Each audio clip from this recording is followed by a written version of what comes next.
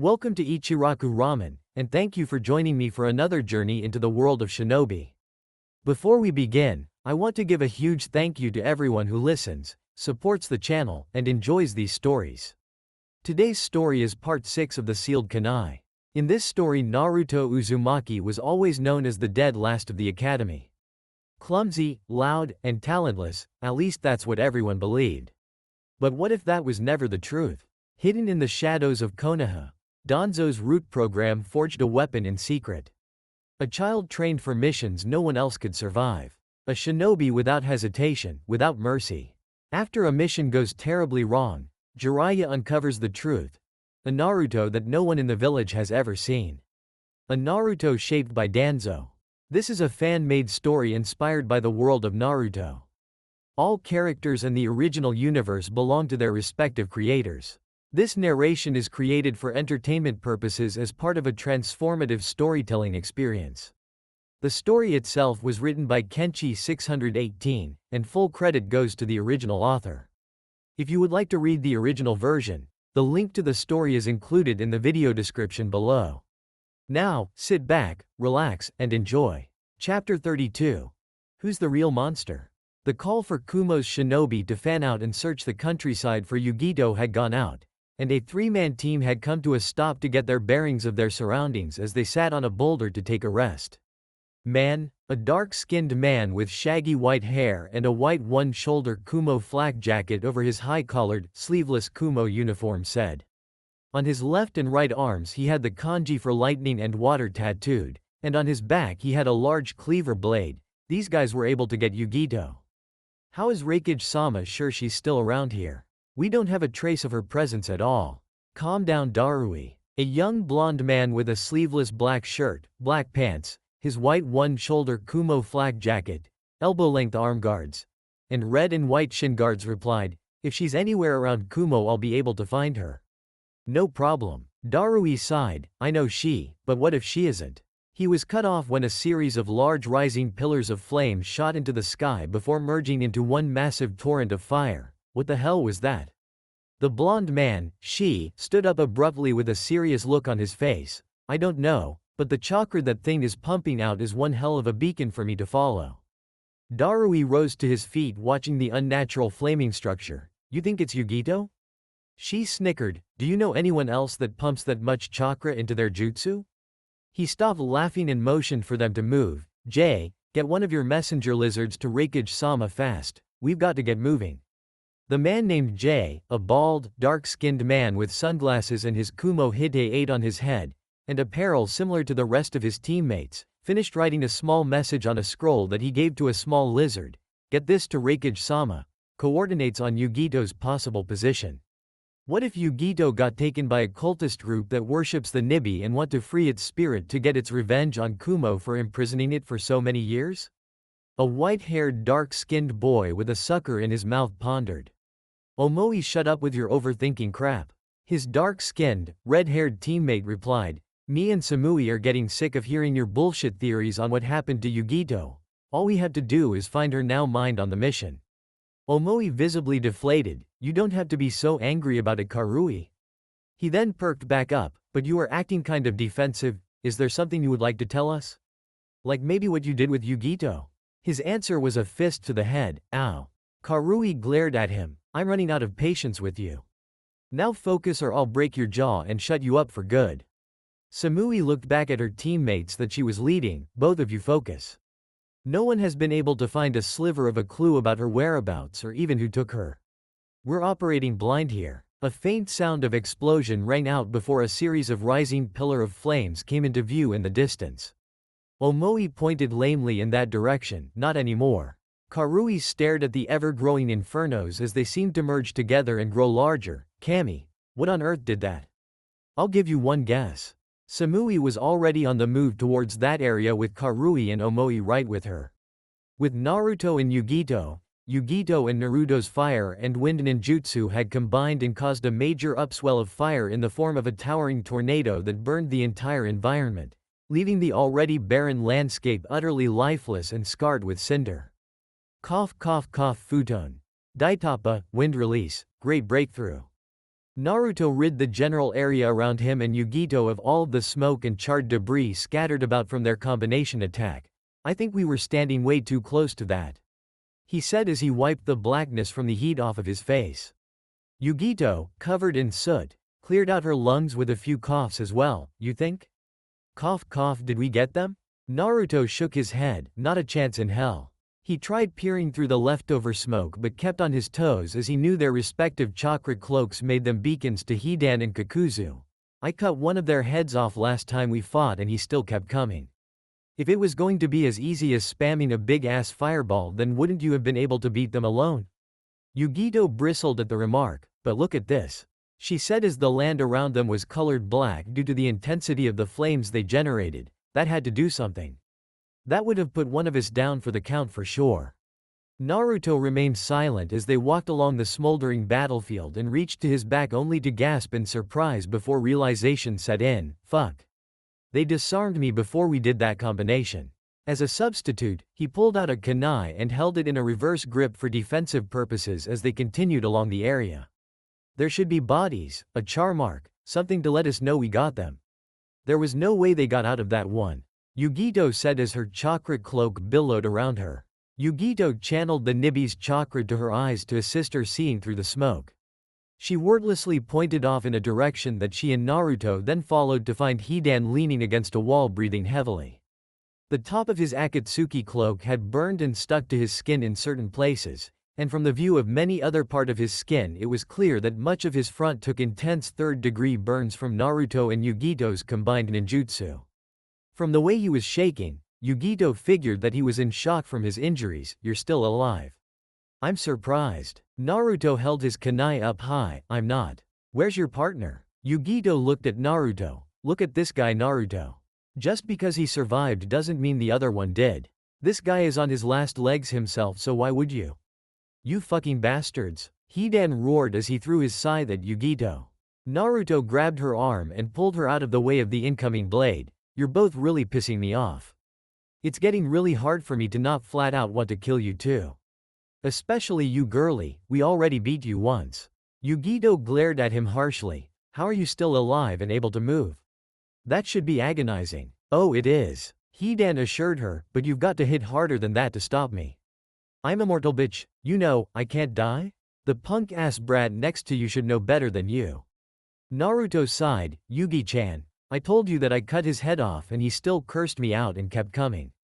Naruto let go of her. Now where the hell is your partner? Hidan smirked. Would you believe me if I said that you killed him? He chuckled as Naruto gave him a dry look. I didn't think you would, neither did he. Raiden. Gion, lightning release, false darkness.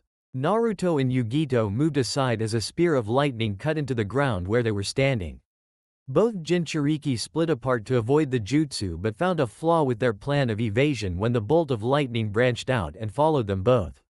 The solid rock of Kumo's mountain range was effortlessly carved into by the force of the arcing lightning. One chance to get this thing off of me, Naruto said as he formed hand seals on the move and crossed his arms in an X to finish. Futon. Senpu Kakasui, wind release. Whirlwind pyramid. A sudden wind kicked up around Naruto's body, strong enough to deflect the quick and forceful lightning attack off to the side, effectively ending the threat it posed him and allowing him to move back in to continue fighting. He was cut off from rejoining and assisting Yugito by Hidan appearing in front of him with his scythe drawn for attack. Naruto grit his teeth in anger at being diverted by the immortal berserker. Do you even know any ninjutsu or genjutsu at all? Hidan smirked. Nope, just one really. I'm pretty straightforward. You know what you're going to get with me, but does that mean you can stop it? Hidan started swinging at Naruto, who found it difficult to dodge due to the angles of Hidan's strikes. It was clear he was used to fighting people with extreme dexterity as his attacks were tailor-made for opponents that were far more mobile than he was. Naruto barely diverted a slash from Hidan's scythe with the kunai in his hand, but seeing how close he came to actually taking a cut from the wicked weapon, he needed to get that damn thing away from him. Hidan attempted a cross slash that Naruto stopped by grabbing onto the pole of the weapon with both hands before it could impale him. Hidan kicked low at Naruto's shin, disrupting his balance and his grip. Hidan butted the pole into Naruto's face and knocked him back before swinging at him again. Naruto ducked, losing a few stray hairs in the process and pissing off Hidan further. Just bleed already, damn it. What do I have to do to draw blood on you?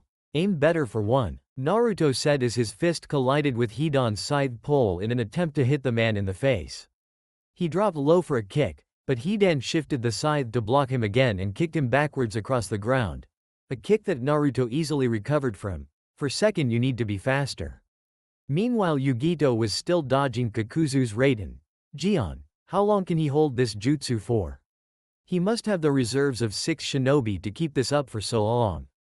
Using the Nibi's chakra kept her a step ahead of the lightning due to her not having a defensive jutsu the likes of Naruto that was strong against lightning ninjutsu. Where is it even coming from? I can't even see the guy firing it. Yugito sharply abstracted her forward motion with a back handspring and started moving closer to the source of the lightning through the smoke that was still hanging around the battlefield.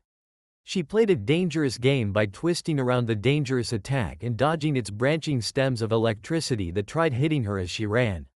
She eventually found the source of the lightning in another one of Kakuzu's black thread creatures with a mask. As she caught sight of the creature, it broke off its attack and sent out some of the threads that composed its body to ensnare her. Yugito turned up the heat of her blue, protective, flaming chakra cloak to keep them from touching her. I'm so tired of you Akatsuki assholes. She got back out of range of Kakuzu's mask and opened her mouth, channeling chakra all the while. Kaden. Reizou Hari, fire release. Laser beam. Yugito fired a thin, straight, narrow red laser from her mouth that instantly impacted off of the mask of the creature and burned a hole right through, coming out the back of it and continuing on to burn a deep hole into the side of the mountain. Kakuzu's masked creature immediately collapsed in a quivering mass of black thread as the mask that signified its face cracked. You troublesome upstarts. Yugito turned her head at the sound of Kakuzu's voice. You brats destroyed 2 of my hearts with your last 2 attacks. Kakuzu no longer had his Akatsuki cloak on, instead he had on a black sleeveless shirt revealing muscle tone and visible stitches that carried all across his body. The mask was now vacant from his face and showed that he had shoulder-length brown hair and stitches around the edges of his mouth. Yugito narrowed her eyes at him. What the hell do you mean, 2 of your hearts? Kakuzu turned around to show her 3 masks sewn into his back, one of them cracked, and a vacant spot that looked like it used to be filled. The mask you just destroyed was my lightning heart, and that combination jutsu you and the Kyuubi boy launched destroyed my earth heart. Mask, heart? Yugito thought before her eyes widened. Each one of those masks is a heart? You have 5 hearts? Had. Kakuzu corrected. I had 5 hearts before I fought you and the boy. Now I have 3. But that is of no real consequence. I'll simply have to replace them after we capture the 2 of you. We are in Kuminari no Kuni. I'm certain I can find a replacement lightning element heart somewhere. Yugito smirked. So you're not really immortal.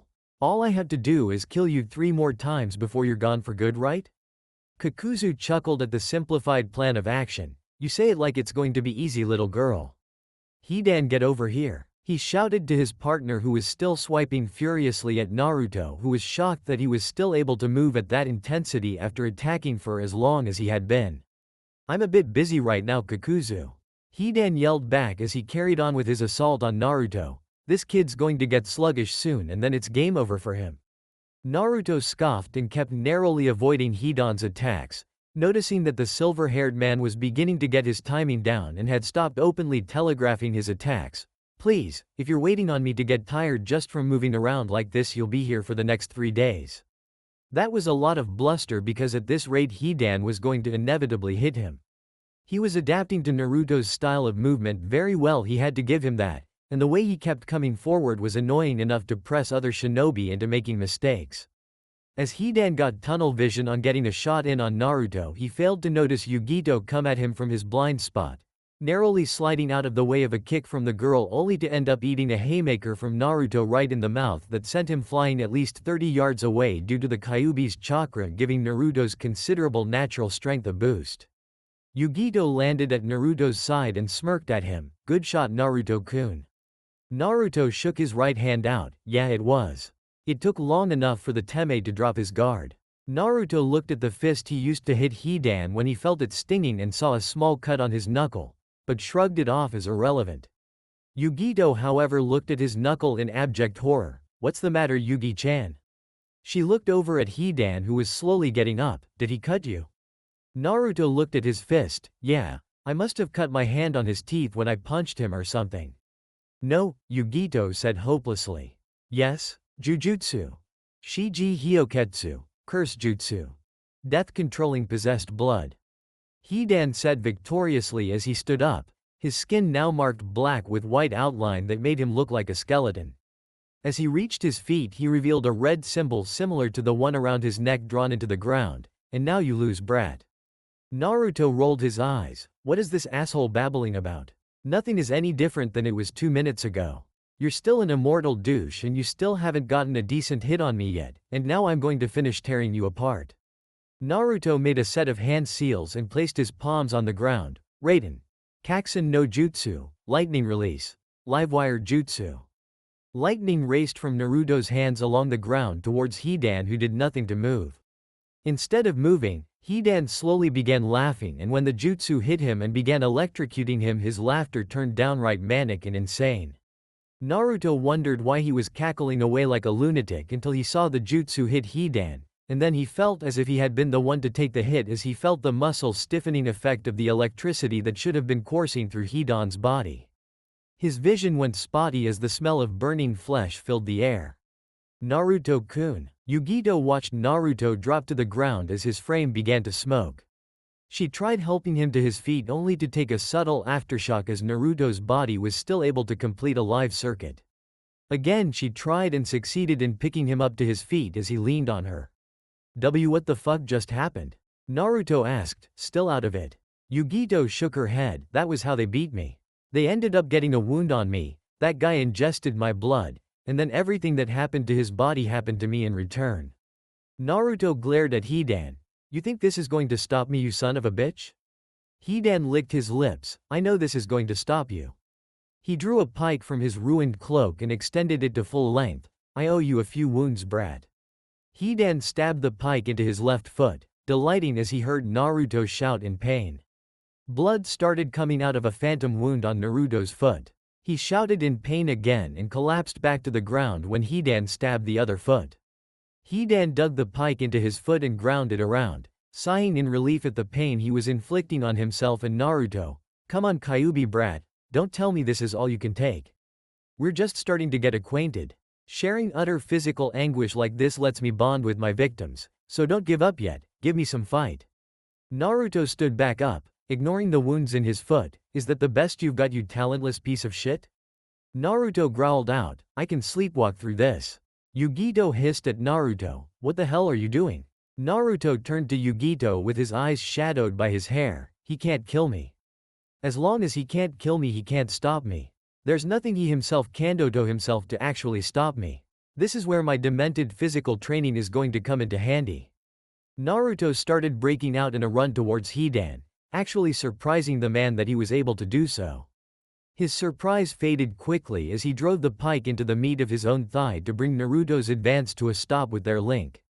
Yugito grit her teeth at Naruto's desperate attempt to reach Hidan and turned her anger to Kakuzu who was smirking at the sight of Naruto's struggle. "I told him to just let us have you and we would leave him alone. He brought this on himself." That got her attention. "Why would he do that? I'm not even a ninja of his village? Would he really put himself in harm's way like that for me? Our villages aren't even allies." Kakuzu shrugged. "That's what I said, but he said if we wanted you we had to take you both, and I don't have any problems with that."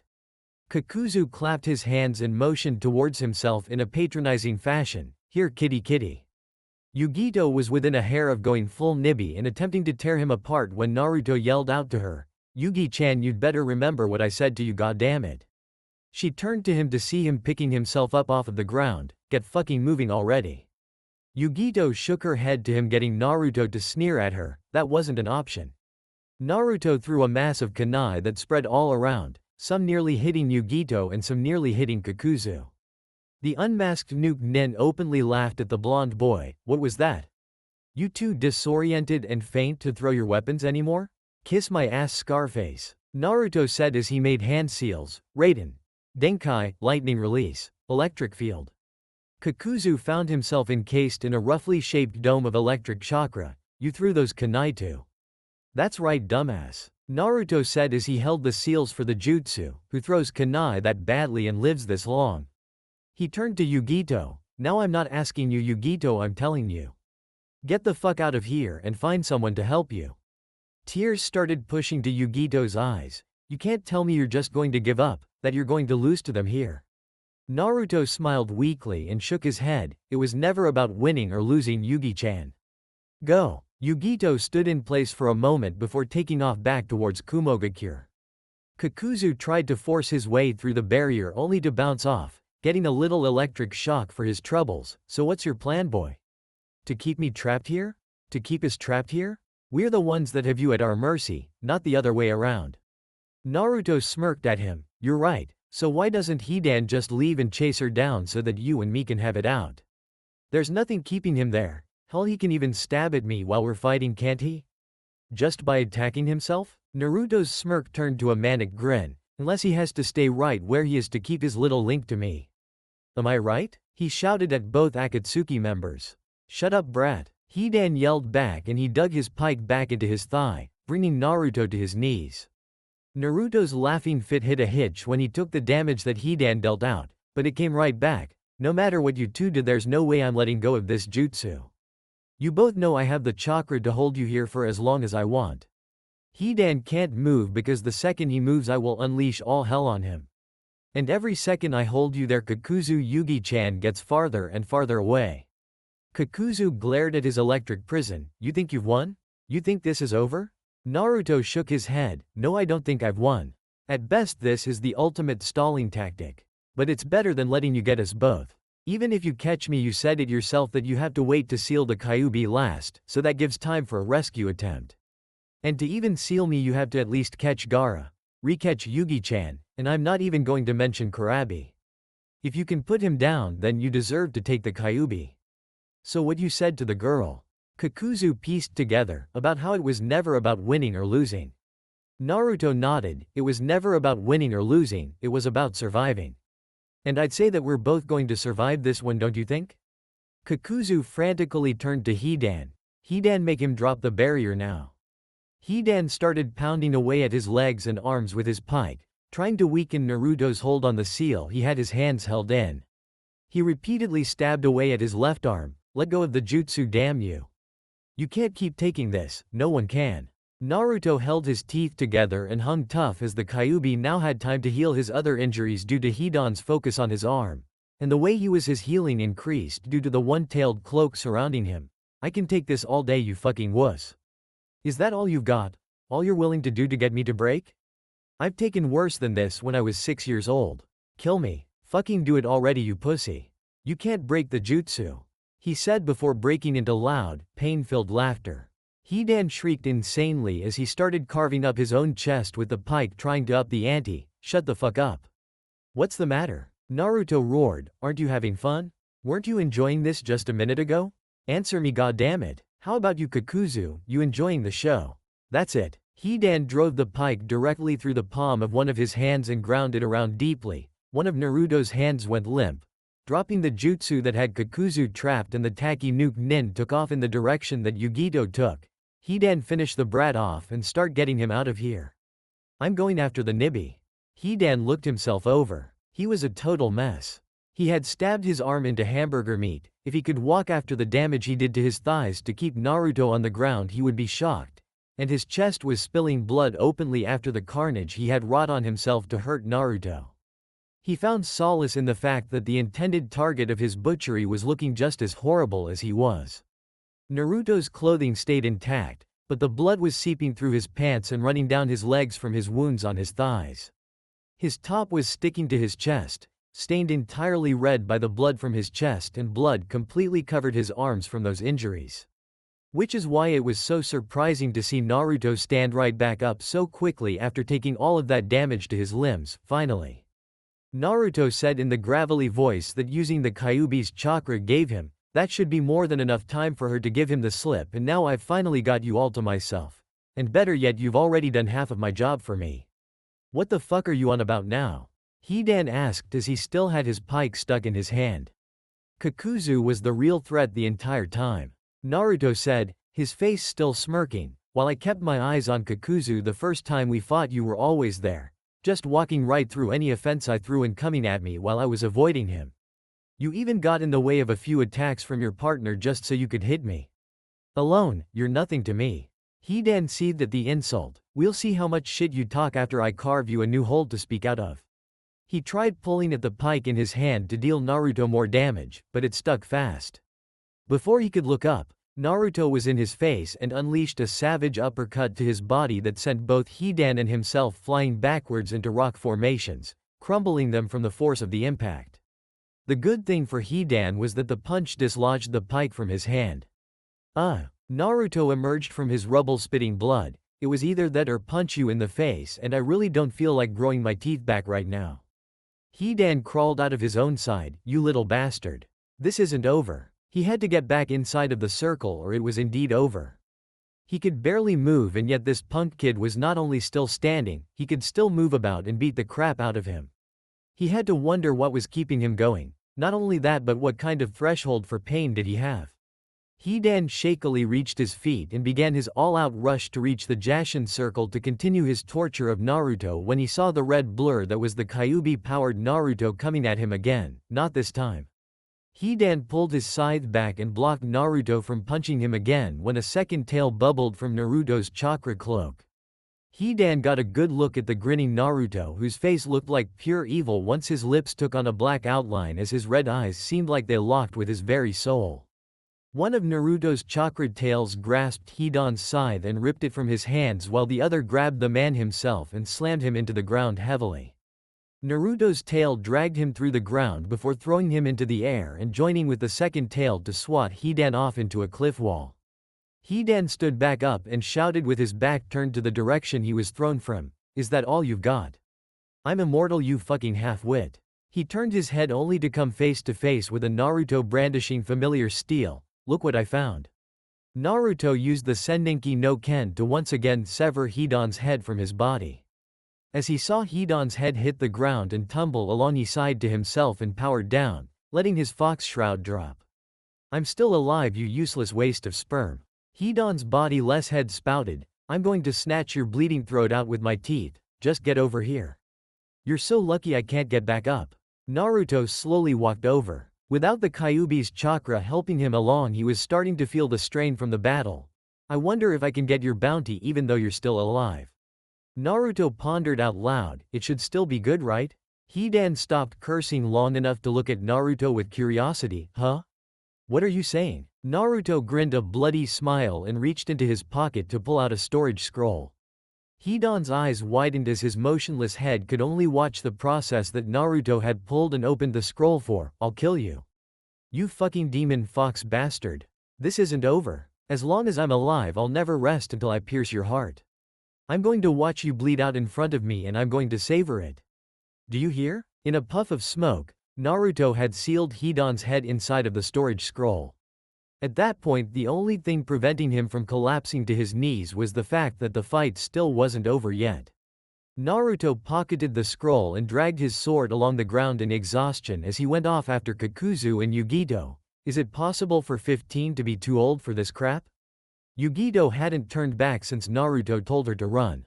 If she had turned back, she would have gone back to help him, and she figured that going back when he demanded her not to would have pissed him off more than anything else she could have done at that point. Her coils were burning as she continued pumping the Nibi's chakra throughout her system to keep her body moving towards Kumo. The two fights against Hidan and Kakuzu had really done a number on her. Had Naruto not given her the okay to start using the Nibi's chakra in the fight, she wouldn't have lasted long enough to even begin fleeing in the first place. Yugito, the voice that had called out to her and got her attention, almost made her shout out loud in relief. Upon seeing someone friendly that didn't have a demon inside of them, she deactivated her chakra cloak and collapsed on her hands and knees. Jay, and Darui came to a stop all around her.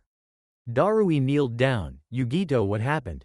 Who have you been fighting the whole time?" She turned her over onto her back. "She needs medical attention, she's really beaten up." He made a few hand seals to get his hands glowing green. "Shoshin Jutsu, mystical palm jutsu." Yugito looked around at them. Akatsuki tried to kidnap me.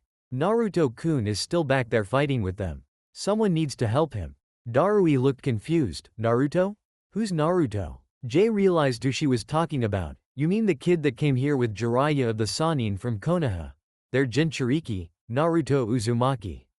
He was helping you fight? And he let you get away? Yugito nodded with hopeful eyes when she snorted. Why would we go back and risk our necks for a Konoha ninja when we already have you back, Yugito? He's not our ally. For all you know, he was just fighting with you because it was convenient to him. Yugito narrowed her eyes at her fellow Kumo ninja. He was the one that saved me in the first place. He didn't even have to get himself involved. He's the only reason you were all able to find me at all, and you're just going to leave him to my fate. She nodded. Better him than you. Why does it matter? This way Konoha loses their Jinchuriki. They probably brought him here as a show of force or something. Get off of me. Yugito shouted, forcing Shi to cancel his jutsu when she shoved him while getting up. I'm going back to finish those guys off and help Naruto-kun. You three can sit here with your thumbs in your asses if you want. Jay moved to stop her. Yugito, you're still a mess. She didn't get to do much and you're just going to re-injure whatever he did manage to fix. Darui nodded in agreement. Yeah. She didn't have to be such a bastard about it, but he's right in a way. You're risking your neck for this guy. Why? Because he did it for me. Yugito yelled at them. Can't you see that? Do you not get the picture here? There was no incentive, no reason, no actual objective to find me and get me away from them, but he still did it. So why can't someone extend the same damn courtesy to him? Nationality be damned.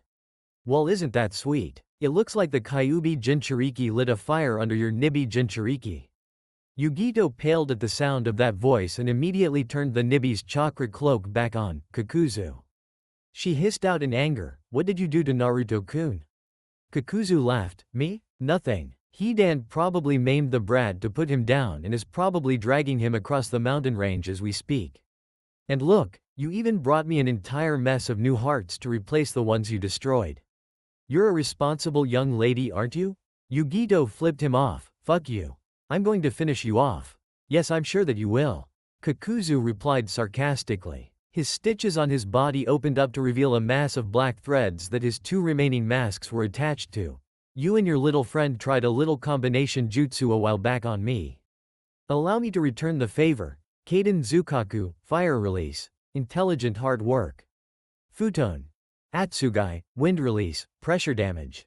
Yugito remembered the force that she and Naruto generated with their combined jutsu, and that was a wind and fire combination as well. Kakuzu sounded extremely confident in his own, and that didn't exactly inspire confidence in her for everyone else around her or even for herself. Get away from him now. Get far away. Hearing someone like Yugito tell them to get away got the other Kumo ninja in gear as they immediately bugged out and took off running away from Kakuzu just in time for him to launch his attack. One of his masks spit a regular-sized fireball at Yugito when the other one sent off a tornado-like mask that compressed the fireball before finally releasing it in a white-hot torrent. The intensity of the heat that it generated forced all of the other Kumo ninja to look away. As the attack faded, it revealed that Yugito had to turn into her full Nibi mode in order to block the jutsu for the others. At the end of her rope, she transformed back to normal and dropped to the ground, visibly singed in a few places. She looked at her in disbelief. Did Yugito just lose? Darui grit his teeth. She took the hit for us. If we weren't here, she would have just dodged it and been okay, but she took it for us because we all wouldn't have gotten away. Damn him. She shouted before rushing right towards Kakuzu. I'll finish him myself. Ignoring Darui and Jay telling him to stay put, he went right at Kakuzu while making 4 hand seals. Reigen Raikochu, lightning illusion, flash of lightning pillar. An extremely bright light seemed to exude from Shi that blinded Kakuzu. Kakuzu shut his eyes and snapped out his arm that flew off and grasped Shi around the throat before he could take any action to follow up. Kakuzu looked the young man over before smirking. You're a lightning element, aren't you? Your heart will do just fine for now. Hyakunin Sakakaru, Century Rush.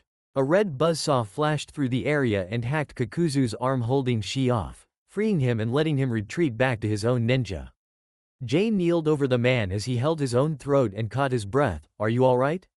Shi coughed to get his breathing back to normal. Who was that? Darui pointed over to the source of the attack. Naruto stood not far from Kakuzu wearing a bladed pair of gauntlets and greaves, staring at him intently. Kakuzu's good mood vanished as his arm reattached. You were able to finish Hidan?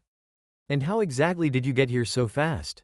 Flashback. Naruto was starting to run of fumes at this point, but the entire situation wasn't over until he and Yugito were safely with someone that they could absolutely trust to ensure their safety, and he sure wasn't going to find that out in the middle of nowhere on the side of a mountain.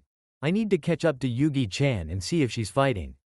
Naruto squinted as three figures came into his view from not too far away. He really wished that they weren't Kakuzu's stupid masks. He was so sick of those things by now it was absurd. Hey, is that who it looks like? A fiery female voice called out, Kami, he looks like a complete mess. They all came to a stop not far from each other, Naruto breathing heavily and staring at them all. Hey Karui, Omoi, Samui. Long time no see you guys. Omoi looked Naruto over and took the sucker out of his mouth. You look like you lost a fight to a kitchen knife. What in Kami's name happened to you? Naruto sighed. Well, I for sure didn't lose to anything, yet. Anyway, what are you guys doing here? He said, stumbling slightly but playing off his fatigue. Samui spoke up, explaining the situation. Reikage-sama ordered our forces to scour the area for Yugito since it was revealed that she was missing. We saw a massive tower of flame a little ways from here and rushed over, but you were all that we found. Naruto grimaced, damn, so you haven't gotten an order to return yet. She's still out here, I need to go now. Naruto ended up getting grabbed on his shoulder by Karui. Hey wait, you know where Yugito is?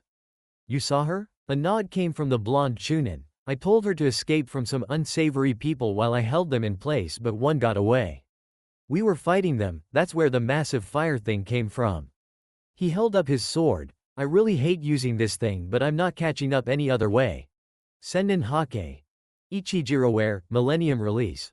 Primary materialization. The sword dematerialized and reformed as gray, silver gauntlets around Naruto's arms and greaves on his legs with wicked blades on the outsides of them. Samui poked at Naruto's weapons in surprise. What on earth just happened? What are these? Naruto shook his head, no time to go into detail right now. Yugi-chan took off back towards Kumo, so you probably missed her or came here from another side of the mountain range. Follow me, or follow the trail I carve out, because you're not going to be able to follow me directly. With that, Naruto took off at top speed, leaving a trail of dust and UP-kicked rock in his wake. End flashback. Don't worry about that. Naruto said, let's finish this once and for all stitches. I'm sick of looking at your face. About that, Kakuzu said before sending two of his masks off of his body to attack an incoming contingent of Kumo ninja consisting of Shi, Darui, and Jay. I don't need anyone interrupting us, you understand? Understood. Naruto then rushed in to attack Kakuzu at a speed Kakuzu hadn't seen him move at, a speed faster than when he had been using the Kyuubi's chakra.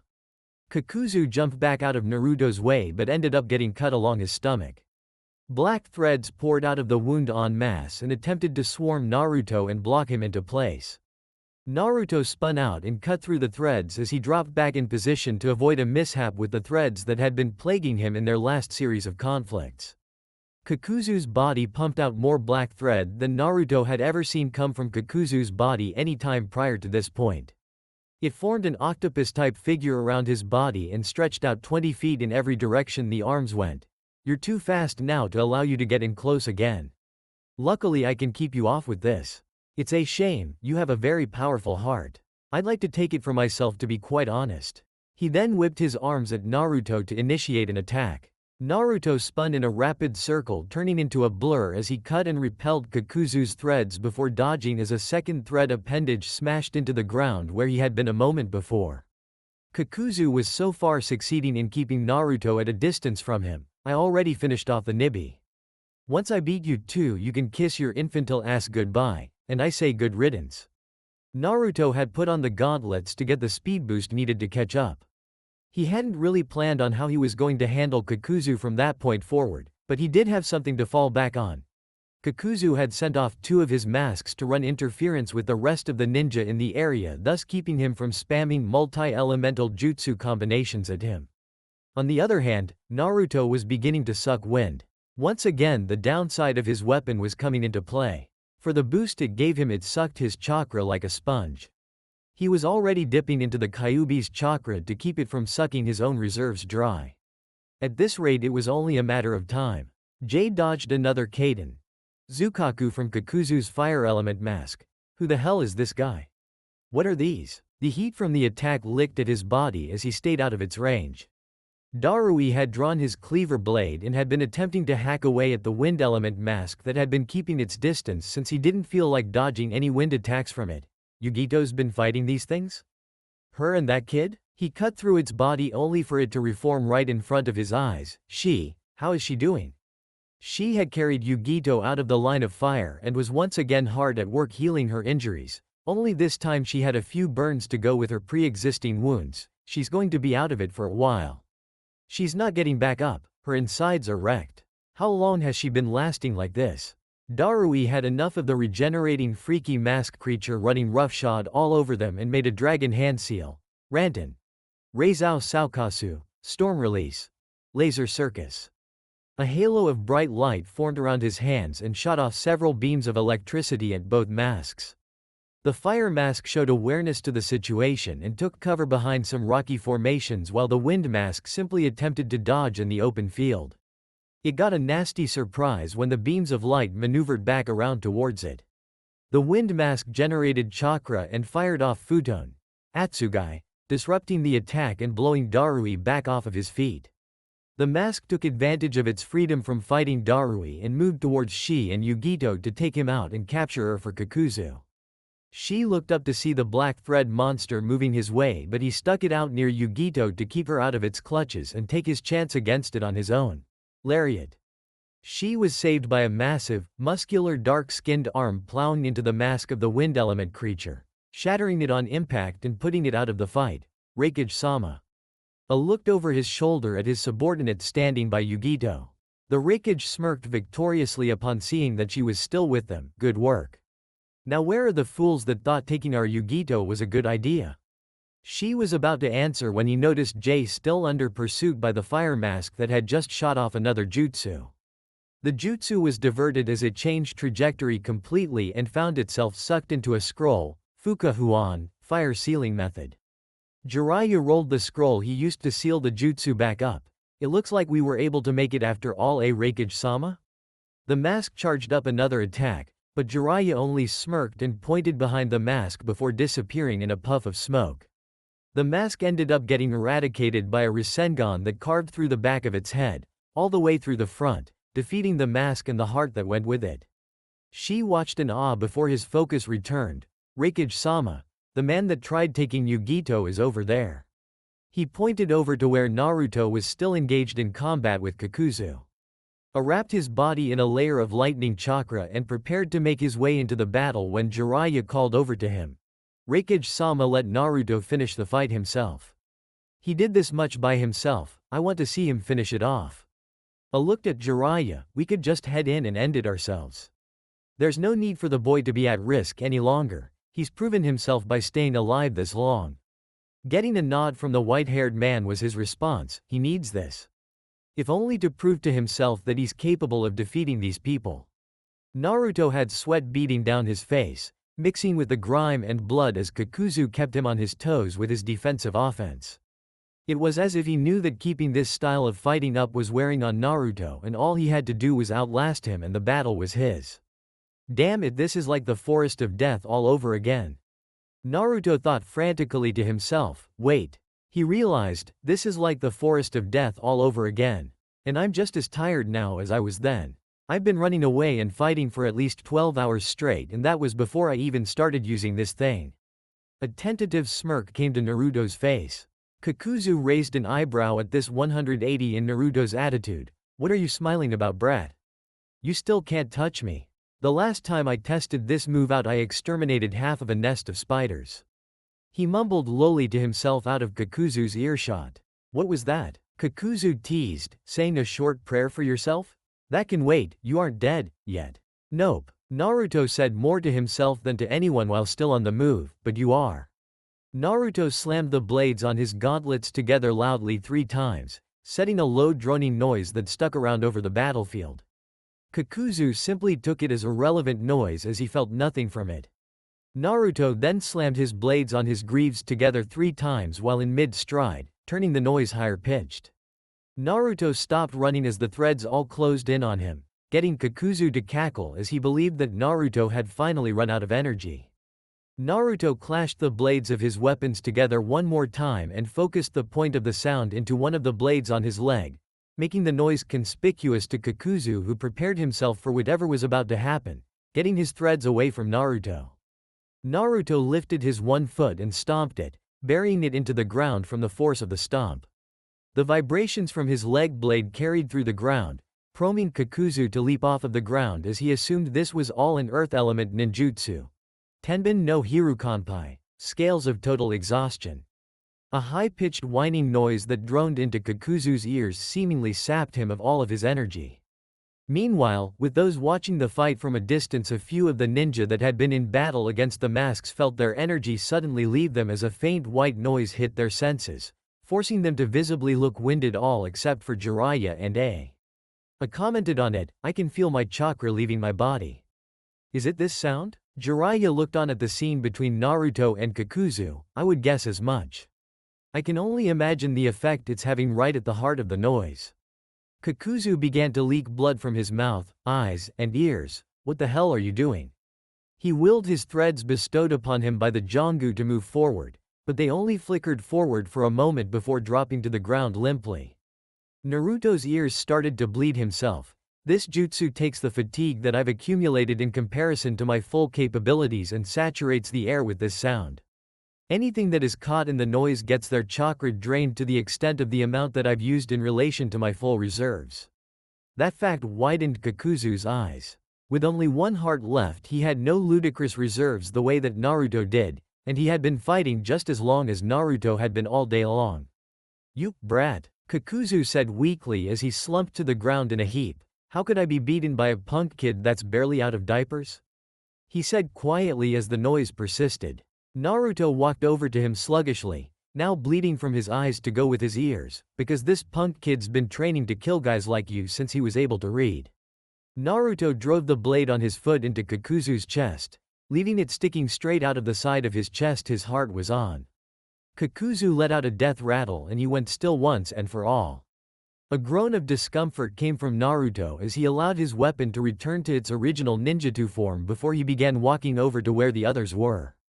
Jiraiya had a wide grin on his face as he saw his apprentice walking back over to them after finishing off Kakuzu. "What did I say, Raikage-sama?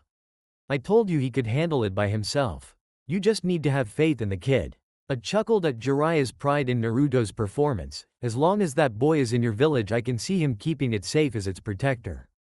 What he was meant to be as its Jinchuriki." "Yep." Jiraiya beamed, "He's the spitting image of—" "Oh, hold on." Jiraiya frowned when he saw Naruto unceremoniously drop face first onto the ground in exhaustion in the distance. A sweat dropped as he gestured for his ninja to go out and assist him. "Is he going to be alright?" Jiraiya shrugged. "Meh, he's fine." He cupped his hands to his mouth. "Come on Gaki, walk it off.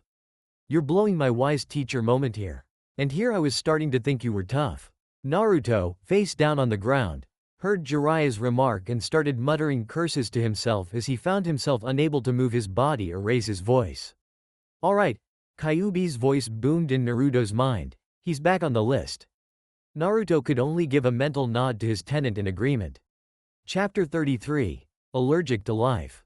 After the little conflict with Kakuzu and Hidan had been settled, Jiraiya had made sure that Naruto had gotten treatment back in Kumogakure for his more nagging injuries and wounds suffered from the prolonged battle. For the physical price he paid keeping Yugito out of Akatsuki's clutches, a stay in the hospital was the least that could be allowed for him.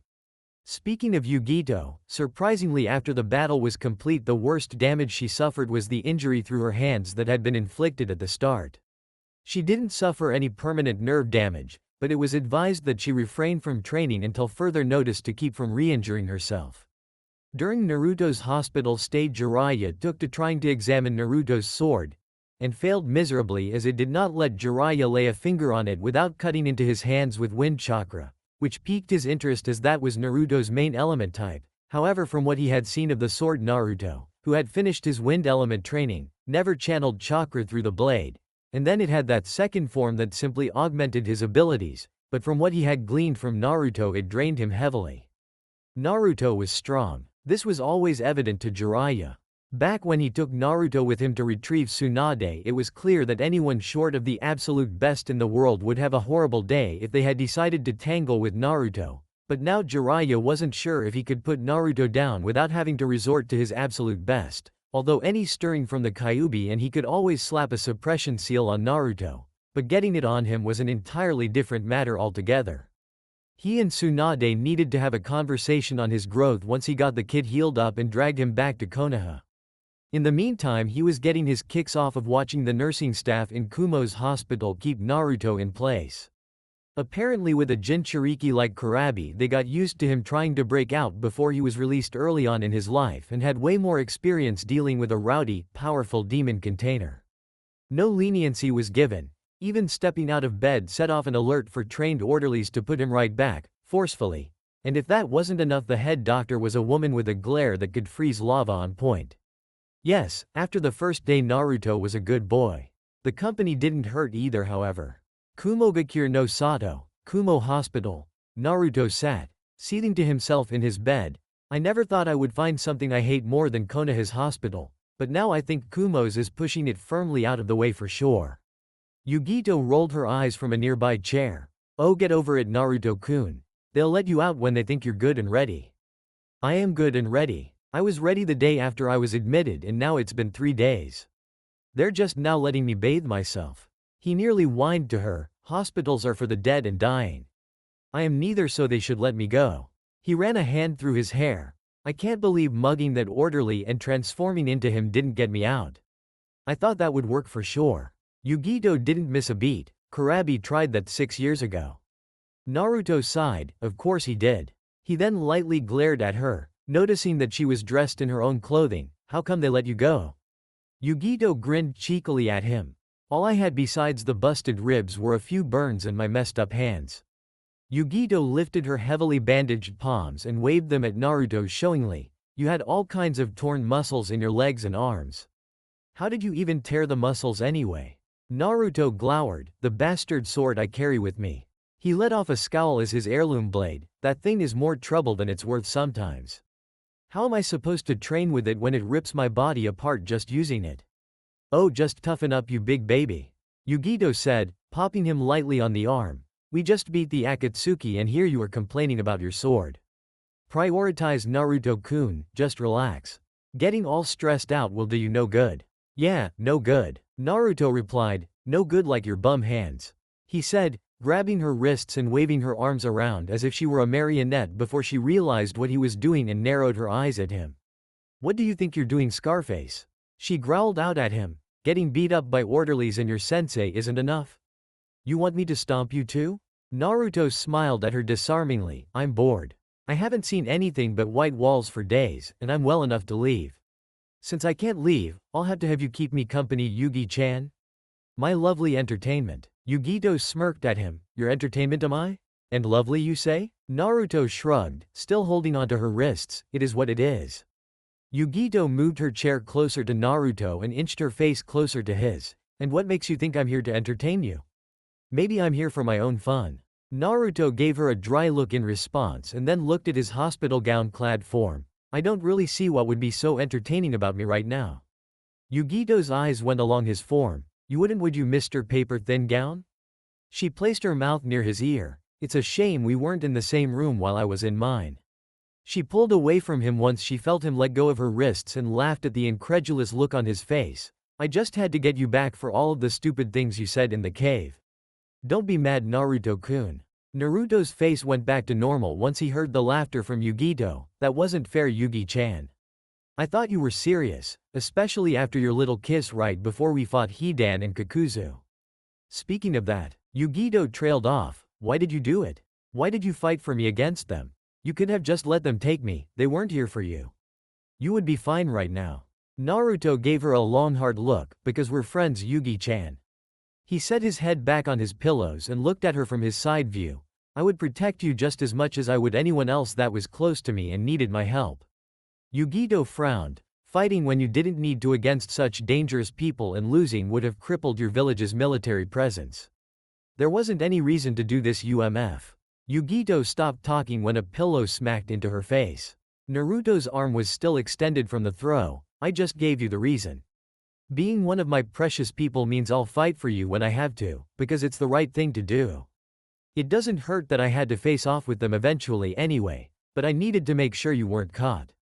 It's just that simple. The entire reason me and Ero-Sennin even came here in the first place was to try and set up an alliance against Akatsuki's workings, so the reason I came here was more or less to protect you, I guess you could say. Hey. He finished with a laugh. Yugito looked at him long and hard with an expressionless face, trying to ascertain any sign of falsehood in his body language after what he had just said. She finally sighed and stood up, hovering next to Naruto's bed and looking at him as he simply stared back at her equally impassively. I told those idiots that you did it just because you were a sweetie, she said as a smile slowly worked its way to her face once more. Yeah, Naruto said, I'm your hero and all of that crap. How could I just let you go and get killed like that without trying to stop it, Yugi-chan? He then felt Yugito lean over him and give him a short kiss on the lips. What was that for? Yugito stayed close to his face. That was for all of the effort it took to get me back from them in the first place. She kissed him again. That was for fighting them as hard as you did for me. She then placed one final, very long kiss on him that she had to somewhat climb onto his bed, him to prolong before breaking it, and that was just for me. Speaking of which. She scratched the side of his face hard enough to draw blood, getting a cry of anger from Naruto. That was for making me run away when you were in trouble. Naruto tried to open his mouth to reply, shutting it firmly when he felt Yugito's close-range glare on him. No arguments, no excuses, you simply won't be doing that ever again, understood? Naruto nodded quickly, seeing as how he was pinned down. Good boy. With that, Yugito lowered herself down, still straddling him, and proceeded to renew their previous activity, with Naruto dynamically reciprocating her actions via beginning to reach under her shirt until, yo Mr. 9, I got here fast after hearing about those guys that kicked your ass. The door to Naruto's hospital room was then kicked almost off of the hinges, and the towering form of the very familiar Hachibi Jinchuriki filled it through. Grinning widely, it's Kurabi-sama singing you a tune, hoping to see you get well soon. He failed to notice that Naruto was sitting up unusually ramrod straight, with most of his bed linens askew over one particular spot around his legs as if to cover something, as well as Yugito sitting statue still in her chair. Hair slightly awry and her face with a healthy blush running across it. As well as both of them panting slightly. Naruto snapped out of his trance first. What the fuck? You knock before you enter a room with a closed door. Kurabi scoffed at Naruto. I don't knock, motherfucker. Clearly, Yugito said with her eye twitching at her older Jinchuriki friend, wishing he would spontaneously burst into flames right that minute. Kurabi-sensei, you need to slow down and be quiet, we're in a hospital. Karui came inside of the room, followed by Omoi and Samui, who rolled her blue eyes at her teammate at the hypocrisy of that statement. Karui blinked at seeing Naruto up and about. So you're finally able to take visitors, Naruto? Naruto gave her a dry look. I could have taken visitors yesterday, but I tried breaking out the moment I woke up, and after 3 attempts they isolated me until today. Kurabi nodded in understanding while the others simply looked at him like he was insane. Omoi, with the ever-present sucker in his mouth, spoke up. You're talking about this place like it's prison or something. Naruto's dry look switched over to him. It is when there isn't anything wrong with you. He looked between them all. I will give each of you 10,000 ryo if you get me out of here now. Omoi and Karui went wide-eyed while Samui simply gave him a questioning look. Where did you get that kind of money to spend on something like this? Naruto smirked inside of his head. He was still counting his money from the bounty on Sasori. He had gone on back-to-back high-level missions, didn't have any expenses other than food, and Hamako handled those matters herself with the money she made assisting at the academy when he wasn't there. Yeah, he was so moving out of that apartment when he got back. Hell, with the money he was going to make off of Hidan's head, he was going to be more loaded than ever before. Damn, he didn't get Kakuzu's corpse. Oh well, there's such a thing as too much money after all. At that moment Jiraiya walked into the room. That's not going to be necessary, brat. You're good to go. He threw a bundle to Naruto that when caught showed that they were Naruto's clothes and other possessions that he sealed into scrolls for travel. Yep. It's time we get out of here and go back to Konoha. Finally, it took long enough. Naruto said as he began to peruse through his things. He looked up in time to catch himself from taking his hospital gown off to prepare to change. Could I get minute here? Yugito plopped down on the bed next to him. You don't want me to stay, Naruto-kun? Naruto pushed her lightly. If you stay, then changing is going to be the last thing that I end up doing in here. He panned his eyes over to Jiraiya, who was writing down something in a small notepad. Ero-Sennin, what the hell? Jiraiya looked up at Naruto and put his pad away. Oh, get over it, Gaki. I've been using your life to brainstorm ideas for my books since right after we went after Tsunade. He chuckled lecherously. Lately you've been giving me quite a bit to write about, I have to say. I didn't see you becoming a ladies' man. Naruto sighed. I'm not a ladies' man. Liar. Yugito stated plainly with her arms crossed.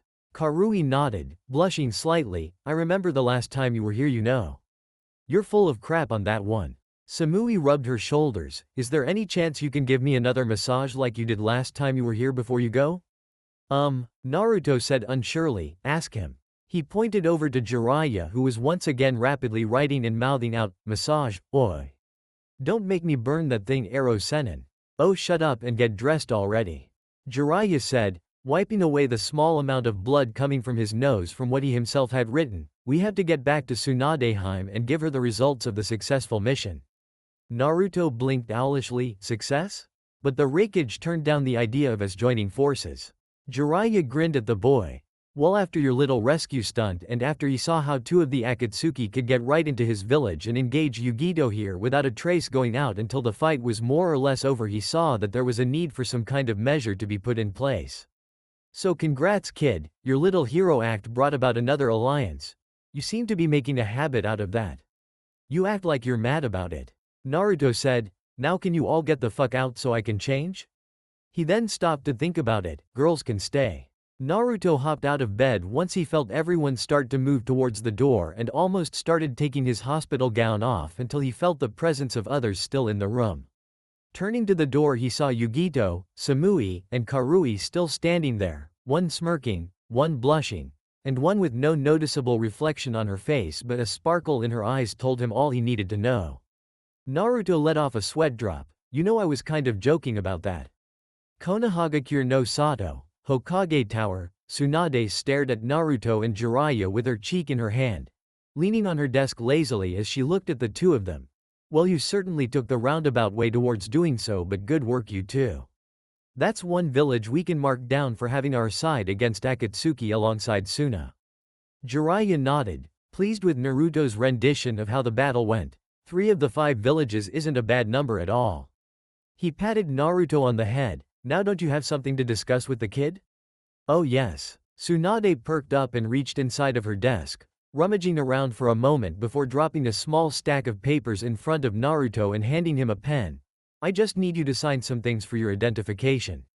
Naruto shrugged and grabbed the pen, signing his signature on all of the corresponding areas Tsunade designated for him. After handing the pen back over upon completion, he finally asked, so what was that for anyway? I've never had to sign anything before. Tsunade didn't answer and simply took out a stamp before slamming it on the paper and looking up at Naruto with a grin. Oh, that was just the registration forms for your promotion to Junin. Congratulations, brat. He simply stared at Tsunade for over a minute, fully processing what he had just heard. You're not messing with me, right? You're finally promoting me? Why now? Tsunade sighed. Politics, brat. I would have done it sooner, but you need ample backing from many high-ranking sources in the village these days for any decision like this to go through. You can at least take it as a sign that things are definitely changing around here for you. She finished with a smile. Yeah, either that or I have friends in blackmailing places. Naruto thought as he couldn't fight the smile peeking through on his own face. Jiraiya ruffled Naruto's hair. Way to go. I knew they couldn't keep you off of that rank forever. It was just a matter of time. He looked up to Tsunade. So are we supposed to head straight out to the next village? Tsunade shook her head. No. Naruto is on a probationary period as a Junin. He needs to get 3 more missions under his belt as the leader before it's truly decided whether or not he'll remain a Junin or get demoted to Tokubetsu Junin or back to Chunin. Naruto raised an eyebrow. I'm on probation? We have probation? Ranks higher than Chunin have probation. Jiraiya explained. We have a pretty large population of ninja, so this is to make sure we have the best of the best leading the pack, so to speak. Smaller villages don't have probation since they need their elite ninja for a showing, but Konoha ninja are already perceived as the outright best, so we simply make sure of that. You'll be fine, Tsunade assured him as she put the papers away. You don't seem like a choke artist to me, so just work the way you always do and things should go smoothly. You've earned this rank. Naruto reached into his pocket. Speaking of stuff I've earned. He pulled out a labeled scroll. How much did I earn for this? He unsealed the scroll and covered the desk in smoke. You blonde cock-chasing son of a bitch. I knew you'd let me out.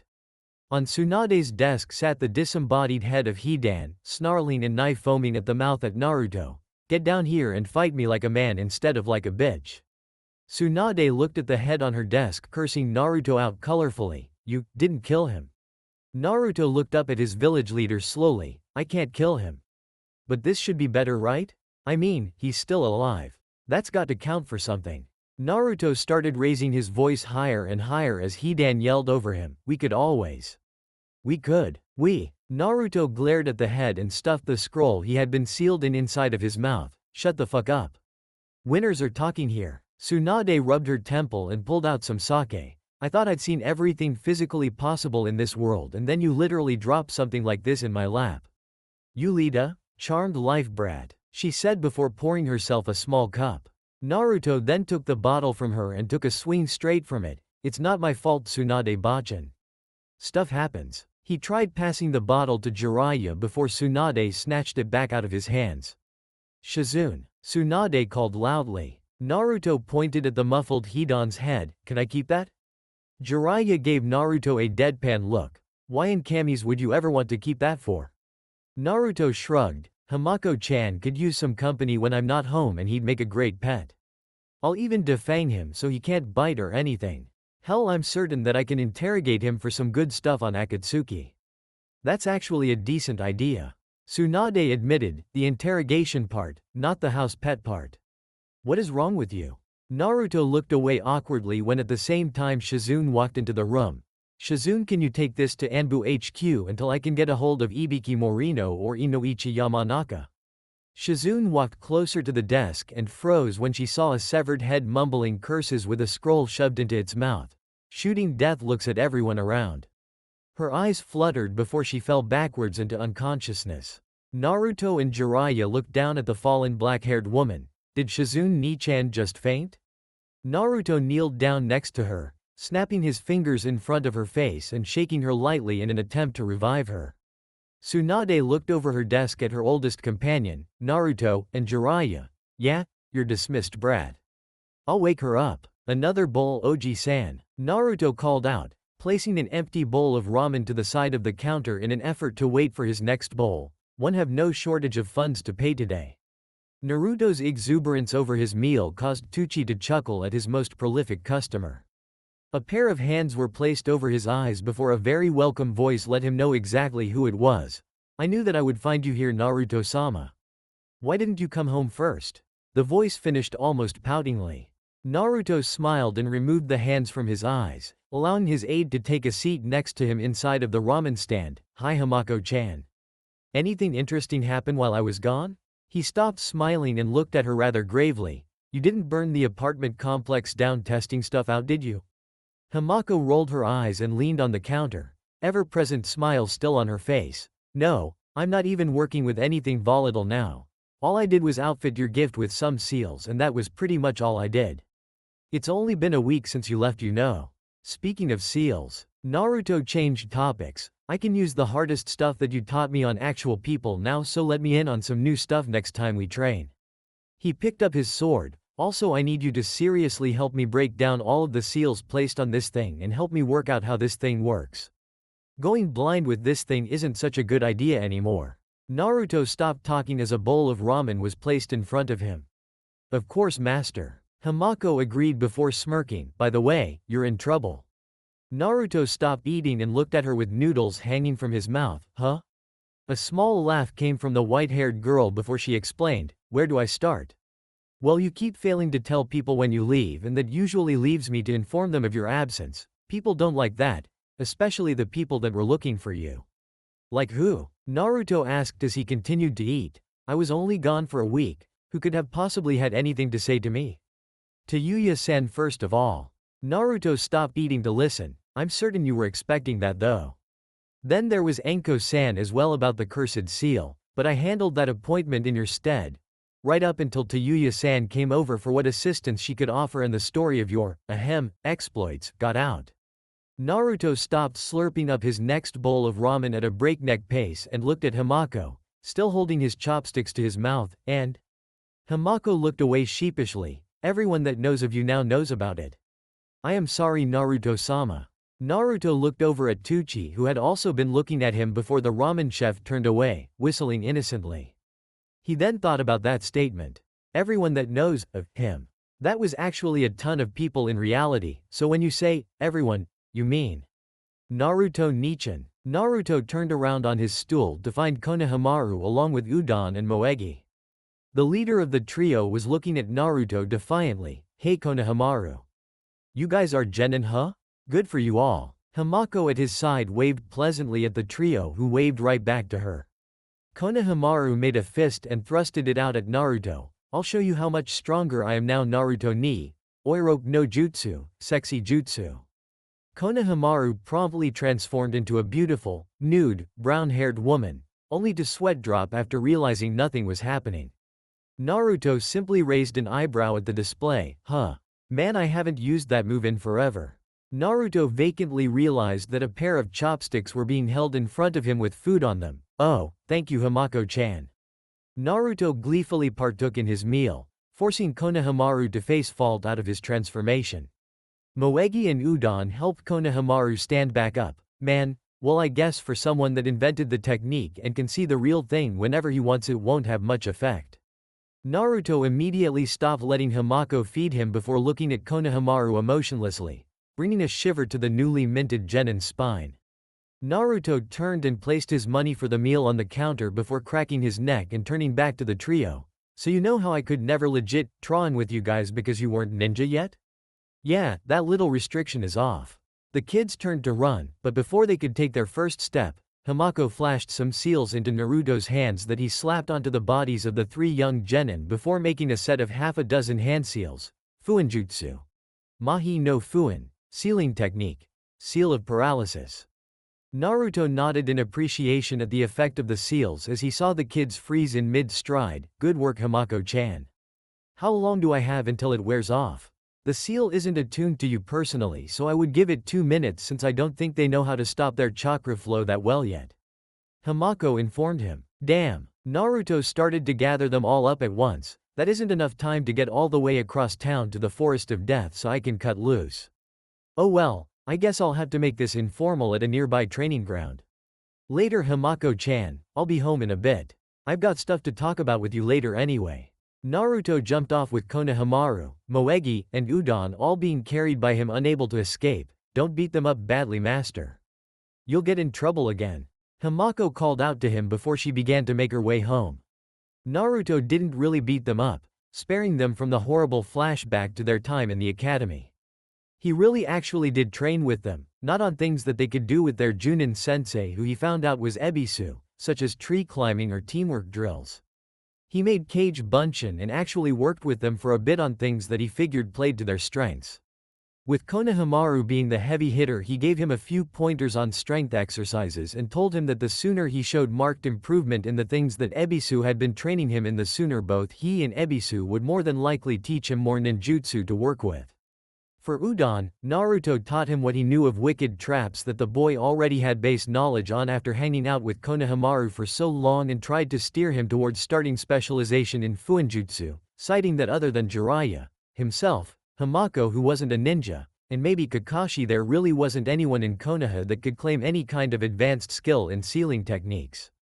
The things that Naruto attempted to give him a crash course were more of starter concepts for someone as smart as Udon was. For Moegi, as far as concrete teaching, there wasn't much he could show her. She wasn't going to have the chakra reserves to handle Naruto's form of combat, so all of the ninjutsu he knew were out of the question. He didn't know any genjutsu, he didn't know any medical jutsu, so he figured that if nothing else he could show her some blade work as an effort to teach her something. She surprisingly took to it rather well and worked hard to learn the basic things that Naruto was trying to teach her. He also promised her after giving her a wooden training sword that if she could show him that she had learned enough on her own he would buy her an actual sword and teach her more than just basics. He didn't just head right out and buy her one after finding out she was interested because he was certain that she wouldn't need one for quite a while, being a genin for a little over 2 weeks, and that he wanted to give her some incentive to actually train instead of coast on her laurels. After a few hours of working with the genin, and hearing Konohamaru lament about how he wished Naruto could have been promoted sooner so he could have taken them as a team, he sent them on their way, telling them that any time they wanted to reach him they could look for him or Hamako. Well, just look at you, Naruto. Naruto saw Kakashi emerging into the clearing of the training field, eyes smiling at him as the sun was going down. Maybe you should lobby on taking a genin squad of your own if that's how you'd work with them. Naruto chuckled to himself. No way, Kakashi-sensei. I just like those kids, they're going to be good. I don't think I could take a team just like that. And from that I'm assuming you've heard that I got promoted. As a mist thought, he rubbed the back of his head. I hope Ebisu isn't sore about me stealing his team for a few hours. Kakashi nodded. Who do you think put in an endorsement for you to move up? I may not look it at times, but I am very influential. Ah, Naruto said as they began to walk back towards the town. You're right. Walking around with your face buried in Ero-Sennin's pervert book all the time doesn't make you look very influential, no offense. Kakashi wagged his finger chidingly. Says you. From what Anko said to everyone about you and the Tayuya girl. Damn it, Anko-chan. Naruto shouted to no one in particular. She just spread that around to spite me after she got sent back on that mission we were on. I'm going to get her back later, she better know that. You're in trouble. Kakashi chirped with a sing-song voice. After that little bit of news broke, there were some people very interested in speaking with you. A twinge of remembrance ran through Naruto's head. Hamako-chan said that too. She didn't really get a chance to elaborate on it though. What the fuck does that even mean, Kakashi-sensei? Kakashi simply gave him his trademark look. It's not my place to say. You'll find out soon enough, I'm certain. Naruto could swear that the man was radiating an aura of I know something you don't. Once you get off of probation I should set up a party for Konoha's newest Junin. You never know, Kakashi. Naruto said offhandedly. I might get myself demoted. I mean, what if I'm not good enough? Both of them stopped walking and turned towards each other, both of them with complete and utter straight-faced looks, right up until both of them simultaneously burst into laughter. Yeah, right. Can you imagine me saying that out loud to anyone? Yeah, everything's going to be fine. Working with people way older than me that I have to lead might be awkward though. Kakashi motioned for them to keep going. Meh, you get used to it. I was a Junin at 13, remember? Imagine how I felt. You're just lucky that there isn't a war going on right now. Naruto immediately countered. If there was a war going on right now I would have been promoted faster and the team leading thing wouldn't be an issue since I would lobby for more solo sneaking missions than anything else. He looked over at the masked Junin. I get where you're coming from though. But that's just another reason that I wouldn't take a genin team even if I could get one right now. Akatsuki is still after me. What would my genin do if we were attacked while we were out? Well then that's just extra incentive for you to finish them all off so you can experience the joys of teaching like me. Kakashi said cheerfully. What teaching? Naruto asked. All you taught Team 7 as a team was how to climb trees. I'm sorry, Naruto, did you say something? Kakashi asked as his nose was right back in his favorite book. Naruto's eye twitched as he fought the urge to tackle Kakashi and beat the crap out of him, wondering if he could get away with it. Nothing important, Kakashi-sensei. Nothing important at all. Sitting at the kitchen table behind Naruto, Hamako was using the only thing she knew that could possibly be construed as a ninjutsu, Shikoku Fuin, finger engraving seal, that she was using to engrave a seal on Naruto's upper shoulder.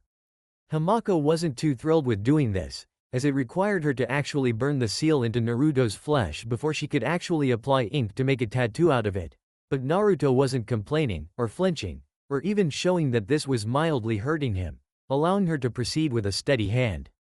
The entire time she was simply telling Naruto about the things of mild interest that transpired when he was gone. It wasn't until Naruto started going over what he had been doing in Kumo, with Yugito, that she felt a twinge of something in her. Luckily for Naruto, she had finished the part that required her to burn the seal onto his shoulder, or else she might have slipped her control and messed up the pattern. From that point on, Hamako refrained from responding verbally to anything he said that tried to engage her in the conversation. She simply stayed silent right until she finished placing the ink seal over Naruto's burn. After allowing the ink to dry, he looked himself over in the mirror. That's good work, Hamako-chan. What was this thing again? You were pretty insistent on putting it on me. Hamako responded almost robotically. It is a simple seal of communication between you and I, Naruto-sama. She lowered the shoulder of her kimono to show that she had already placed the exact same tattoo on her shoulder. It will allow you and I to communicate by channeling chakra in short bursts, resulting in sharp pulses to the other person's corresponding tattoo. She then tested it out on Naruto. He felt the same feeling she told him he would feel on his shoulder, so it's like Morse code. Okay then, that's great. He then noticed that the small serene smile she usually had on her face was gone. What's the matter, Hamako-chan? Hamako tried to speak 3 times, but closed her mouth with nothing to say each time. She finally steeled herself in front of Naruto. I allowed your relations with Tayuya-san because she knew you longer than I did, and having someone like her care for you would have been a good thing. What of this girl in Kumo? Naruto leaned against a wall. Yugito? Yugi-chan is interested in me. We didn't have sex, Hamako-chan. But you were going to. She countered. That's where your story was going until Kurabi-san interrupted you, if you were to be believed. Naruto frowned. Maybe that's where it was going to go. What does it matter in the end? Hamako looked down. Why do you think I've stayed for so long, master? Why do you think I enjoy doing so much for you and helping you? I even sleep in your bed with you all the time. Do you really dislike me that much? Naruto blinked at her mood. I figured you were just one big sweetheart that I couldn't convince otherwise. And no, I love you, Hamako-chan. I don't know what I did to deserve you doing so many things for me. Hamako shook her head. You don't love me. Not the way that I wish you would, at least. She stood up and started walking closer to him. You're the most important person in the entire world to me, Naruto-sama. You are the only man that I would readily give my life for if need be. I know you tell me not to live for my own dreams. Well, I found something to live my life for. Naruto looked at her expectantly. And that would be? Hamako closed the distance between them and placed herself firmly against Naruto's body. All I want is you, Naruto-sama. I just want to see you be happy. Not only that, but I want to be the one that makes you happy. Without you, I don't know what would have become of me if I had ever gotten out of cryogenic freezing without you. But you need me, and that makes me feel wonderful. Naruto sighed and held her against him. I can't marry you, Hamako. I've said it repeatedly to more than just you. Real relationships won't work for me. There are. I don't want you to marry me, and from the way you reacted when we first met, nothing about our relationship is normal. She cut him off. I just want to know that you care for me. Because I really do love you, honestly. Naruto tilted her chin up to face him. I already told you that I love you, didn't I? Hamako made a pouting face at him. I don't mean like that, master. Naruto kissed her on the lips and felt her nearly go limp in his arms. Oh, you didn't?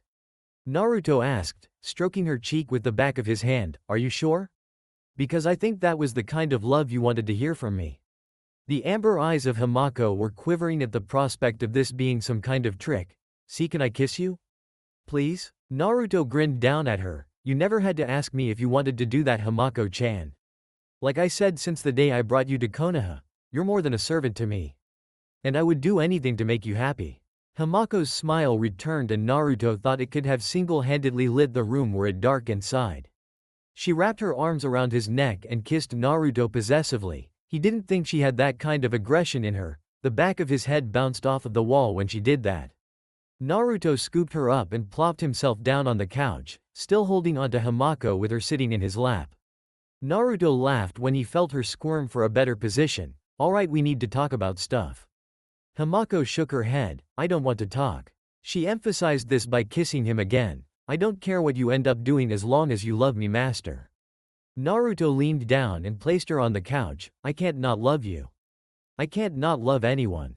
I don't have it in me to turn people down for some reason. Can you believe that? I'm supposed to be a killer, aren't I?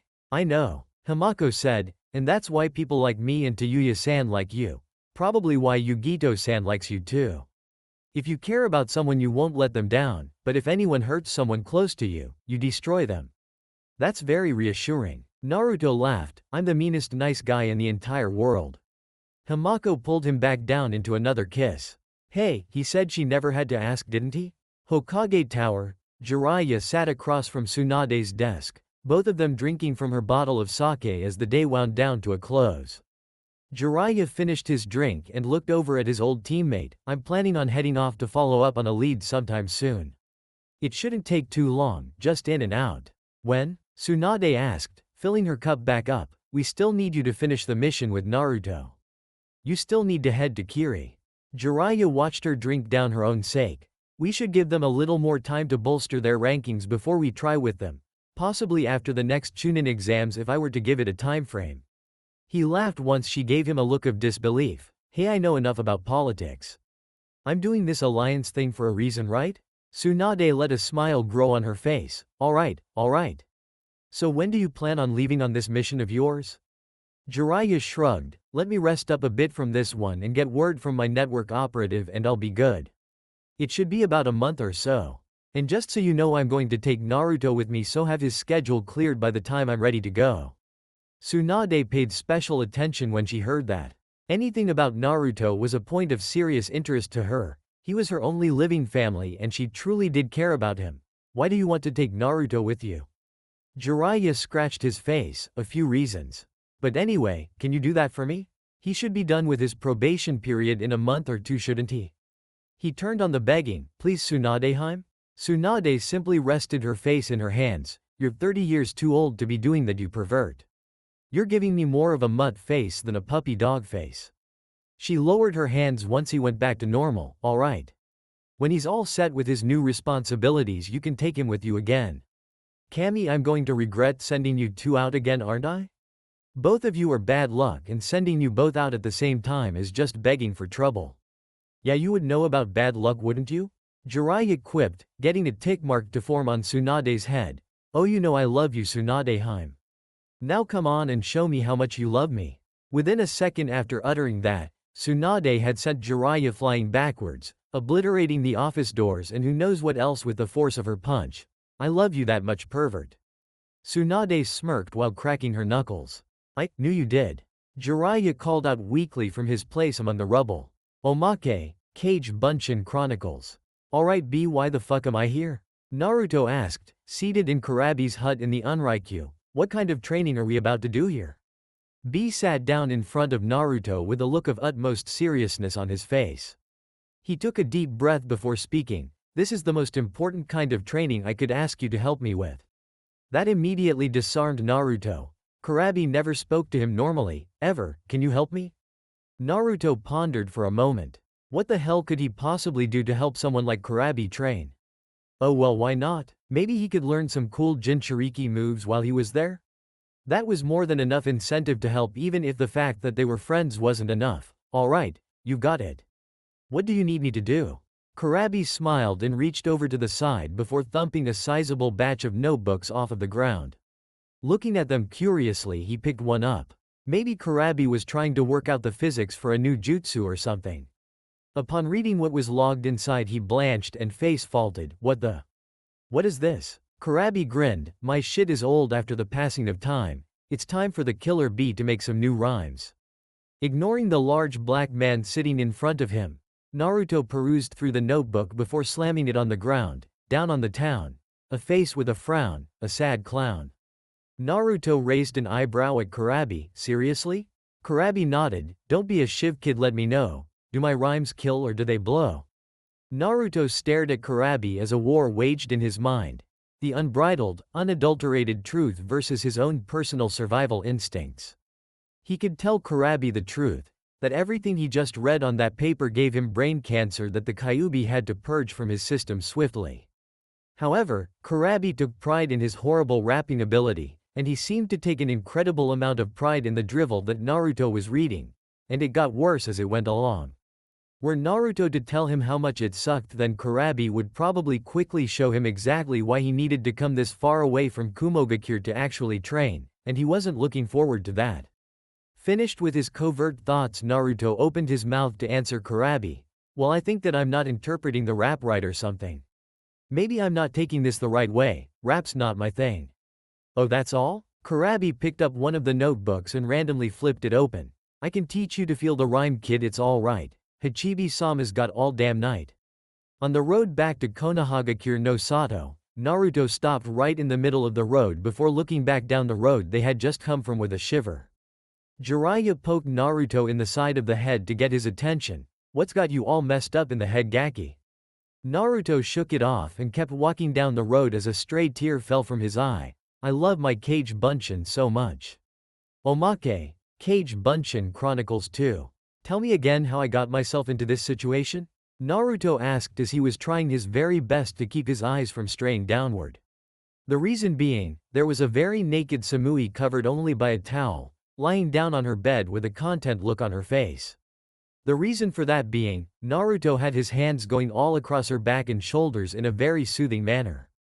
The girl in question turned her head to the side and looked up at him questioningly. Are you complaining?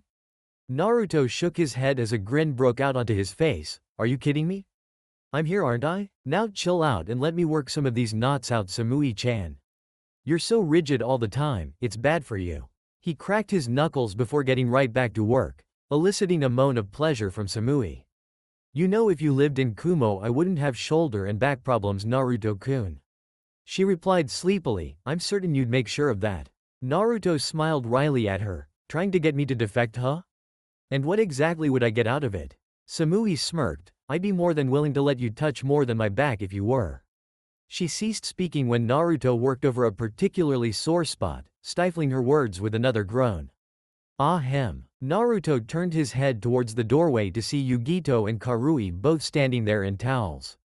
Yugito was tapping her foot impatiently on the ground. It was to my understanding that we were all supposed to get a turn here. Samui didn't even spare her fellow kunoichi a glance. I saw him first, get your own. As Yugito visibly bristled angrily at that, Naruto felt the makings of a catfight brewing, and despite his desire to see it, especially with them in only towels, he simply couldn't let it happen for his own reasons. He wordlessly made a cross-hand seal, and in a puff of smoke, 2 Kage Bunshin were at the other girls' sides, escorting them to their own spots on the bed, Yugito grinning the entire way, Karui blushing and somewhat scowling, but her heart wasn't into it. On the road to Konohagakure no Sato, Naruto and Jiraiya had stopped on their way to Konoha for the night and had set up camp. Naruto was simply poking at the fire they had started to cook their food just as blood slowly started coming from his nose and a goofy grin crossed his face. I love my Kage Bunshin so much. Chapter 34. Good-natured hazing. Naruto sat in the shady branches of a tree situated near the main gates of Konoha as he waited for the team he was intended to lead on his first mission as a Junin. He had finally decided to wear his flak jacket, and underneath that a black long-sleeved muscle shirt. The change in clothes due to the climate he was going to be facing for this mission. He had never led anyone before, that was for certain. He was more accustomed to taking orders and dealing with whatever he was instructed to handle, and he was for the most part okay with that. However, overlying mission parameters didn't direct him to be a follower, they directed him to be a leader, because what Hokage couldn't lead a few missions? Hamako, who was relishing her new position as the primary woman in Naruto's life more or less by default, but it didn't matter to her, was quick to give Naruto a goodbye kiss when he left for the mission that morning. After that point, Tayuya caught him outside of his apartment and laid her own claim on him, heading back inside of her apartment after stealing a blistering kiss of her own with a toothy grin. Strange, Naruto assumed she'd be more pissed about their little escapade. Oh well, it was time to get to work as usual. You're punctual, aren't you, Sai Kohai?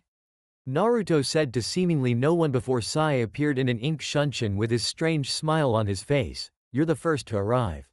Looking forward to working with you. This certainly makes things easier now, doesn't it? Sai asked the scar-faced blonde.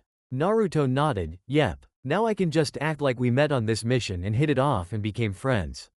It takes away one pain in the ass of finding you to talk to for sure.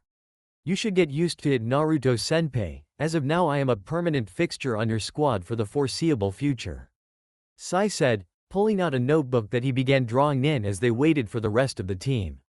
Naruto watched Sai from above and began to chuckle. What's funny? Naruto stopped laughing and looked at his comrade. You might be all about pushing your emotions away and all of that, but you still have a coping mechanism for all of the crazy stuff we do, just like every other good ninja does. Sai looked up at Naruto blankly. I don't understand, senpai. Naruto shook his head. Your notebook. What are you doing with it right now? Sai looked at the notebook in his hand and back to Naruto. I don't understand. Naruto jumped down from the tree and took the notebook from Sai's hands, flipping through it with an analyzing eye. You draw more than just stuff to fight with? Sai nodded and Naruto handed him back the notebook. That's your thing. Drawing is probably the thing you always do when you're not on missions, keeping you from cracking like an egg. The only blatant link to your emotions you have. And to prove my point, give me that for the duration of the mission. Sai looked at his notebook for a moment before handing it over to Naruto, who gave it right back. I thought you were going to take it away. Why give it back? Naruto grinned at Sai and patted him on the shoulder. Nah, I didn't want it. I knew no matter what it meant to you, you were going to hand it over since I was the one that told you to do it. All I needed to see was the little flash of hesitation you gave me before handing it over. That would be a normal thing to other people, but to guys like you that Danzo Gigi trained, that's exceptional. I'm starting to get through to you, Kohai. Sai's face showed no inflection of actually caring. I failed to see how you being able to see through my emotions is a good thing. It means my training is a failure and I need to be conditioned again. Naruto let out a phantom shiver at the thought of being reconditioned. No, you don't. You're my liaison to Danzo Gigi and apparently his successor, so that means that you need to be somewhat functional in social situations or else you'd be really suspicious. How else are we supposed to work together to help each other do our missions if I can't even get you to hold your own in a public forum? Although I'm barely the guy to be counting on for that. Sai put up his drawing notebook and pulled out a smaller one. Then I will simply have to take notes on regular interactions from you. You are my senpai and you have far more experience than I do with the matter. Naruto stared at the pale teen blankly. Sure, why not? Let's try that. Sai's eyes flecked to the gate. We will have to continue this conversation another time. I believe it is time to get to work. Naruto rolled his neck loose and started towards the gate to reach his other teammates. Alright, let's do this. You might want to have on some better clothes for where we're going, but hey, you're a grown ninja.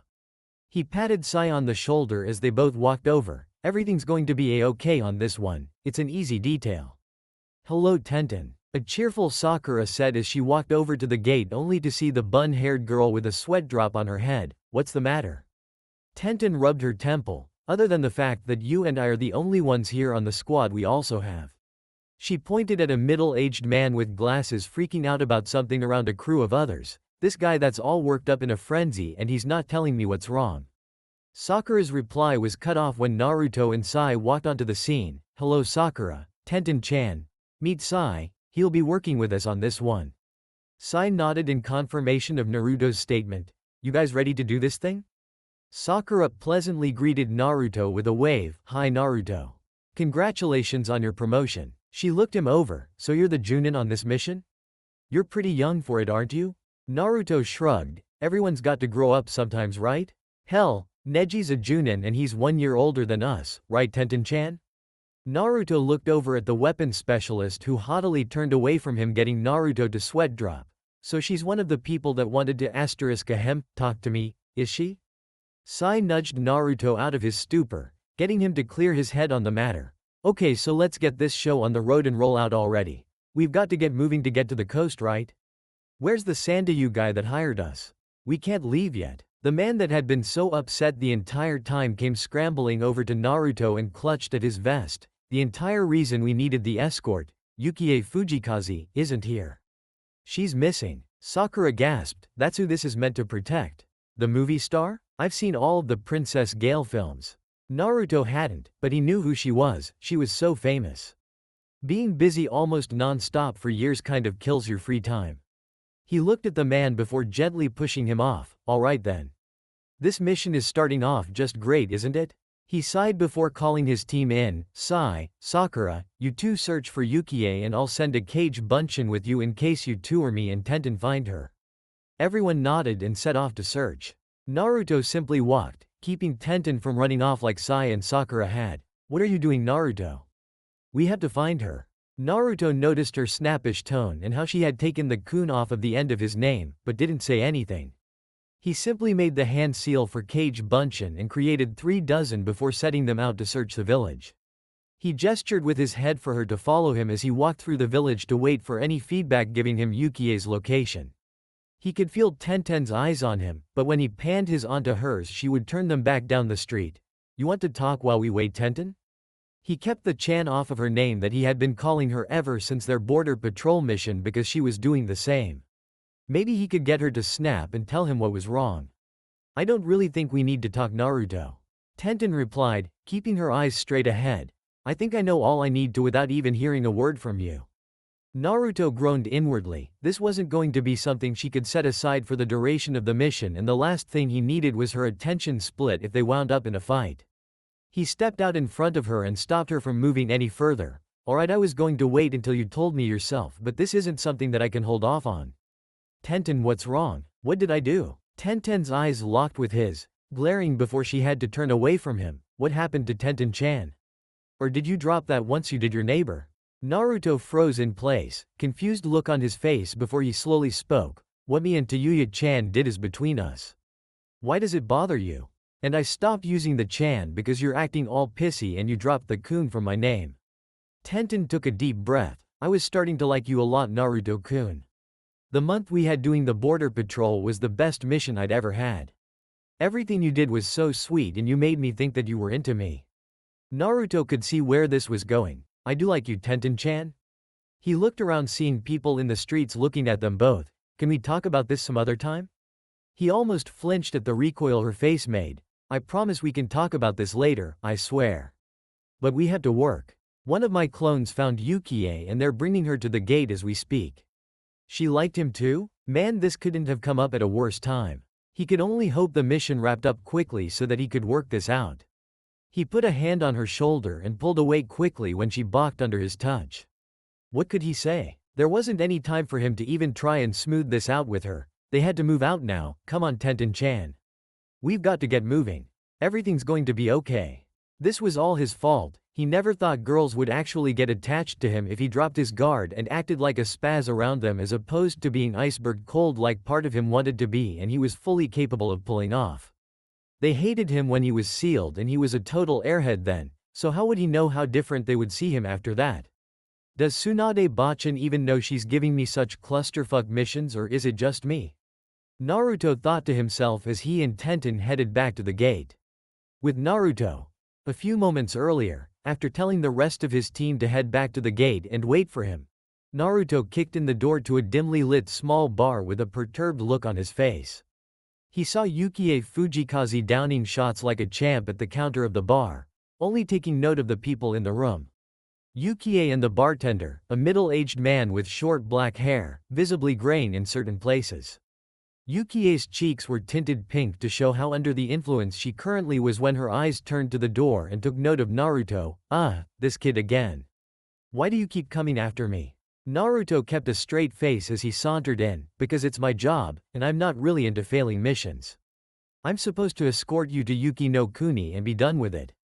It's kind of hard to pull that off when you mace me. I wouldn't try that again, by the way. It won't work twice even if you did actually get me with it this time. She glared at him for a moment before letting it go. Oh, what would a kid like you know about life anyway? Naruto chuckled slightly, sharing a look with the bartender who had a smirk of his own. Oh lady, you have no idea. Now come on, let's get going so that you don't let down your legions of fans by not finishing your movie. Yukie let out a bitter laugh. Actors are the biggest fakes in the world, kid. This business is dirty, almost as dirty as being a ninja like you, I could guess. He really doubted that most actors had to kill people with metal wire on a day-to-day basis. We're just fakes, following the lives of others written by others, never really being ourselves. She looked Naruto over before a drunken leer met Naruto's eyes. Hey, you want to know what it's like to be with a movie star? Naruto blinked and looked at the bartender who was simply cleaning glasses and watching the dialogue between them with an amused grin.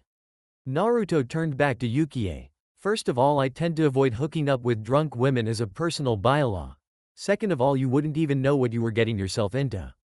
Now let's go. I'm sure you can take your drinks with you, and I'm paying.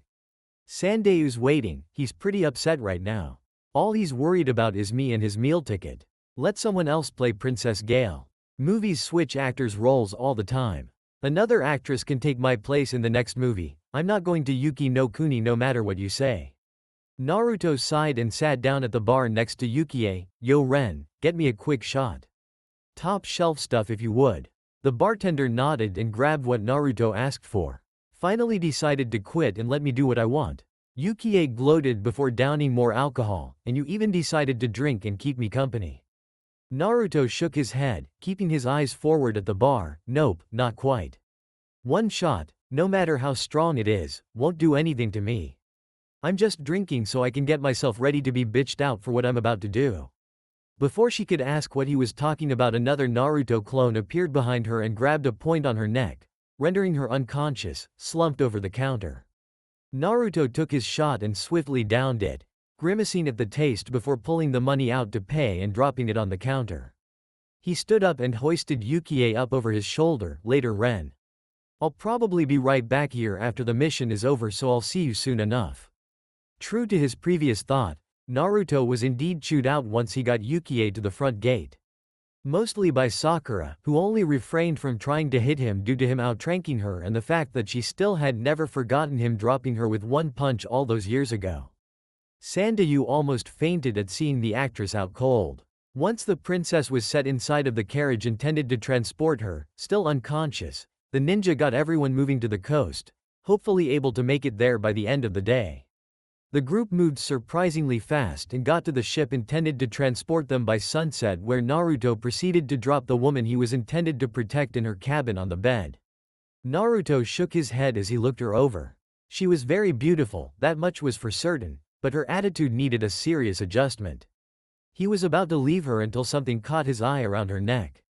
He got closer and almost backed away in surprise. No way, the last time I saw that was 10 years ago. He looked at the woman that was out cold and tried to dredge her face up from memory. It is her. Holy shit. Flashback, 10 years ago. Yuki no Kuni, Naruto. Age 5, Naruto was sent on a simple mission of reconnaissance to Yuki no Kuni, Land of Snow, by Danzo as his first assignment in order to get his feet wet in the kind of work he was to do. This was intended to supply Danzo with information on what was to go on in the country. The old master of espionage was well informed that there was underlying turmoil being stirred up in the court of the daimyo, even though the man himself was unaware, and Naruto was to bring back info determining whether or not Danzo should send any of his root ninja under the radar to push things along for one side or the other to keep the status quo among the nations. This seemingly easy mission, however, would be the first sign of a pattern of Naruto's propensity for drawing missions that undoubtedly would go sour as soon as he began. Shortly after arriving in the capital city of the country and beginning to record his findings, a ruckus broke out at the daimyo's castle. An entire attacking force made of amassed mercenaries and ninja from a new, small village, Yukigakure, took on the outmatched royal guards of the daimyo. Staying hidden in the shadows the entire time, he forsook taking his notes and made it a priority to get the hell out of Dodge before he was caught in the crossfire. It wasn't his fight and he had no reason to stay there any longer.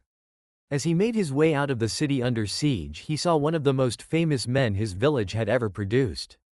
Gravity-defying hair, face mask covering his nose and lower face, and Hite-8 covering nothing.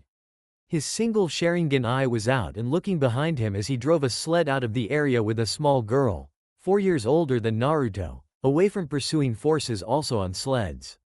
Either get discovered or allow Kakashi Hitaki and the girl he was protecting to be caught and maybe killed by the people after him.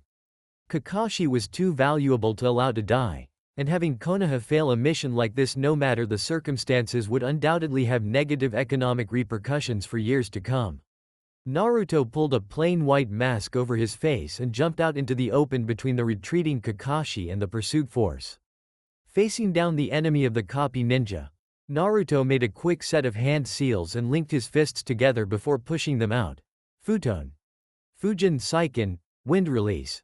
Divine Fist of the Wind God. Naruto shot off a full power burst of wind from his knuckles, not worried about missing, knowing that they didn't even see him standing in the way, fully focused on Kakashi. The shimmering wind attack hit them all with the blunt force of a brick wall, and at the speed they were moving on sled, it might as well have been one, as the concussive force killed everyone it hit on impact. It missed one, however, as he jumped off of the sleds and over the attack, letting his fellow warriors perish from Naruto's jutsu to cover his next move. He rapidly descended and attempted to crush the young root under his heel. Naruto rolled aside and slid to a stop on the surface of the ice. Naruto patiently looked the man over. He had a forehead protector similar to the Nidaime Hokage, only with the insignia of Yukigakure, a gray high ponytail, an odd set of armor, and an arrogant look on his face. He laughed at the diminutive ninja facing off with him. This is what they send to protect the princess. A baby ninja and copy ninja Kakashi. He stopped laughing and sneered at Naruto. You allowed Kakashi and Princess Koyuki to escape. Dodo-sama will at the very least reward me when I return with your head. Naruto had used a lot of his chakra, hoping that he would blow away the entire contingent with that one attack that he got them off guard with. Seeing one had survived didn't really bode well for him, especially since he looked to be a top-flight adversary. He slowly drew the small tipless tanto he was provided early in his career for combat before wordlessly rushing his enemy. The man quickly drew his own kunai to clash against Naruto with when he slashed at him. You're just a little brat playing ninja. Get that useless toy out of my face. Naruto felt himself being pushed back. Even if he wasn't physically inferior to his opponent, he was still only 5 years old. The pure size that the man had over his own was too much of a decisive factor. He learned this the hard way when the man simply held him off with one hand, grabbed his collar and slung him across the landscape, Naruto's body hitting the solid ground with a thud and sliding to a steady stop. Naruto stood up and lifted his tanto to swiftly block a kunai intended for his chest, only to see his enemy close in. Naruto rolled under the man's lunge and took his legs out from under him with a sudden move. Naruto tried to scramble to his feet, only to take a kick to the face from the man that knocked his mask off as he himself picked himself up. Naruto shook the cobwebs of the kick off and saw the Yuki ninja attempt to stab at him with a kunai. Naruto diverted the stab with the tanto, but a grown man being blocked completely by a 5-year-old boy with a little over 1 complete year of training, the best training feasibly possible, yes, and far from being a normal little boy, but still only 1 year of it and still a little boy, was an impossibility. Naruto still wound up stabbed in the side with the kunai, watching the man smirk as he let out a pained gasp as blood began to flow onto the ground. He weakly elbowed the man off of him, freeing the kunai and spilling even more blood onto the ground, as he weakly held his tanto up despite the blood loss. You ignorant runt, the man taunted, did you really think you could kill Nadare? I'm the finest ninja Yukigakure has to offer. Naruto finally spoke, as he could feel blood welling up inside of his mouth. If you're the best that your village has, then you're lucky I fought you instead of Hitaki. I'm only 5. He could see that his comment rose the ire of Nadare, and that wasn't going to do him any favors while he was wounded. I can't die now. Not on my first mission. I promised Danzo Gigi I would be the best ninja there ever was. The best don't die like this. Do you want to live, boy? What? You heard me. Do you want to live? There was no one else around, but then he remembered what Danzo had told him shortly after his training began. The fox that had attacked the village the day he was born was entrusted to him when the Yondaime sealed it inside of him. Danzo said he could use it as a weapon, but he had never felt anything until now. Can you give me enough power to survive this? The laughter of the demon echoed throughout Naruto's mind, and Nadare circled him like a predator. Give you such a minuscule amount of power just to survive? Why not enough to eradicate this pathetic human in one blow? Very well, you asked, you shall receive, just stay alive. Naruto immediately felt his entire body re-energized. The wound on his side faded from a biting pain, to a dull throb, to nothing at all in just seconds. Nadare saw this all as an orange aura began to generate off of his body and proceeded to move in to attack before anything else could be done. Naruto slammed his tanto against Nadare's kunai, only this time he held fast. His heart was pumping a mile a minute as he held the larger figure back.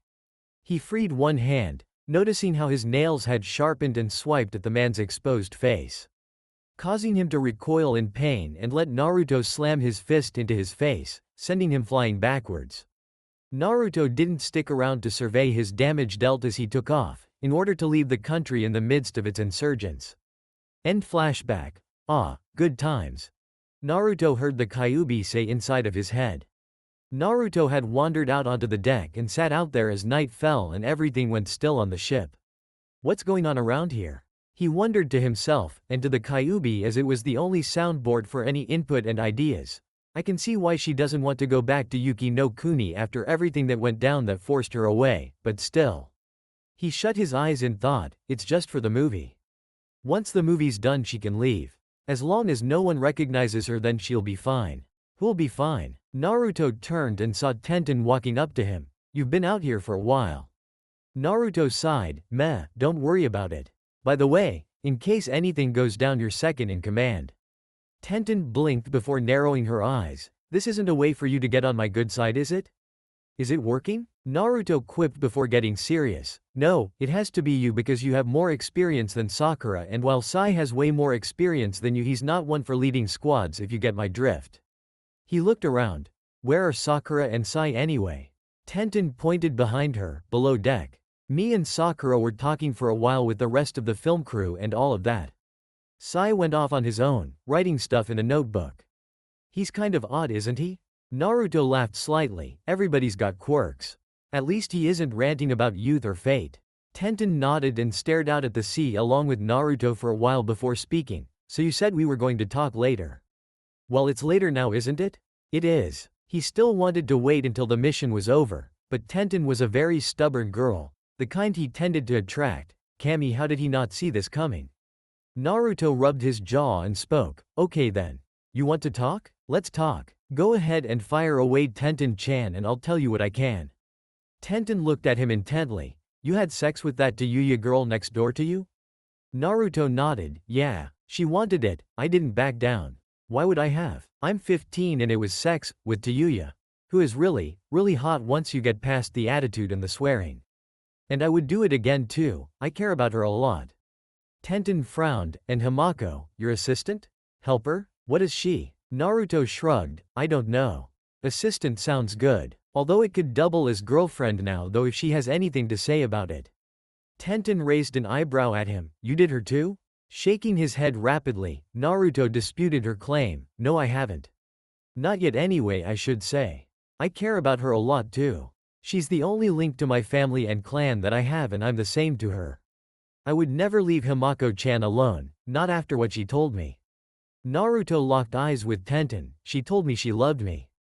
Not like a brother, not like a benefactor, legit loved me. He noticed Tenten look down in defeat, and she isn't the only one. Tenten let out a sigh, so you finally got it, did you?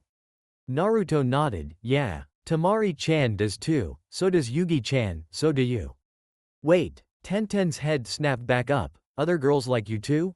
Naruto could only scratch his head in confusion, it's just as weird to me as it is to you. Yugi-chan is from Kumo though. I swear I'm seriously not trying to do all of this stuff, it just happens when I go places. I don't want to hurt you or any of these women, how can I pick? Tenten stared at him before a smile crossed her face, so the only one you have is Himako for sure, right? Since she's bonded to your clan no matter what. Naruto nodded, Tenten then moved in and kissed him on the cheek. Well then I better get myself in gear and put my name in for consideration, shouldn't I? Naruto stared at her vacantly, what?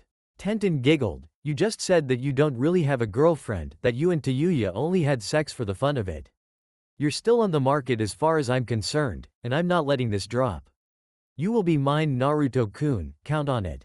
With that, Tenten confidently stood up and walked back inside, making a show of waving her backside as she vanished, leaving Naruto by himself outside. Naruto stood staring at where Tenten had just been walking for upwards of 2 minutes before talking. Wait a minute. What the hell just happened? The Kyuubi was laughing maniacally in Naruto's head. For such a powerful human you sure are whipped by the females in your life, boy. Naruto growled audibly at the Kyuubi's taunts before he stopped and thought. Hey, did you just actually vocally admit I'm one of the most powerful people in the world? Kyuubi stopped laughing abruptly. No I mean, sigh, shut up kid. Naruto grinned and looked back out at the ocean. Ah, Kyuubi, I love you too, you big furball of amassed violence and hatred. I really can't wait to eat you, the powerful entity growled inside of his container. The next day had the team on basic guard duty while the film crew shot the scenes that they were able to on the ship. Having never seen one of her movies before, Naruto had to admit that Yukie really was a fantastic actor. Now if only that translated over into her having a great personality, there would be something there. Honestly, he was more surprised that she wasn't visibly hungover from all the drinking she had done yesterday. She's like a completely different person once the cameras turn on. Sakura commented from nearby, getting a nod out of Naruto. That's Yukie. The director commented, "Once it's time to play that character, there's no one like her in the world. She was born to do this role." Naruto turned towards the area away from the chute to see Sai, leaning on the railing of the ship with his notebook out. "How are you holding up, Sai?" Sai turned his attention to Naruto. "Just fine, Naruto-senpai, though I am learning much about interaction between others from you. For instance." Naruto cut him off before he could say a word. Tenten raising an amused eyebrow as she heard what Sai was saying. "Sai Kohai, I have not handled a single personal relationship the right way since this mission has started. At all. Everything I did yesterday, absolutely everything, it would be better for you if you just forgot that it ever happened. How long have you been taking notes?" Sai flipped back in his book to the indicated point, "Since the point in time where you drank with Fujikaze-san to diffuse her temper in order to ease the difficulty to have your way with her. Allowing her to drop her guard and let you get close." He stared at Naruto expressionlessly, blinking at regular intervals. Naruto deadpanned a look at Sai, opening his mouth before thinking on it and trying to speak again. "Okay, that actually works depending on exactly what kind of personal relations you're aiming for. However, that is a whole nother conversation I don't feel like having here in the open." Naruto turned to the others only to see Tenten smirking and Sakura shaking her head with a dry look on her face. "Oi, quit gawking. You ain't being paid to look at me. And Sakura, do you really think you can do a better job teaching Sai about relationships?" Sakura had a smile come onto her face from the banter. "Better than you, I'm sure." "Really?" Naruto said, getting into the spirit. "Well, let's backtrack, shall we? In the academy you basically threw your best friend away for a guy that showed no interest at the age of 10. You just now got around to fixing that not too long ago, and that's probably because the guy had issues and left the village, thus taking away the point of your conflict. And don't even get me started on Sasuke Teme himself, because that's about 2 hours of griping right there. You try to fuck anything with legs and a uterus."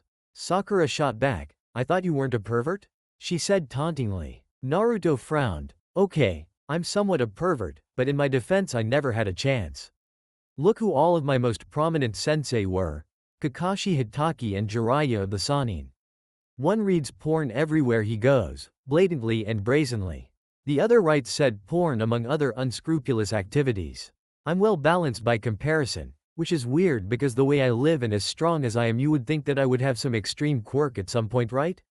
He then stopped and snapped back. "Hey, I don't try to fuck anything with legs and a uterus, I've only ever done it once." He sniffed haughtily, "And I haven't tried to fuck you yet, have I?" "Yes you have," she said dryly, "I count all of the stuff you did when we were first genin as you trying to fuck me." Naruto gave her a perplexed look. "You thought I was trying to fuck you back then?" "I barely understood what that implied until right after the Chunin exams. I just wanted to date you. I was simple like that. I figured that was the pinnacle of what I was going to get out of you. What made you think all I wanted was to fuck you?" He looked her over, "Though now I might be considering it. You filled out quite a bit, Sakura." Sakura gaped at Naruto before growling with a flustered face, "Naruto." Naruto shook his finger at her chidingly. Superior officer standing here. I'm not one to abuse my power, but in this case I'm more than willing to as long as you don't hit me. Hey, we've got a scene going here." The director snapped at Naruto and Sakura. "Sorry," both of them said before Sakura went to silently fuming at Naruto. Tenten noticed Sai writing dutifully in his notebook and looked over to see what he was doing. "What are you writing in there?" Sai simply read back what he had been writing. Friends tease and provoke one another by bringing up negative character traits that distinguish them, as well as bring up examples from the past that serve little other purpose than points of humor. Also, friends of opposite sex tease one another with innuendo-laden remarks and suggestions, such as what Naruto-senpai did with Ugly over there. Tenten's sweat dropped. "Yeah, I wouldn't try that with anyone if I were you. People don't like being called derogatory names like ugly. That's no way to make friends." Sai simply looked at the bun-haired girl. "Well, I understand that nicknames are a way to endear yourself to the people around you. If that is the case and going along with all of the other things I've learned thus far, I think have a name for Naruto-senpai." "You do?" Tenten asked. This Sai guy was totally weird. Did he really not know anything about other people? What is it then? Tenten moved her ear closer to Sai so that he could whisper the name to her. Tenten choked back a laugh and patted Sai on the back. "I would keep that to myself at least until we're done with the mission." It might disrupt things if you start calling him that. Sai gave her one of his smiles. Okay, bun girl. Bun girl? Tenten asked herself before remembering her hairstyle. While he might not be totally clueless at the name-giving thing. The crew and the ninja protection detail disembarked from the ship on the side of a massive glacier. As the crew took to setting up the lights and sets for the shots, the director ran around manically. Yes. This is absolutely perfect for the fight scene I have written out. Who says that going on location to shoot is dead?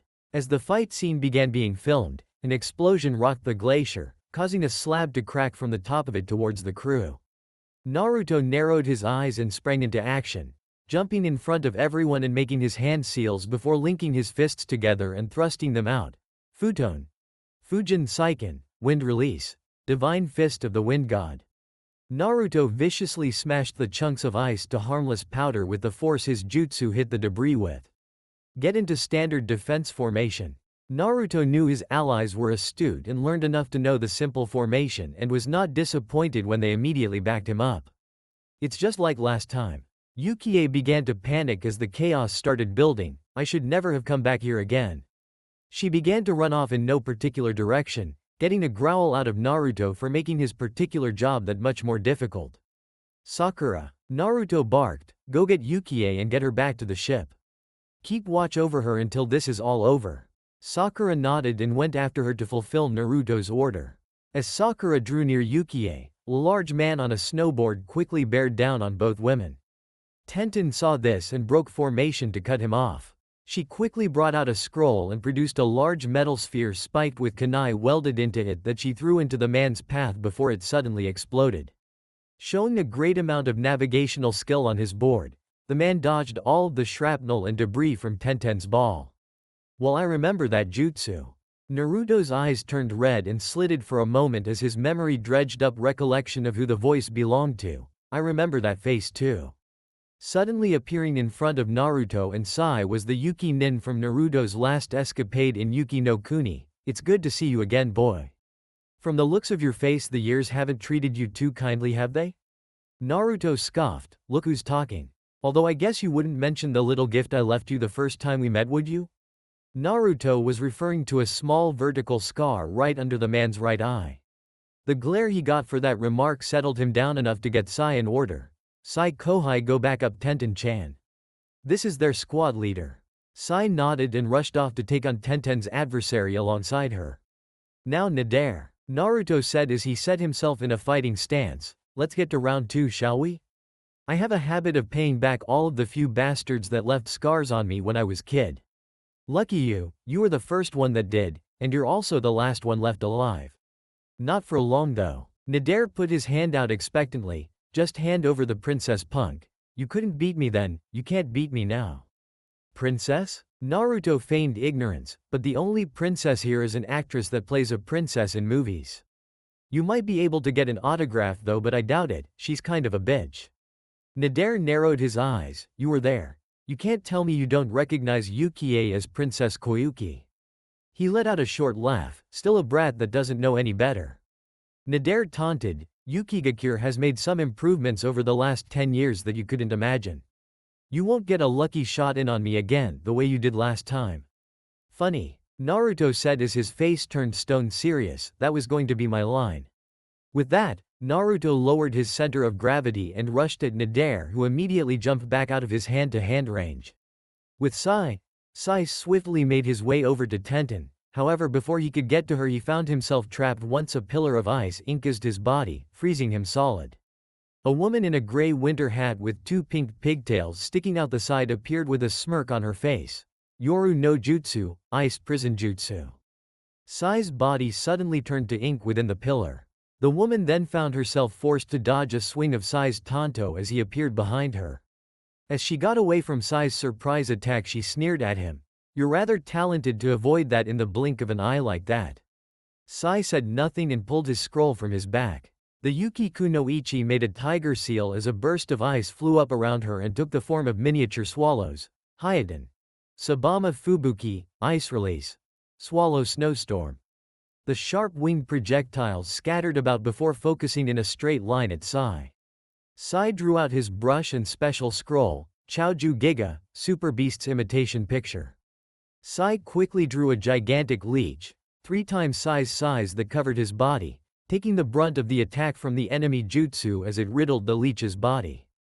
It eventually turned to ink and dripped to the ground, revealing Sai had vanished again. The woman licked her lips, cute and somewhat talented. With Tenten threw a salvo of kunai and shuriken at the large man, but instead of impaling him on contact they simply bounced off of his body. The man barreled on through her attack on his snowboard and slammed his body into her, sending her sprawling through the snow. The man laughed as Tenten stood up, glaring at him. Your little projectiles won't get anywhere near me as long as I have my chakra armor on and active. Chakra armor. Tenten said distastefully, what a useless shortcut. The large man simply laughed at her, say that when I'm alive and you're dead. He placed his right arm out at Tenten and seemingly fired it out at her when she realized that it was a weapon. She dodged the hand that flew past her and grabbed into the ground, but when she turned back towards her opponent he was coming right for her, being pulled in by a cable attached to the hand behind her. Tenten quickly summoned a katana to avoid being smashed into fully by the man's metal snowboard. It did still make impact with her and send her sliding through the snow once more. Tenten rolled through to her feet this time, getting angry at this person. He wasn't even really that good, but he was troublesome to try and fight with her style. He could ignore her projectiles for the most part and just run right through to attack her. This guy was seriously getting under her skin with the way he was just snowboarding all over the place. He wasn't even moving that fast. The markswoman in her just wanted to fill his slow ass with projectiles and be done with it, but that damn armor was in the way. She was about to seriously test that crap out and see who had the better tools. With Naruto was sick of Naruto playing keep away with him, getting him to finally back off. Here's a throwback for you. Futon. Fujin Saiken, Wind Release. Divine Fist of the Wind God. Naruto fired off one of his oldest and most favored ninjutsu at Naruto, who simply allowed it to hit him flush before it simply dispersed in front of an odd-colored shield of light. What? Naruto smirked, like I said, Yukigakure has made improvements that you couldn't even imagine, boy. Art chakra armor is the pinnacle of shinobi technological research. Hearing this didn't faze Naruto at all. Then I'll just have to break it, won't I? If you think you can, go ahead and try it. Naruto began making a set of hand seals, Hyaden, Haru Moko, Ice Release, Tearing Dragon Fierce Tiger. From the ice surrounding the field of battle a massive dragon-bodied tiger formed and went at Naruto. Naruto moved and the jutsu crashed harshly into the glacier, quaking the surface and cracking it from the collision. He still wasn't safe, however, as the tiger penetrated the surface and continued its pursuit. It came so close to his body the temperature dropped immediately. If it had hit him it would have flash frozen him. While the respective battles were raging on, the director was screaming at his crew to get all of this on film, saying it was better than any script. Dodging this tiger was beginning to utterly piss Naruto off. He turned towards Naruto and saw him holding his hands in his last seal. Grinning widely at what he saw as a sitting duck, Naruto began rushing straight towards Naruto, choosing to completely ignore the tiger altogether. Naruto saw Naruto coming and pumped more chakra into the jutsu, speeding up the tiger, adding more mass to it, and putting more force behind it. It crashed right into the ground behind Naruto's feet, drudging up a cloud of powder snow and ice chunks. Naruto smirked as he felt the glacier begin to collapse from his jutsu. There was no way the kid walked away from that. His party was short-lived, however, when the blonde figure of his hatred flew out of the cloud of snow and delivered a jaw-shattering punch that sent Naruto's body flying before smacking roughly against a wall of ice. Naruto goaded Naruto from a distance as the glacier started to split. I thought you said I wasn't going to sucker punch you again? He could feel the place coming down around them, getting him to glare at Naruto, who had picked himself up, rubbing his red jaw. You're lucky. Naruto started making his way back to the ship, yelling around for his partners, Sai Kohai, Tenten-chan. This place is going down, we need to get out of here. Tenten looked back at a retreating Naruto and narrowed her eyes at her opponent. You'd better hope we don't see you again. The man grinned at her untastefully as Naruto called out to his own squad to fall back. Mizore, Fubuki. With me. The woman, Fubuki, ceased her battle with Sai and winked at the boy before making her way to her leader. I'll see you later, cutie. Sai simply blinked and stared emotionlessly before moving to get back to the ship with the rest of his team. Naruto, Tenten, and Sai reconvened on board where they watched the glacier quickly break apart into small chunks and sink. Naruto sighed and slumped against the siding. Too many X factors or else I would have torn that asshole apart. He looked at himself and noticed the back of his arms, legs, and torso had a layer of ice on it. That last jutsu must have been closer than I thought. Tenten frowned. You're not the only one. That stupid giant with the armor. I was about to put him under. The glacier was unstable. Sai commented. Naruto nodded. That was the only thing keeping me from tearing Nadare to pieces. Using anything high level enough to maybe get through his armor would have done just as much damage as the idiot's last attack, if not more. It would have definitely taken the glacier out if I had used it. Naruto shrugged. Oh well, he wasn't worth it anyway. Sakura came running up to her team. Are you guys alright? Naruto blinked before looking at his fingertips and toes. Can you cure frostbite, Sakura? Omake. Lost missions too. During the border patrol mission 1 year prior, Naruto and Tenten were seated in the lookout tower of the border outpost. Their group of them, Neji, Rock Lee, and Shikamaru, were stationed at for the month along with 20 other ninja that were out and about or scattered along the base. Naruto was seated all the way across the space from Tenten, holding up a kunai by the blade and waving it around right as a second kunai from across the way hit Naruto's kunai right through the rain. Naruto looked and whistled at the accuracy of the throw. Damn Tenten-chan, if I wasn't so sure that you wouldn't spike me with that damn thing, I might have been weary of letting you do this. That makes you 22 for 22. Point well proven, you own me in accuracy. Tenten stood up and proudly walked over to Naruto to retrieve her kunai. I wasn't blowing smoke when I said I would, Naruto-kun. Naruto nodded before snorting and looking away. I still dominate you with a sword though. Tenten got a tick mark on her head, much to Naruto's amusement. Hit a sore spot there, did I now?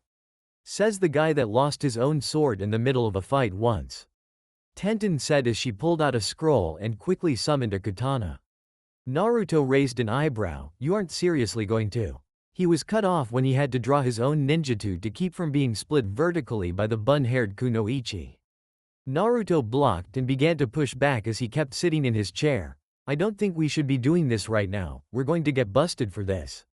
Tenten smiled as she continued to push against Naruto's sword. Shikamaru is with Neji. He won't be very motivated to finish his rounds quickly and Neji won't be able to make him go any faster. Lee is on his own, so once he finishes his rounds he'll probably head out to do more for some reason. Good points, Naruto mentioned as he continued to defend. He sat back and placed the bottom of his foot on the back of his sword before kicking it, generating enough force to throw Tenten off of him. Tenten stumbled back as Naruto fell backwards out of the chair and ran back towards him to keep fighting.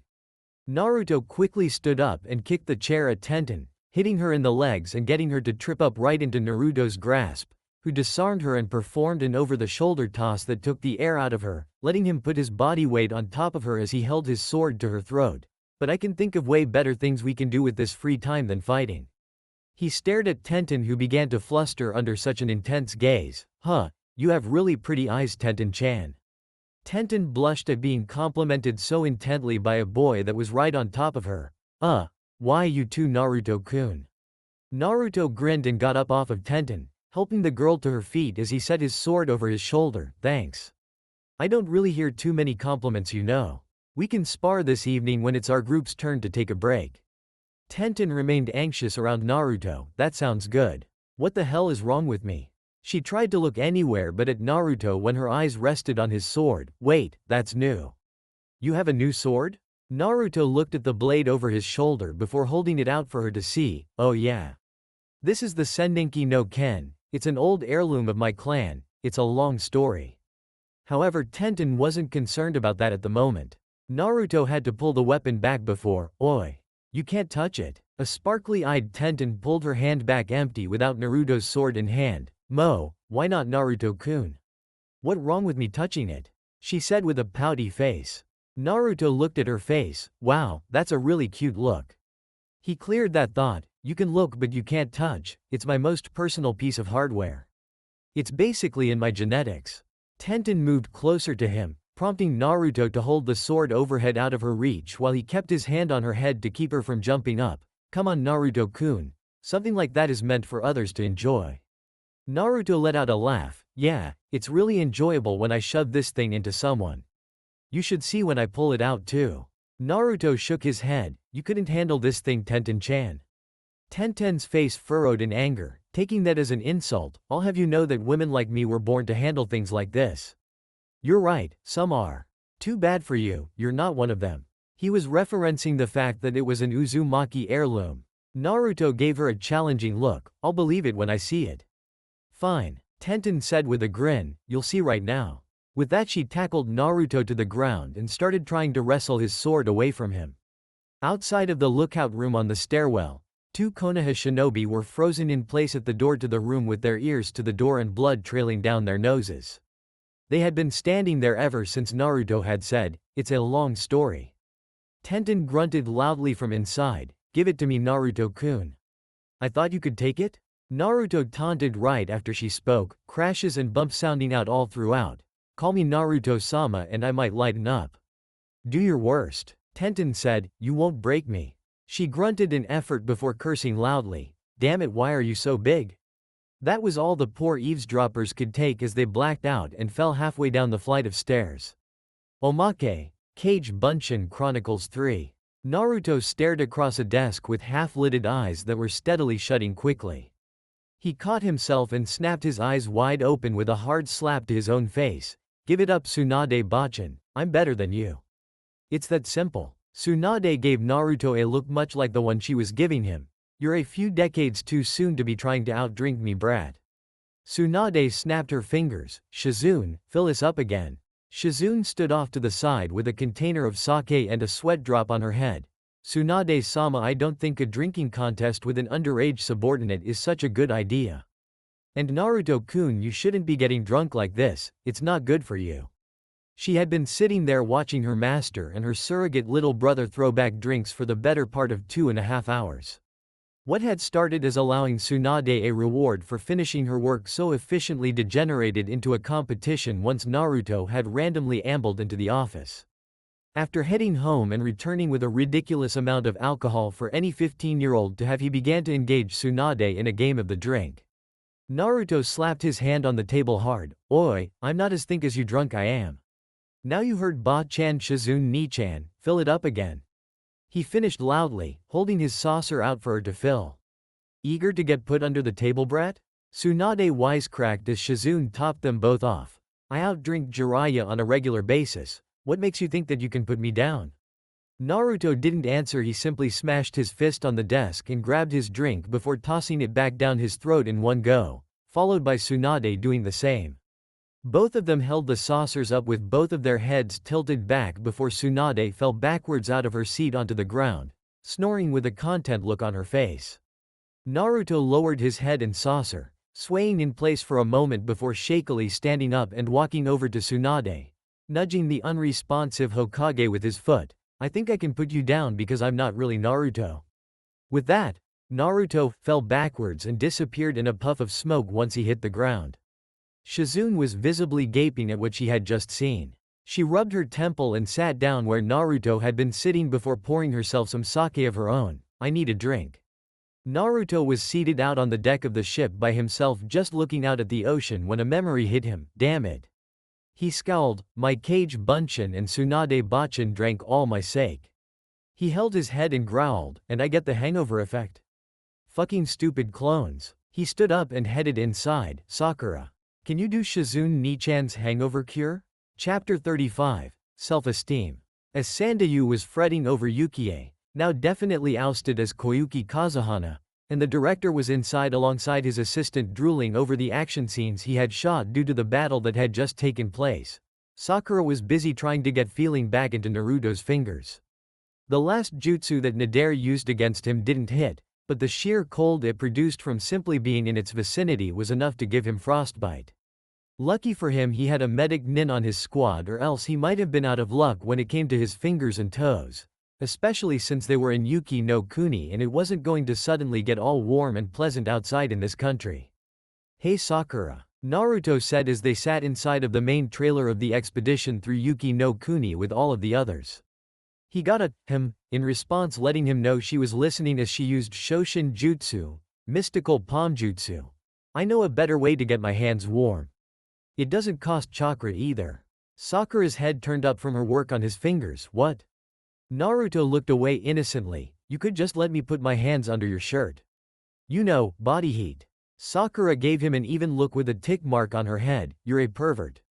Naruto placed his fingers slightly apart and mouthed out, a little bit.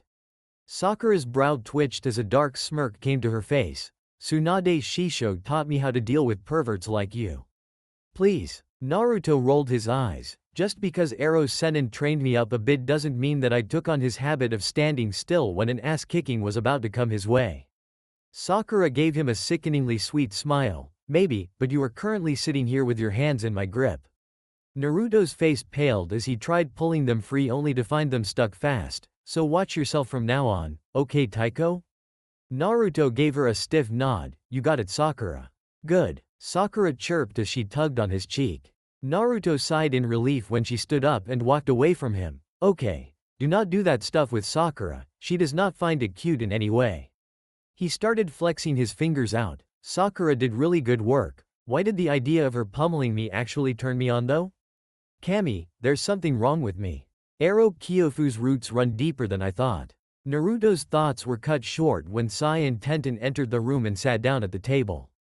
Naruto, getting in the spirit of the predicament as team leader, put his proverbial game face on. What do you guys have for me? Sai immediately responded, we didn't find them Naruto-senpai. The glacier sank not long after the ship got out of sight. They weren't there anymore. Tenten took a seat at the table. Who are those guys anyway? Naruto answered her, ninja from the hidden village of Yukigakure. And they're here for Yukie, or should I say Princess Koyuki. And you knew this the whole time, didn't you Sandayu? Sandayu's eyes widened. How did you possibly know Naruto-san? You couldn't possibly know anything about our country and what has transpired over the years, you're too young. Naruto crossed his arms and leaned back in his chair. It's a story that you don't want to hear right now, but that's not important right now. You had to know that this was totally dangerous bringing her back here at all, identity change or not. Sandayu sighed, you're right, but it was the only way I could think of to get the princess back to Yuki no Kuni. He said despondently. Sakura looked over to Koyuki, who was in the corner of the room with a cold look on her face. So Yukie Fujikaze is a real-life princess of an entire country? And Sandayu is from Yuki no Kuni as well? Yes. The middle-aged man admitted, when she was just a little girl I was her aide, before the revolt. I don't blame her for not remembering who I was. It was far too long ago and there were far more important things about than me. He adjusted his glasses. I served the princess's father, the former daimyo of the country Susetsu Kazuhana. We were a peaceful nation. Susetsu-sama adored his daughter and was beloved by our people. But then the lord's younger brother Dodo staged a revolt. The palace was burned to the ground and I feared the princess had perished with her father and the palace. He then looked over at Naruto. But how do you know anything about our princess? Konoha had nothing to do with our nation except for the one man that was there for negotiations on the day of the revolt. Naruto's eyes darted to Sai, who let out a near unnoticeable nod. Fine. Naruto said, I was there too. That got a round of gasps from everyone in the room except Sai. Even Koyuki, surprise showed on her face at hearing that her bodyguard had seen her already. Sandayu almost had a heart attack. Why you were there? But that was 10 years ago, you couldn't have been any older than 5 years old. Yep, Naruto said as if it didn't matter, I was 5. Oh don't give me that look, Kakashi-sensei was a chunin at 6, is it really so hard to believe that I was training at 5? Kind of, yeah, Sakura said matter-of-factly, what the hell were you doing in this country back then? What kind of training does a 5-year-old do in a foreign country and who the hell sent you out here when you were 5? She and Tenten were both interested in this. It had been years since Naruto had gotten exponentially powerful, but for Sakura especially, after seeing the goofy blonde she had become accustomed to as a child in the academy, it was hard to grasp that he did anything like that before showing up in school. Naruto had a blank look on his face that could give Sai a run for his money. I was gathering intel on Yuki no Kuni's situation to take back to my sensei to see if he needed to bring up a point to lend the country assistance. The coup happened when I was still here, there was nothing I could do. His face was somewhat apologetic. All I could do was make sure that Kakashi-sensei, who was here, could get away with Koyuki. Who was your sensei? Tenten asked inquisitively. Don't worry about it, Naruto responded. Sai let on that he could talk. He didn't let on just how much he was allowed to say, so he was going to keep Danzo's name out of it. They wouldn't flat out know who he was talking about even if he told them, and they sure didn't need to know. How did you help Kakashi-sensei get away? Sakura tried her own hand at asking a question. That was apparently the right question to ask, as Naruto was willing to answer it. The team leader that fought us this time, Nadare.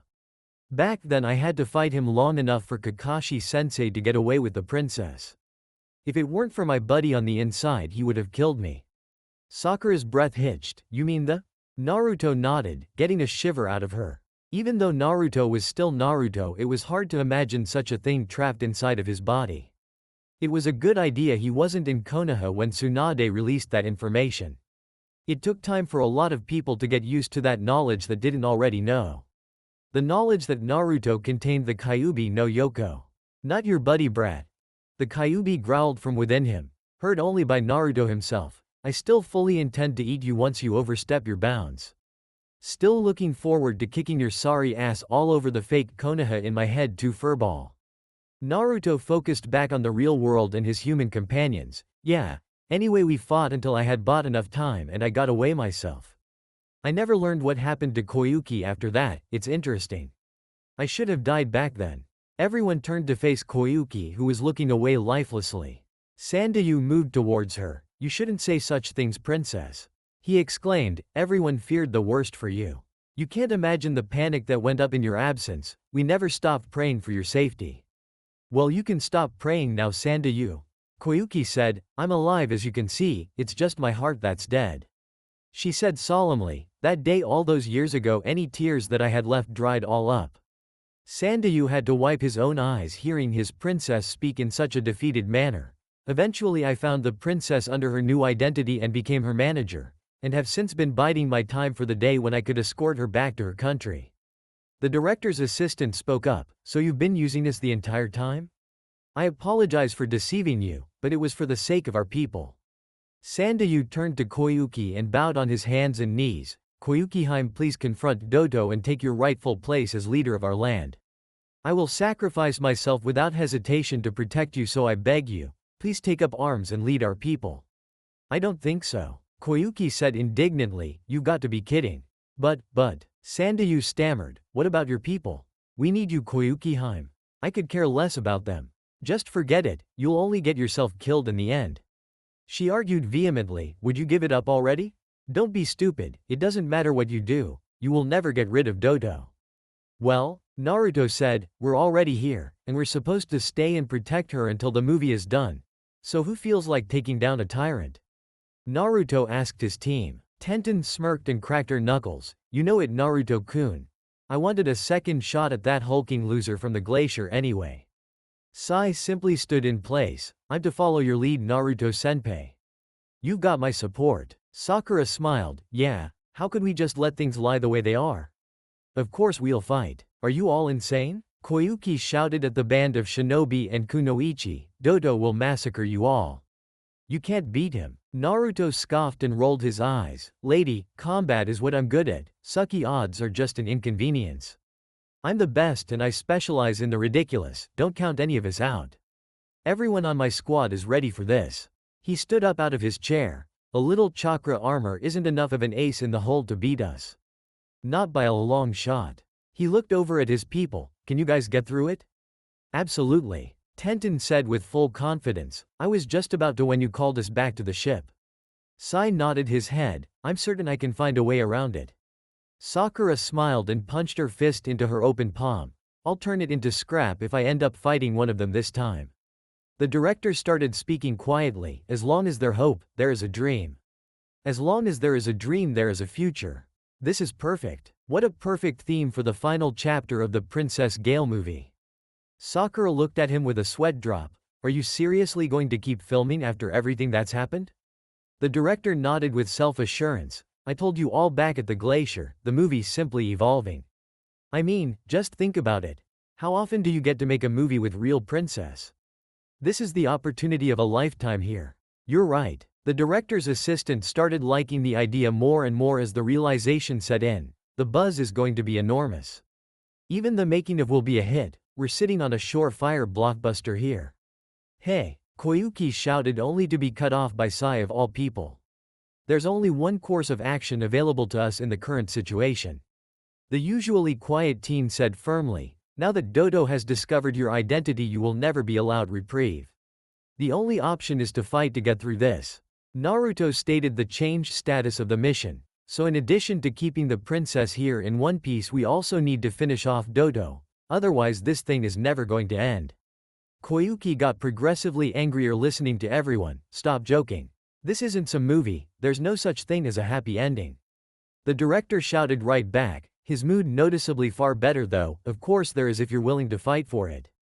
Naruto called Sai in close, is there any way you can send one of your ink animals back to Konoha or are they not fast enough? Sai shook his head, no, by the time they would manage to get there everything here would be over with anyway. It would be pointless Naruto-senpai. Naruto frowned but nodded, well it should still be just fine. Nader is Dodo's heavy hitter and even he shouldn't be too much trouble once I get past that armor of his. You and the girls are more than enough for this. He then spoke up to Sandayu, well this is seriously stretching the limits of the contract, but I hate leaving business unfinished. You got us for as long as this lasts. Sandayu spoke quietly with tears in his eyes, all of you, thank you so much. The director looked at the scene eagerly, oh yeah that settles it, we're definitely going along with this picture. And you can bet this one will have a happy ending. The assistant said. The entire time Koyuki was looking at everyone in the room with a sense of utter detachment. For the next few hours as the caravan traveled, Naruto and his team came up with a plan of action for who would be fighting who in case Nader's team decided to attack again. Per the requests of everyone else the dynamic didn't change too much. Everyone wanted the chance to finish their own battles from before, especially Tenten who saw the use of chakra armor as a cop-out way to fight, even for a ninja. The contingent came to a stop outside of a cave as directed by Sandayu, our hideout is not far from here. It is just beyond this cave. Once we've finished shooting here we will pass through to the other side, and then my people can rest easy with the fact that they have their princess back. He was visibly excited about having Koyuki back in the country. The director was completely agreeable with this, it would probably bring some good footage, alright then people, let's get this show on the road. Director there's a problem. The director's assistant shouted, Yukie has up and vanished again. Naruto palmed his face upon hearing that, stupid bitch. She's seriously testing me here. How do you protect someone that seems to have a death wish? A small black rat ran up Naruto's leg and into his hand before turning into words, and Sai is still awesome. With that, Naruto shunshined away from the caravan. Sakura looked around with her hands on her hips, where's Naruto? We need to find the princess. Tenten shrugged, he was just here not too long ago. Naruto-senpai is handling the situation. Sai said, scaring both girls with his presence on top of one of the trailers. He was drawing absently in his notepad while speaking, he should be back shortly. Koyuki was frantically running through a snowy forest away from her crew as fast as she could. There's no way. Absolutely not. I won't go back there. She was so intent on running she failed to notice herself slip in the snow and fall downhill until coming to a stop.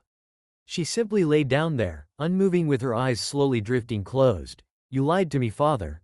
There is no spring in this country. After a short while she opened her eyes to the sound of footsteps only to find herself staring at a pair of shinobi sandals.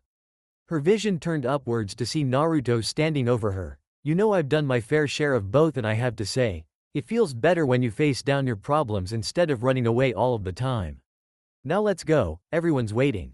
Naruto picked her up piggyback and carried her back towards the others. This has turned into a fine clusterfuck hasn't it, princess? He said in a conversational manner, maybe next time you should shoot your movies somewhere like in Tasuki no Kuni or Oni no Kuni. You never hear about this kind of stuff happening there. Why did you even bother coming after me? Koyuki said as she put up no resistance to being carried by Naruto, and how the hell do you even keep finding me? Naruto laughed to himself, because it's my job. Even if I didn't want to I would still do it, and I can find you because me and the people I'm working with are good, and I just so happen to be the best. Koyuki smiled slightly at that, modest aren't you? Naruto grinned. Well if you don't believe in yourself then who else is going to? Her smile dropped back into her usual cold expression. Well you can drag me back all you like. All I'm going to do is act in front of the camera, that's all, you got that? Whatever you say, Naruto said as they found themselves inside of a tunnel. Suddenly a train whistle sounded out behind them. What the hell? Outside of the tunnel the ice melted to reveal train tracks. Sakura kneeled down to inspect them. There's chakra running through these rails. Sandayu's eyes bulged out. He's here. He started yelling around to everyone in the area. Everyone hurry. You need to get out quickly, it's not safe. You can't let them find you. The man started running up a nearby slope. Wait, Sandayu. Tenten yelled. Where are you going? Tenten, don't go after him. Sai said, we need to protect the princess and that means we have to wait for Naruto-senpai. A light appeared behind Naruto and Koyuki. That, along with the whistle and the train tracks revealing themselves, told her all she needed to know about what was happening. It's a train. A train? Naruto repeated in an irritated fashion. The entire tunnel began to shake with icicles falling down from overhead. Of course it is. And why not? Naruto said before taking off at full speed before the thing quickly reached his heels. Fuck. It already had a ton of momentum. It's no good, we'll be run over. Koyuki shouted as she held onto Naruto tightly. Well, excuse me if I don't want to be put down by a train. I've had too much stuff try to kill me to let a giant hunk of metal be the thing that gets the job done. That would be embarrassing. Naruto bellowed right back. Koyuki shook her head desperately. It's impossible. Naruto grit his teeth trying to pull every ounce of speed he could out of his leg muscles. Woman, I live the impossible every damn day. Now let me run. Look, there's no way you can outrun that thing. Well, I might be able to for sure if I drop a few pounds. Are you volunteering? No. Then shut the hell up and let me save your ass already. That ended the argument right there. Come on, Kyuubi, a little assistance wouldn't hurt here. The feeling of the malicious chakras circulating through his body came forward and drove him faster than he otherwise would have gone at top speed. We're getting out of here. They both finally breached into the light and Naruto immediately jumped to the side, allowing the train to speed past them. Naruto stood up laughing at dodging the massive locomotive and helped Koyuki to her feet. Who can't outrun a train? You need to get some faith. It's been a long time, Koyuki. A voice belonging to an older man said. She looked up at the train as a gasp escaped her lips. Dodo. A man with brown hair trailing down to his shoulders wearing an ornate robe was standing on top of the train that had come to a stop. It's been 10 years, hasn't it? Don't be shy now, dear. Let me see that beautiful face of yours. Koyuki shirked under his gaze, bringing an evil grin to his face until Naruto moved in front of her with his hand on his sword. So this is the guy I'm supposed to kill? He doesn't look too tough at all. Before any more words could be said, a mass of logs slid down a nearby slope and plowed into the side of the train. At the top of the hill stood Sandayu in samurai armor along with many others garbed in the same. Do you see it, men? Our beloved princess is here to watch over us. With her at our side, victory will be ours. As the men all cheered out, Sandayu drew a sword from his hip. Dodo, we have waited a long time for this day of reckoning to arrive. Sandayu Asama and 50 loyal warriors stand before you to avenge our fallen leader Lord Susetsu. On this day you breathe no more. Dodo looked at the men distastefully. I thought that you had destroyed the last of the insurgents. Nadare appeared at his side, bowing slightly. My apologies, my lord. We will get rid of them immediately. No, no. Dodo said amusedly, with men such as these there is little that they can understand but total annihilation. With that and a battle cry, all of the men charged down the hill at Dodo's train. Dodo nodded and in response Nadare made a hand seal that opened up the train doors to reveal holes throughout that began to rapid fire Kunai and all of the men, mowing them down in cold blood. Naruto watched the scene in amazement at the quickly distributed carnage. They have something like this? As if just throwing the damn things weren't lethal enough. Naruto glared at Dodo, who was laughing at the violence. Sandayu was still standing with Kunai sticking out all over his body when Dodo signaled for another salvo to go out to finish him off. As the massive metal weaponry was about to hit him, Tenten jumped in front of him and pulled out one of her scrolls that she used to summon a large iron dome around both of them. Sakura started punching and kicking at the ground at the top of the hill with her chakra-enhanced strength technique to cause an avalanche that blocked the volley guns on the train. Tenten sealed her iron dome and threw Kunai with explosive tags attached at the bridge in front of the train, destroying it and almost taking an escaping train with it. However, the train car holding Dodo detached from the rest and got away quickly. Naruto-senpai. Sai said as he saw Naruto walking with Koyuki around the remnants of the massacre. What are we going to do now? The film crew was helping with the dead and wounded, and Sakura was doing what she could for Sandayu. This is terrible. She said as she did her best to heal the man. What kind of monster is he? Koyuki looked around callously. This is what comes from never giving up. If they hadn't stood against Dodo, then none of this bloodshed would have happened. No, Sai said, this is also what has been happening to civilians. Women, children, anyone that Dodo even suspected of being against him, it made no difference to him. A true tyrant that cares not for the evils he commits. Tenten looked from the dying Sandayu to Sai, who said that entire thing without a hint of anything in his voice. Don't you feel anything for all this? She asked him. She was pissed off personally at the thought of Dodo getting away with this. Sai shook his head. I don't have feelings. Sandayu choked for a moment before looking at Koyuki and speaking. Princess, please forgive me. I should have never gotten you involved in this. But every one of us all believed in spite of everything, because we knew you were alive. You must believe in yourself? You have always been this country's ray of hope, princess, so do not waste your tears on me. With that he let one last breath go. Sakura stopped her jutsu and looked at the others solemnly. Koyuki simply kept her eyes on his lifeless form. You are such a fool, Sandayu, I can't cry. You have my eye drops. She then looked at the director and the Konoha ninja. Are you all satisfied? Let's go back. If you stay here your lives will be in jeopardy, let's just go home. Your home is here, Naruto said, and it's a mission, of course our lives are in danger. You can't just disappear now, Dodo knows you and he'll keep coming after you until you're dead. No amount of running is going to keep him away. What would you know about it? She snapped back, spring doesn't come to this country. Our tears are frozen over and our hearts are hardened with the cold. No, Naruto replied, that's him. He said as he pointed at Sai, but you could change this country yourself if you would just face up to what you know you have to do. Sakura's fists shook in anger hearing Koyuki speak so cruelly. Sandayu believed in you. He lived his entire life keeping you safe so that you might come back here and free the country one day. You haven't even shed one tear for his sacrifice because you're a coward. Sakura, calm down, Naruto said. Sakura stopped herself, realizing she was about to walk up to Koyuki and hit her in the face. Her muscles were tense to deliver the punch when Naruto's voice stopped her. Hitting her won't change anything or bring anyone back. Koyuki tried to walk away when Tenten stood in front of her with a firm look on her face. Sorry, but you can't just do as you like in this instance. Koyuki then gasped at something behind Tenten. A blimp rising up over the nearby cliff. The large man, Mizor, aimed his retractable hand at Koyuki from his spot at the bottom of the blimp and snatched her up swiftly. His female partner Fubuki threw kunai at them that branched out into jagged ice trees that the others were forced to dodge. Motherfucker. Tenten shouted, they have even more of this crap? What do we do now, Naruto-kun? She said, looking at the team leader. All eyes turned to him as he looked at the blimp flying away. Sai Kohai? I have eyes on the blimp, Naruto-senpai. Right up there with you.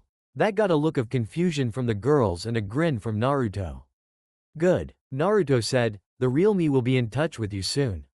Just follow where the blimp went and be ready to fight soon. On board the blimp. You have grown beautiful, Koyuki. Dodo said, do you have the hex crystal? Yes, she said. For standing in front of her father's murderer her tone was exceptionally even.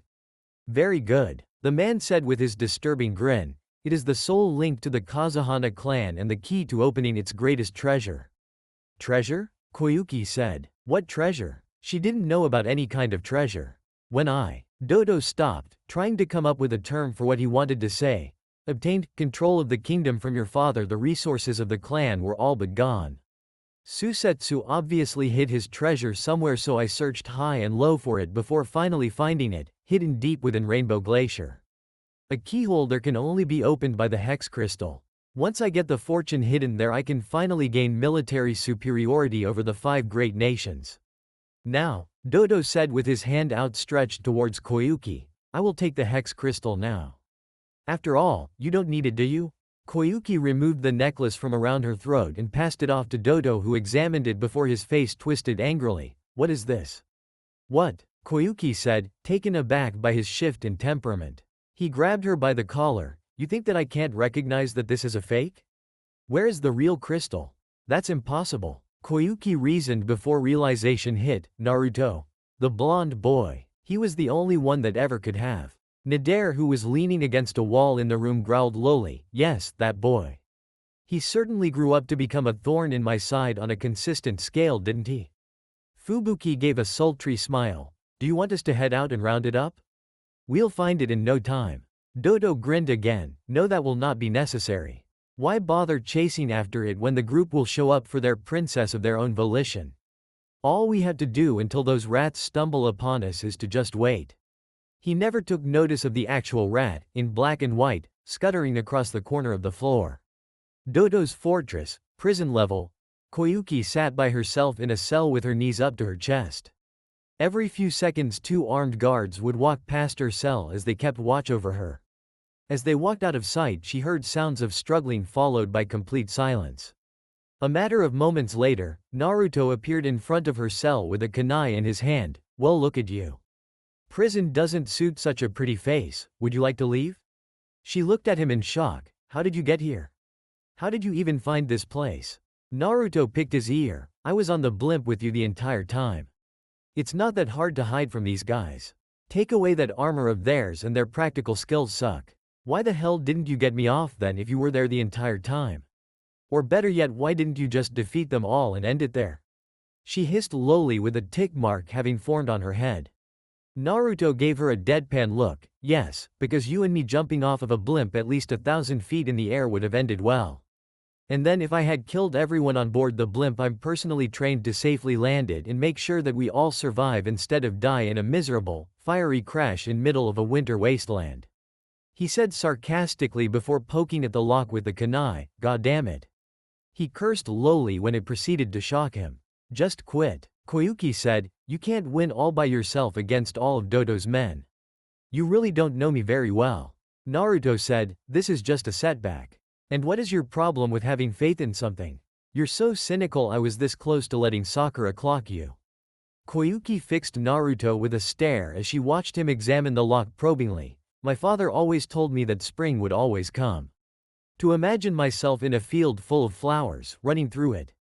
He always said that if I never gave up, always believed, then spring would come to Yuki no Kuni. But this place has no spring. My father died, I was forced to flee, and I stopped believing. I began to run away and lie to others, but to no one more than myself. I told you that I deal in lies as an actress and I'm the best at it, but that's because my entire life is one huge charade." "You done?" Naruto said as he pulled out a slip of paper and a brush and began drawing on it, "Because if you are, I'm going to tell you a little story while I work on freeing your pessimistic ass. You say all of these things about your life being a charade and everything, but you chose that life. Yes, you were worked into a corner and had to run as a little girl, but eventually you quit without ever trying." His eyes flickered to hers before getting back to work. "I was worked into a corner too, right from the start. I have within my person a murdering, malicious, palpable mass of living chakra in my head, or belly, one or the other, I never really figured it out. Either way, it was placed there moments after my birth by my father, to protect a village that spited my existence all throughout my childhood, that refused to acknowledge me as a child. So do you want to know what I did?" "What?" Koyuki asked. "I worked my ass off. I underwent detestable training for years and became a ninja for my village. I fought and bled for that place in faraway lands that most of them will never hear anything of to keep them safe. I did all of this before I became 8. I wanted to be the best, because if I was the best ninja in the world, there was no way that they couldn't recognize me as a person. Do you want to know how long it took? It took 11 years and things are just now getting to where I wanted them to be. And now I have a group of superpowered criminals coming for the demon locked inside of me and my life, so I've got that going for me too. So do you know what I'm going to do about that?" Koyuki shook her head, bringing a grin to Naruto's face. "I'm going to kick their asses. I'm going to beat them all. They're not beating me no matter what I have to do, and that's going to get me where I want to be. And I'm going to show you that right now because this seal is done." Naruto stood up making one-handed seals, fuinjutsu, genso kyushu, sealing technique, elemental absorption. He slapped the finished sealed tag on the bars and held his hand to it. As the electricity from the trapped cell coursed, Koyuki turned her head away so that she didn't see Naruto die of electrocution. After a few seconds, when she didn't hear his body hit the ground, she opened her eyes to see electricity coursing around Naruto's arm that was stuck to the seal. The electricity faded and Naruto then proceeded to rip his seal off of the door and pick the lock open. "How did you do that?" Koyuki asked when the cell door popped open. Naruto ripped up his used seal into bits. That seal takes the element of whatever it sticks to and converts it to chakra. But if the element isn't your affinity, then your coils are going to get destroyed by whatever the element actually is. Good for me, my affinity for lightning is strong enough, right? He held out his hand for her. "Now let's go." Koyuki gave him a smile and took his hand before they ran out of the prison area of the fortress. They eventually came upon a group of Yuki ninja when Naruto prompted Koyuki to stop. "Hello you guys. Good to see your ink rat made it back to you in one piece." Sai and the others got rid of their disguises. "Yes, Naruto-senpai, and to you as well." He had his signature smile on his face. "You've got the princess. Do you want the crystal you gave me back? Give it to her," Naruto said, pointing at Koyuki, "because I'm about to raise this place to the ground and beat Doto's skull in, and I might destroy it if I have it on me. Now get out of here so I can finish this." "I'm not leaving, Naruto-kun," Tenten said. "Why would we leave you alone like that?" Sai echoed her sentiments. "I am here to ensure your safety. I'm not leaving, Naruto-senpai. Someone's got to heal you when you get yourself busted up, you idiot," Sakura said, but she had a smile on her face. "Fine," Naruto grumbled. "I would write you all up for insubordination in my report, but I'm on probation and that might make me look bad. We need to move now," Koyuki said, taking the hex crystal back from Sai. "I can hear the guards coming." "Follow me," she said, taking off with all of the Konoha ninja following behind her. She led the team into a room where Doto's voice sounded out in laughter. "Well done, Koyuki." She ran towards him standing atop his throne area, and before any of them could stop her, Nadare, Fubuki, and Mizore appeared ahead of them, cutting them off from intercepting her. Fubuki blatantly winked at Sai, who simply raised an eyebrow, and Mizore made a lewd tongue gesture at Sakura and Tenten, who simply started radiating killing intent. Nadare simply had a victorious smirk on his face as he looked at Naruto. "It looks like you lose, boy. You still can't beat me after all these years." Naruto's face went stone cold. "I'm going to enjoy shutting that mouth of yours with my sword." He turned his eyes up to Koyuki, who was standing next to Doto. "What do you think you're doing, Koyuki?" The princess gave her necklace to her uncle and looked down at her hired team. "This shouldn't be any surprise to you. I am an actress after all, aren't I?" Doto laughed triumphantly. "Yes, another magnificent performance from the great Yukie Fujikaze. Yes, it was all an act." She then revealed a tanto hidden underneath her clothes and stabbed Doto. "I told you, didn't I? I'm an actress." Naruto had an interested look on his face. "Well, that's taking things into your own hands, I guess."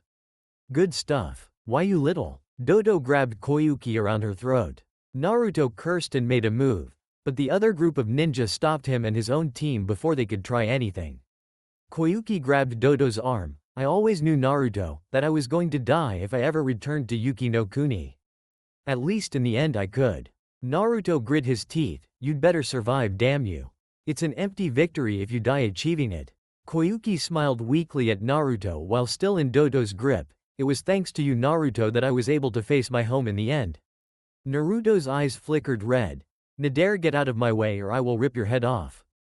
Naruto barreled into Nadare suddenly, shoulder checking him out of the way as he ran towards Doto and Koyuki, who both fell off of the throne area.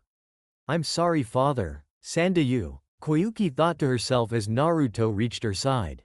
"Koyuki, you'd better be alright, damn it," Naruto said as he kneeled down at her side. While fretting over Koyuki, he didn't notice Doto reach his feet, and that gave the man the opportunity to kick him away from her.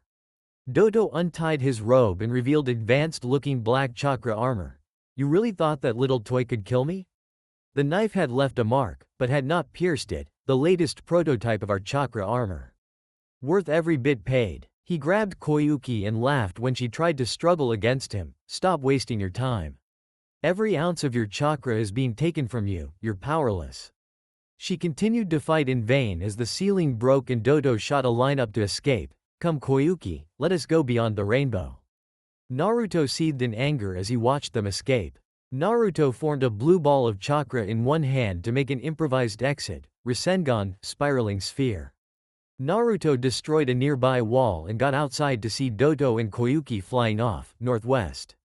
Get moving now, he shouted to his team that immediately went out through the hole he made and gave chase. Naruto was prevented from proceeding by a series of kunai keeping him there. Let's finish this, shall we, little Naruto? No running away this time, eh? Nadare said tauntingly as they both stood on the cliffside surrounding the fortress. Naruto glared darkly at Nadare. I don't have time to play with you, Nadare, so I'll make this quick and brutal. He threw a kunai right down the middle at Nadare that simply bounced off of a chakra shield. You should know by now that it's pointless.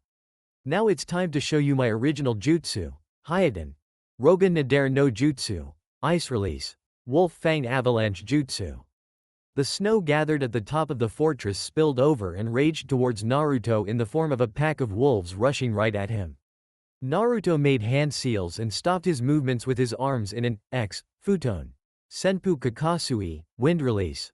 Whirlwind Pyramid. A violent wind whipped around Naruto's body, most prominent in the area that was facing the avalanche of wolves. The ice jutsu smashed into Naruto's wall of wind, kicking up a blur of powder as it flowed down over the cliffside. Nadare laughed loudly at disposing of Naruto in such a manner. Your weak little jutsu couldn't stand up to the power of my chakra armor. You were still 10 years too young to put me down, brat. Doden. Shinju Zanshu no Jutsu. Earth Release. Inner Decapitation Jutsu. Naruto's hands wrapped around Nadare's legs and pulled him underground. After a short moment, Nadare found himself driven out of the cliffside he had been standing on with a pair of explosive notes, one on his forehead, the other on his back. Damn you, boy. You aren't better than me, my armor is invincible. You can't do this, he said as he fell down the sheer drop, raging with lunacy. Naruto stood at the edge of the hole he had pummeled Nadare's body through and placed his hand in a half-tiger seal as he looked down on his enemy's descending body. Invincible, huh? Let's see it survive a 1,000-foot fall. Boom, Naruto said just as his tags finished burning down and detonated, consuming Nadare's body in an explosive fireball. He then took off to chase after Koyuki and Dodo. He circled around the front of the fortress when he heard someone calling out to him and saw the director on a mobile trolley of sorts. Naruto smirked, he wondered how fast that thing was. With Sai flew through the trees of a snowy forest, dodging a series of ice pillars forming up and crashing through the branches he leapt to and from. Chaoju Giga, Super Beast's imitation picture. Sai drew up a flock of birds to fly off at his enemy to buy himself some space. "Aw, come on, sweetie, don't you want to chill out with me for a bit?" Fubuki said as she saw Sai's birds incoming and allowed them to bounce off her chakra shield from her armor. You should know that won't work by now. Due to the destroyed birds, a mist of ink surrounded Fubuki that she came out of looking around for Sai. Come out wherever you are. Alright then, peekaboo. Fubuki turned to see Sakura leap out of the ink mist and drill her straight in the face with a hard right hand. Her body was sent flying through the forest, taking out trees that crashed down all around her. Sakura let out a sigh of relief and wiped her brow. Finally. Thanks for that, Sai. That bitch was getting on my nerves. Sai landed from the trees next to Sakura with his smile placed on his face. No problem, you. Sai caught himself before he could call Sakura ugly, due to Tenten's advice, names based on amassed traits of the people they're intended for. He tried again, Blossom-san. Sakura gave him a small smile. Blossom, huh? She shrugged. It's damn better than being called ugly, isn't it, Sai? His smile was the only answer she got. With Tenten stood in place as her opponent Mizor flew through the trees surrounding them swiftly on his snowboard. What are you going to do, little girl? You still can't do anything to me. He threw out his cable-retracted arm at her. Tenten dodged it and pulled out a scroll. Eat this then, Bakuryugeki, Exploding Dragon Strike. A large flame dragon emerged from the scroll that Tenten opened and unsealed, sending it right at Mizor, melting the snow as it came right at him. The fire bounced right off of the shield produced by the chakra armor. Ha ha. You can't even touch me. His snowboard slid along the rough, coarse ground where there he ended up tripping over something stuck in the ground. What the fuck? He said to himself as he picked himself up, rubbing his injured body, and looked where he fell. He shouldn't be this hurt just from a simple fall. What is this? Tenten smirked. I knew you were coming after me. Didn't you notice me waiting for you? I said tons of those things all over this area and you stumbled right over them, jerk. Mizor looked down at them and saw that she had planted tons of spiked metal balls beneath the snow, and he had fallen on and slid all across them. His snowboard was mangled. Now let's see you block this. Tenten took the large scroll from off of her back and threw it into the air over him. Sugu. Tensasai. Manipulated tools. Heavenly chain of destruction. He couldn't dodge with the metal of his snowboard mangled around his feet due to Tenten's trap, so he simply prepared his chakra armor to take the shot. He realized something was wrong when he tried to put his shield up, but it simply fizzled out. He looked at his armor only to find that a vital part that converted chakra into the shield was broken from the unprotected fall. No. Tenten's mid-air scroll started bombarding him from directly above with countless tools of all sorts. Kunai, shuriken of all sizes, fuma shuriken, broadswords, large spiked iron balls, anything that could be sent at someone. Mizor quickly found himself impaled with multiple weapons of all types throughout his body. Tenten looked at him and all of the weapons surrounding him. Yep, that armor of yours. Something that strong would have to have a weak point. I saw you touch a certain place on your armor repeatedly during the last fight, an accident and something like that could get really messed up, huh? She looked around with a sigh. Do I have to pick all of this up now? Rainbow Glacier. Dodo looked around frantically. He had used the hex crystal, and nothing was happening. There was no secret passage revealed or anything at all. Where is it? Where is the treasure? The Kazuhana fortune? Hissing sounds rang out and the frozen ground began to melt. A heat generator? This is the hidden treasure that I've spent so much time looking for? He said, outraged. It's so warm. Koyuki commented to herself quietly. Raiden. Kaminari Shuriken, lighting release, lightning shuriken. Lighting struck from overhead from a single shuriken positioned directly above Dodo, who automatically responded by turning around and forming hand seals. Hyuden. Kokuryu Bufusetsu, ice release, black dragon blizzard. He shot off a dragon formed from the ice around him by him arm at Naruto, who was standing not too far away. The dragon hit him, launching him into the air where he burst into smoke. What? He turned around to see that the princess was no longer there and was a ways off with Naruto, who had her in his arms and put her down. Naruto faced Dodo and cracked his neck. No skill, all power, and not even that much of that really. Who are you, boy? Dodo asked, nearly frothing at the mouth at the current turn of events. Everything he had done, it was all for nothing. Naruto Uzumaki. Naruto replied with his arms crossed. ID number 012607, Junin level shinobi of Konohagakure no Sato. Jinchuriki of the Kyuubi no Yoko. And the future Hokage, nice to meet you.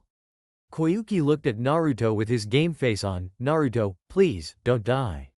Naruto gave her a reassuring smile before turning back to Dodo and walking out away from Koyuki.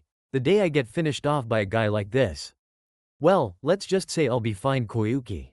Just believe in me. Koyuki let him walk out into the open ice to face Dodo. Naruto. You are by far the strongest ninja I've ever known. I believe in you. Naruto smiled to himself as he continued to walk forward. It's about time. His smile dropped once he looked back at Dodo. Now let's finish this. My sentiments exactly. Dodo said, Hyuden. Saoryu Bufusetsu, ice release, twin dragon blizzard. This time he released two black ice dragons at Naruto that quickly merged into a large black tornado. Now die. Naruto bounced on the balls of his feet to loosen himself up. So Kyuubi, how should I handle this one? Any ideas? Subtle or loud? Oh, for Kami's sake, kid, just take some chakra and blow his ass away. Asking me what to do like you didn't already know. Naruto smirked at Kyuubi's outburst. Naruto's eyes flickered red as a one-tailed cloak emerged around his body. It's going to take a lot of chakra for this one, but since you have a tornado I might as well show you how strong the wind can really be. Naruto rolled through a long chain of hand seals as the black tornado came ever closer. He finished his seals and inhaled deeply as his chest expanded. I may not have had the finesse for any of Danzo Jiji's wind techniques, but I do have this, futon. Hiragari te Ihan, wind release. Spreading air disaster. Naruto exhaled full force and unleashed a terrible blast of wind large and wide directly at the black dragon tornado, tearing up the ice plates on the ground and ripping up the landscape. The high-speed wind hit the tornado and ripped it to black snow, scaring Dodo shitless when he saw it coming his way. He turned on his chakra shield, but that only protected him, not the ground beneath him, which ended up getting torn asunder by Naruto's jutsu. It picked him up off of the ground and threw him backwards across much of the tundra, slamming him into a wall of ice hard, back first. The force of the hit should have killed him, but his armor proved exceptional when compared with the rest, as the impact left him with internal injuries, coughing up blood, but otherwise alive. He walked out, still looking ready to fight, but on his last legs, with Naruto charging towards him with a blue ball in his right hand. He smirked a bloody smile as he saw that. I have on chakra armor, you fool. You can't harm me with that. It's pure chakra. He kept that thought up until he didn't notice his chakra shield activating. He looked at Naruto with fear in his eyes as he saw the Rasengan in his hand turn multicolored. Koyuki's eyes widened. Is that rainbow chakra? She said in disbelief. Naruto thrusted his hand forward. Die, you son of a bitch. Nanairo no Rasengan, 7-colored spiraling sphere. The Rasengan carved right through the armor like a buzzsaw and pulverized its way into Dodo's body as Naruto continued driving forward right into the thick ice wall that Dodo had hit after Naruto's wind jutsu. The wall cracked and collapsed on top of both of them, revealing one of the walls of the massive generator. Quiet reigned over the area as the scenery changed due to the rapid melting of the ice until the voice of the director could be heard. Tell me we got all of that. Holy shit, we're going to need to make this movie 3D after that. Believe in the future and spring will surely come. Everyone looked around and saw a large projection of Princess Koyuki as a little girl. What will you do when spring comes, Koyuki? The voice asked her. The little girl smiled brightly. I'm going to be a princess. What kind of princess? The voice said. Let's see. Little Koyuki said, one that's strong and kind, and most of all one who fights for justice. The man chuckled. That's some dream. Koyuki found herself tearing up as she watched this. Did I really say those things? Well, so long as you believe in your dreams and never give up, one day you will be that princess. A man then appeared in front of the image and put the necklace around Koyuki's neck. You can see it, right? A beautiful princess standing right in front of you. Koyuki's tears finally started to fall just before she heard her younger self speak again. But there's sort of something else I want to be, she said with uncertainty. And what would that be? The man, her father, asked. An actress, she said, full of spirit. The older Koyuki began to laugh as her tears fell, tears of joy instead of sorrow. Over by the generator, Naruto threw the slowly melting chunks of ice off of himself and stood up, looking himself over with a disgruntled look on his face as his frame was covered in Dodo's blood. Great, I need a shower now. I guess it's a good thing I didn't blow up that fortress after all, huh? Koyuki's coronation ceremony. Koyuki was speaking to the ninja squad that had helped her country. The generator wasn't even full developed in the end. She commented as she stood in the beautiful garden where the ceremony had taken place. Sakura smiled apologetically. I guess it will be back to winter soon, huh? Koyuki shook her head with a big smile. No, not really. If we take what we know and keep researching, before you know it, Yuki no Kuni will be Haru no Kuni, land of spring. Tenten rubbed her own shoulder. Yeah, but it's a shame though. You're such a big star. Are you really going to stop acting now to run your country? Koyuki gave a sly grin. Who said I was retiring? Ruling over Yuki no Kuni and acting, I'm pretty sure I'll be able to handle them both. I mean, I would have to be out of my mind to give it up now, she said as she pulled out a script in full sight of the team. Sakura blushed at the sight of the heading as she was very familiar with it due to what her first sensei could always be seen reading. You're going to star in Icha Icha. Koyuki let out a laugh. Well, I'll be seeing you. And Naruto, she said, getting the scar-faced blonde's full attention. I'll be needing a leading man for that role. Do you think you would be interested? Naruto's eyes widened before a smirk formed on his face. Do I need to audition? He said as a drop of blood came from his nose. In Konoha, 2 weeks later, Danzo sat in Tsunade's office as he fished inside of his robe for something as he spoke to Tsunade. It seems that Naruto is doing a fantastic job. His last mission should get Konoha plenty of new business and publicity. Yes, I read his report, Tsunade said evenly as she remained suspicious of what Danzo was looking for. He did wonderful for leading his first mission. And his success could lead to a potential trade alliance with Yuki no Kuni. Their technology is something to take note of. But I don't know too much about the publicity. Danzo pulled a poster out of his robe and set it down in front of Tsunade. Oh, I believe so. On the poster was Koyuki and a picture of Naruto in a blown-up action pose as the title of the new movie was emblazoned above. Tsunade's eyes widened at the sight until Danzo spoke again. I wonder if Princess Koyuki will ask him to star in her next film if this one is a success? He then obstructed Tsunade's view of the poster by dropping a script on her desk that made her grab her desk so hard it cracked. Have a good day, Tsunade Heim. The bandaged man said as he left the office. Shizune entered shortly thereafter and saw Tsunade staring hard at something on her desk. Is something the matter, Tsunade-sama? She asked. Tsunade didn't look up even when Shizune came around her desk and looked at what she had her eyes locked on. I don't know who I should take a certain pressing new issue up with. Jiraiya for signing off on this movie of his, or the brat if he actually ends up being in it. Shizune read the heading and had a small trickle of blood leave her nose. Chapter 36. Road Trip with Ero-Sennin. The sun was rapidly fading as Naruto ambled back through the gates of Konoha with the team he had been placed with to lead on his latest mission, Kunai's squad, Team 8. Kiba grumbled as Naruto signed them back in at the check-in station and caught up with Izumo and Kotetsu for a moment. Man, how come nothing cool happened on this mission? We had Naruto leading it. He's like the magnet for irksome situations or something, so we should have had some trouble. Shino spoke as Naruto continued with the pleasantries with the gate guards. Kiba, it is illogical to actively desire a desperate confrontation the way you do. Though from what I've heard it is something of an anomaly to go on missions with Naruto-san and avoid trouble.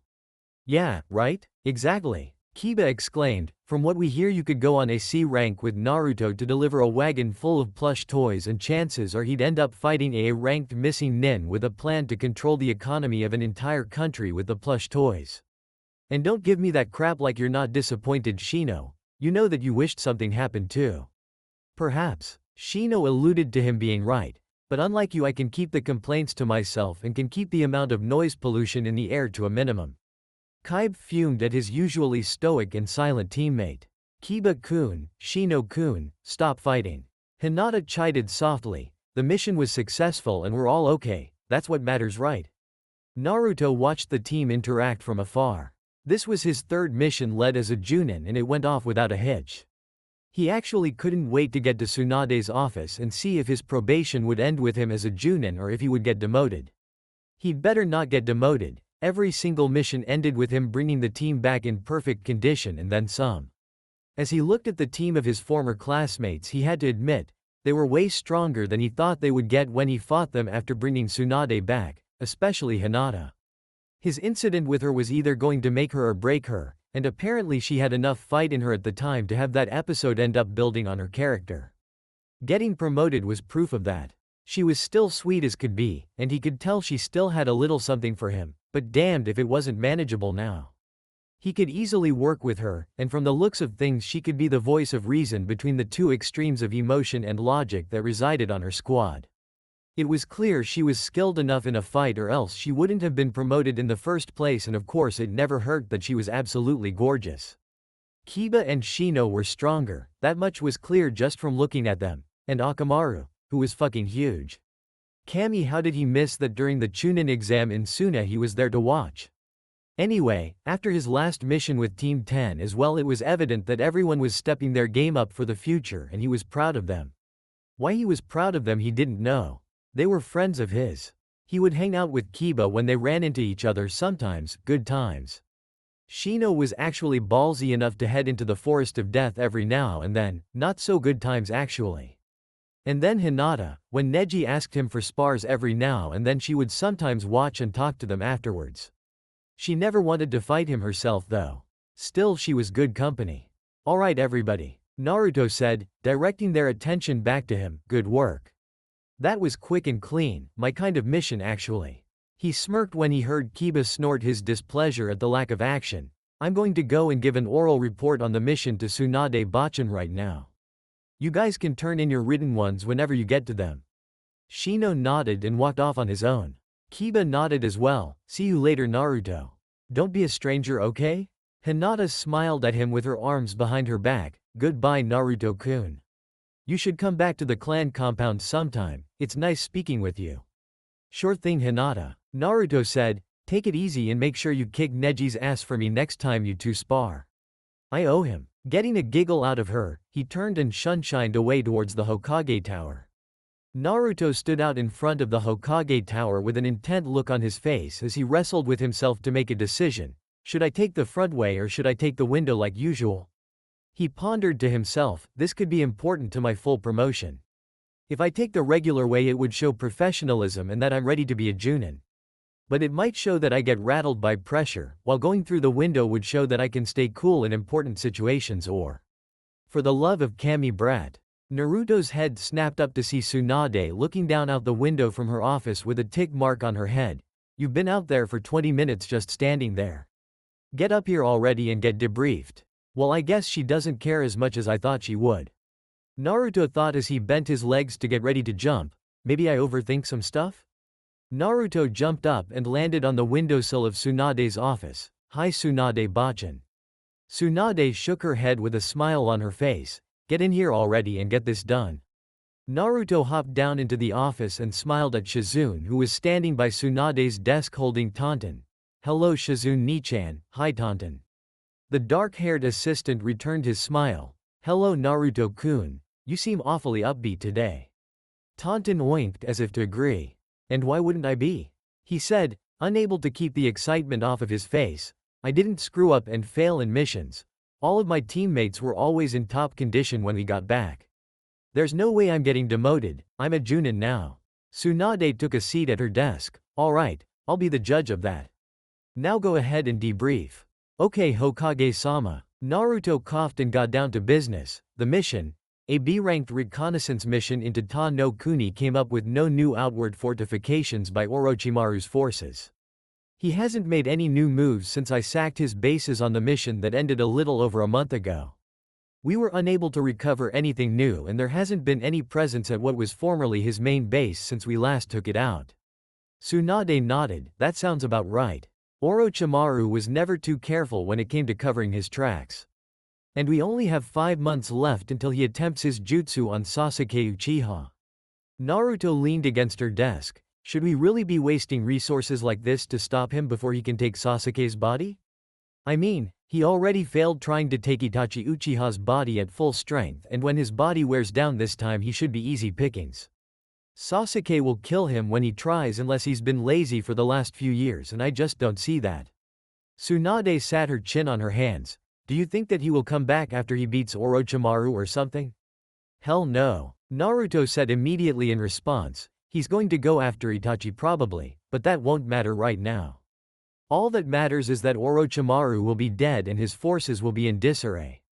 That's the time to actively search for the smattering of bases and disoriented forces with a few quick task forces if we have any ready at the time. Let Enko-chan do that to make up for sending her back on the last mission we took to take his bases out. Tsunade nodded with a serious face before a grin came across her features. Trying for another promotion so soon are we, brat? Naruto smirked, the serious moment for the most part over with. Not really, Ba-chan. I don't think I want one right now anyway, that is if I'm a Junin. Tsunade rolled her eyes. Yes, your probation is over, you're a Junin now, congratulations. You've earned it. She smiled at him. You're really earning that necklace of yours too, aren't you? Naruto pulled it from under his flak jacket and held it out. I'm glad you think so. I make it look good, don't I? He said with a grin. Alright, calm down, sheesh. Tsunade said, waving him off, you're dismissed. Stay in good condition to move out on another mission soon, don't overexert yourself, and get some rest. The specifics behind what you're doing should be out for you to know of in a few days. Naruto raised an eyebrow. Why so secretive on the mission, Tsunade-bachan? It's supposed to be at least S-ranked in difficulty and importance. She said, do you still want it? Naruto didn't flinch. You wouldn't have asked me to do it if you didn't think I could or didn't think I was needed. Of course I'll take it. I told you already, Ba-chan. I may mess around a bit, but I'll follow any order you give me. That's the way I was taught. Naruto gave a two-fingered salute to the women in the room and left through the door. Naruto opened the door to his apartment to find Hamako laying on the floor in the living room with notes strewn about. Naruto quietly shut the door and prepared to sneak past her to get to his room when he was stopped in his tracks. I already know you're here, master. I felt the security seals go off when you opened the door. Naruto sighed and walked over to her. sitting on the couch nearby as he looked at what she was doing, been busy. Hamako stood up and sat down in Naruto's lap and kissed him happily at seeing him. Welcome home, Naruto-sama. She then looked at the floor and the mess she had made with all of her work all over the place and blushed. Well, yes. I've been studying Anko-san's seal. And? Naruto said curiously. Hamako had taken over systematically studying the seal in his place due to the fact that she was far better at fuinjutsu than him and could work it out better than he could and faster as well. Hamako looked away sheepishly. I've hit a brick wall of sorts in getting it off of her. Feeling Naruto's gaze on her, she squirmed in his grasp. It's not that I don't understand what it entails, because I do. And I'm positive I can get it off of her. Naruto raised an eyebrow. I'm sensing but here somewhere. I need certain things to get it off of her. Hamako said, a frown marring her pretty face. Apparently Orochimaru ingrained some of his very being into the seal, and enzymes of someone else too. Without the DNA of both of them, I can't break the seal without doing anything to her mind. It could either stunt her abilities and mental to physical capabilities or break her mind altogether. Orochimaru is a true villain. He won't even bother taking it off of her the way he did with Tayuya-san because he still sees use in keeping it on her, unlike Tayuya. Naruto returned her frown. I'm guessing you weren't able to get any of Orochi Tomi's DNA from the hospital, or Ba-chan or anything like that, right? Hamako shook her head. No such luck, Naruto-sama. He rested her head in the crook of his neck. I'm sorry. I haven't told Anko-san that I've failed yet. Good, Naruto said, letting her get closer to him, because you haven't failed. You know what to do, you just don't have everything you need to do it. That's what I'm for. I don't know how, but I'll end up getting Orochimaru and our mystery jerk's DNA for you to finish. I already promised Anko-chan I would anyway. You're going to ask for permission to hunt Orochimaru? Hamako asked curiously, can you do that? Naruto shrugged, I have no idea. But I'll have to build up some credibility to ask for a mission like that. Maybe after my next one I'll build up enough. It's supposed to be S-ranked at least. He felt Hamako stiffen in his grasp. What's the matter? You're going to be gone again? She said sadly, I know you're an important ninja to the village and everything, but you're always away. Always working. I miss you a lot, master. You know all of my friends and I know they like you too. Naruto tried to reason, I can't take you with me. You know I can't. I know, and I love that you keep correspondence with me through our tattoo. Hamako said desperately, but your friends aren't you? And I don't really fit in with them. They're all ninja except for the Ichiraku family and I'm not. Just because I sometimes teach seals at the academy doesn't mean much. Naruto stood up. Well, I have time to rest for a bit, so I'll tell you what. He said pleasantly, you and me are going to go to bed, because it's clear from the notes everywhere and the tired look in your eyes that you haven't been sleeping too well while working on this. And then tomorrow the whole day will be about you, okay? Whatever you want to do we can do, and it's about time we look for a new place too, right? Hamako smiled at him before pouting playfully, and give me an even bigger space to clean up after you? Her smile returned, I would like that very much. When she noticed that he carried her past her room into his, she looked at him curiously. What are you doing, Naruto-sama? Naruto set her down in his bed. You said you missed me, didn't you? So why would I make you sleep in your own room tonight? He started taking his shirt off. You're with me tonight, or do you mind? He pulled his shirt off to see that Hamako had already shed her own clothing and was securely underneath the covers of the bed waiting for him, fast. Master, she said softly, come here and keep your servant company. I thought I was the one that was supposed to be giving orders? Naruto thought to himself as he shed his pants and climbed into bed, where Hamako immediately latched onto him. You haven't done this in a while. And you still don't wear anything when you sleep. Hamako looked up at him from where her head was on his chest. My offer from the first night I spent with you still stands, master. I have no issues with you taking advantage of my body if you wish. Naruto felt her lovely breasts press against his bared torso and felt himself stiffen. You have no issue, or you would love it if I did. Okay, was it him or did they grow since he had met her? Hamako smiled sweetly. A combination of the two if I were to be honest with you. She knows it would put a smile on her face for the rest of the month if I did. Naruto thought to himself as he started rubbing the sides of Hamako's body. He locked eyes with hers, blue staring into amber, and I did say that I would do anything you wanted tomorrow. I guess I can start that a little earlier than anticipated. Lemon start. Hamako smiled and pulled back the covers enough to reveal her nudity to him. As you wish, master. Giggle, or as I wish in this case. Naruto gave her a kiss before pulling away. You're never going to stop with the master stuff, are you? I think it's been turning you on all this time to be calling me that. He rolled her over onto her back where he began kissing his way down her jaw and neck. Hamako mewled in pleasure as her hands roamed up and down Naruto's neck and back. No, it was simply the proper way to refer to someone of your stature over me. You're me master by blood relation, thus I have always and will always insist on calling you such. She let out small gasps when she felt Naruto biting down softly on the juncture between her neck and shoulder. It's a habit I can't break you of, I guess. Naruto said, letting up from her for a moment only to feel Hamako making to remove his boxers. You sure it hasn't been turning you on to call me that? Because you're kind of into it right now and we haven't even started yet. Instead of a verbal response, Hamako stroked his length softly. Man, she had really soft hands. I don't know how well I'll do for my first time, master. Hamako said, not able to take her eyes off of Naruto's cock, but I'll do my best for you to enjoy it. She let out a squeak of surprise when she felt her legs pulled out from beneath her and blinked in confusion. What's wrong? Naruto shook his head and began to softly massage Hamako's chest. This isn't for me, Hamako-chan. I'm going to enjoy it no matter what we end up doing. This is all for you. What do you want us to do? Hamako had a heavy blush on her face as she turned her head to the side and mumbled something. What was that? He said, switching to playing with his female helper's nipples. Speak up if you want something. Hamako let out a moan before repeating what he had instructed her to. I want you to make love to me, Naruto-sama. Not have sex with me, make love to me. She turned her eyes to his. I want my first time to be really special, especially with you. Naruto smiled warmly at the white-haired girl and leaned down towards her face. I can make sure you remember it, Hamako-chan. I'll make it as special as I can for you. He lowered his face the rest of the way and kissed the very receptive girl who had her arms wrapped around his head, pulling him close to her. Hamako opened her mouth, inviting Naruto's tongue inside, an invitation he accepted as they continued to kiss passionately. They broke away and Naruto noticed the look of absolute delight in Hamako's eyes just from a kiss. Naruto looked at the body of Hamako as the moonlight through the shaded windows hit her and gave her an ethereal glow. You're beautiful. Naruto traced a finger along her jaw, down her neck, chest, belly, and finally reached her soaked womanhood. And you're very excited too.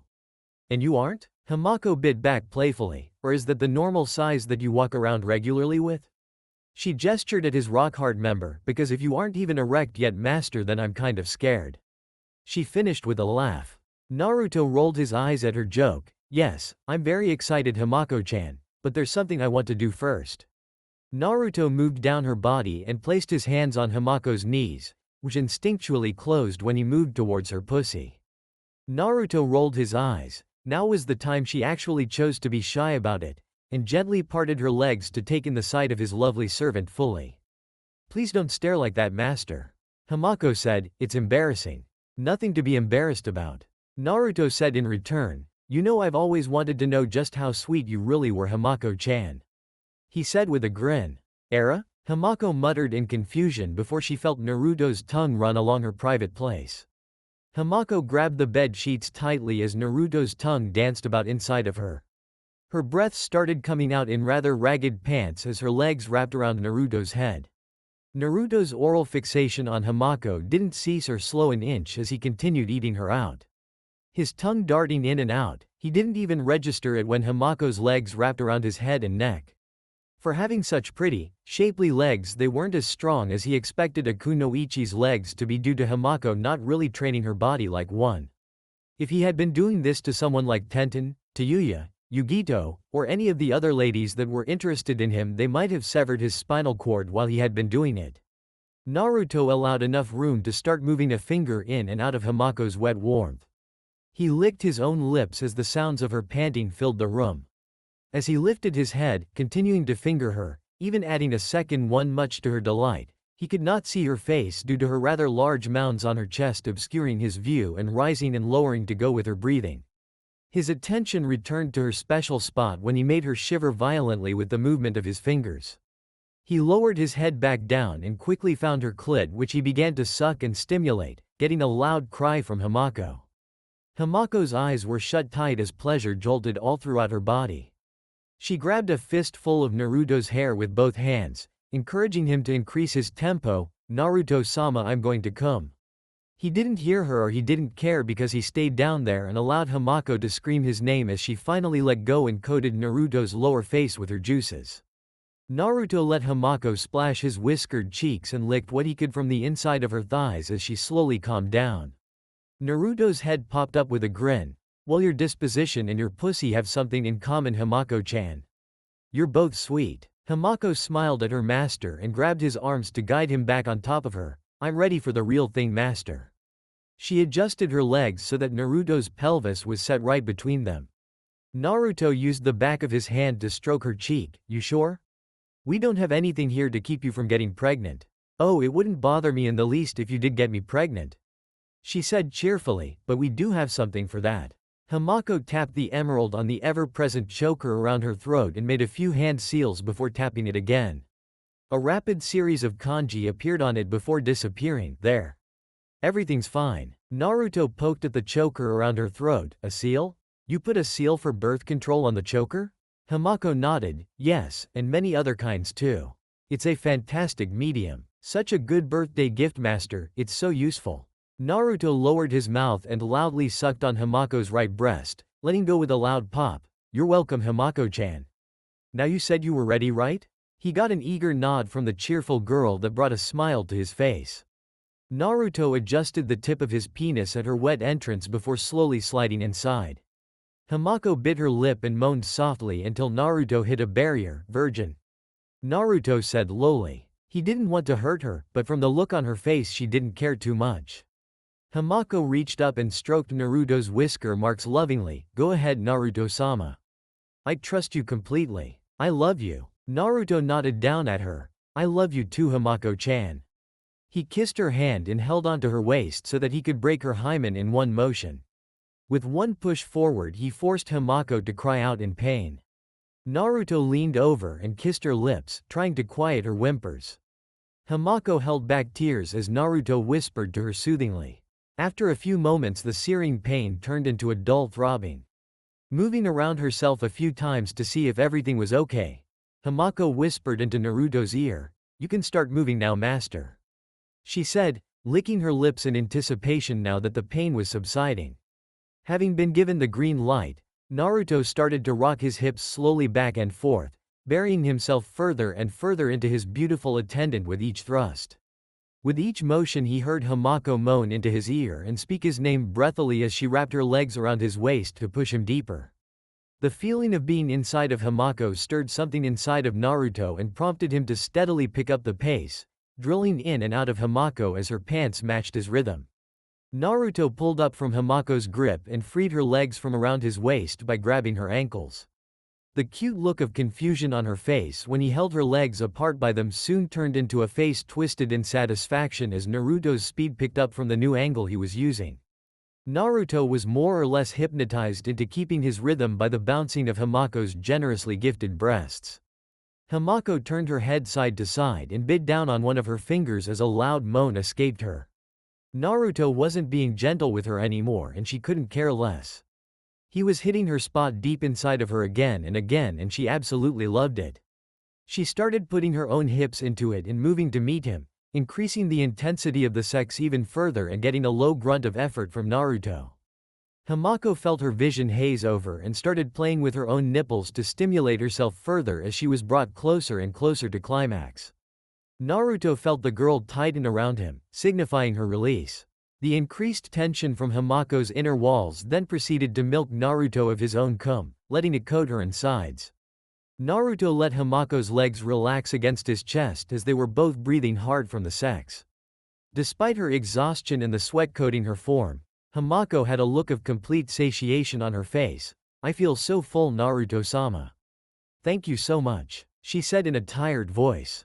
Naruto slowly pulled out of her, relishing in the sound of her moan of disappointment once he freed his cock from inside of her.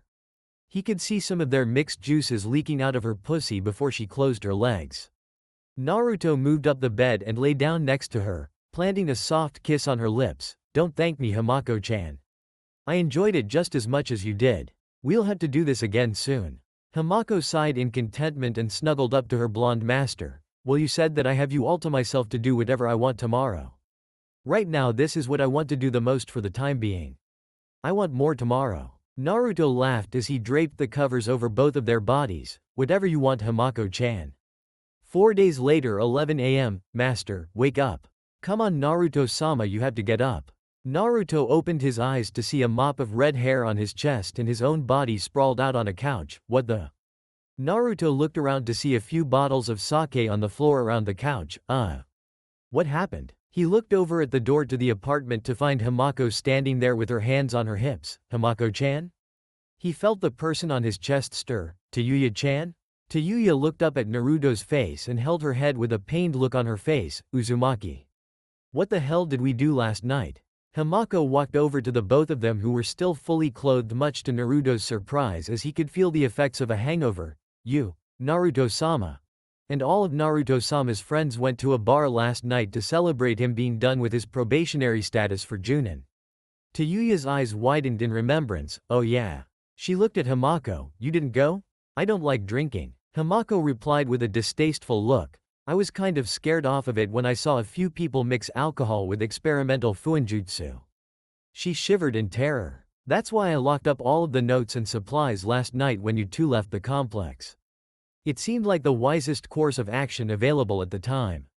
Naruto's brain was working in slow motion as it muddled through the leftover brain cells he killed last night. It was him, Tayuya, Sai, all of the rookie teams, all of Team Guy, and a lot of alcohol, mostly because he could afford enough for everyone 10 times over and not even make a dent in his account, so he paid for most of the drinks for everyone. He was generous like that. And in gracious fashion, everyone got smashed. Even Sakura, who was the one who was most against it in the first place. Yeah, she loosened right up once she got a few in her. For sure. Even Rock Lee, once he was good and fully tied up by every dude in the building. Hands and legs, tied together, and he still wound up destroying 2 tables and part of the bar itself with the use of only his head before he finally blacked out, much to everyone's relief. Lee was a mean drunk.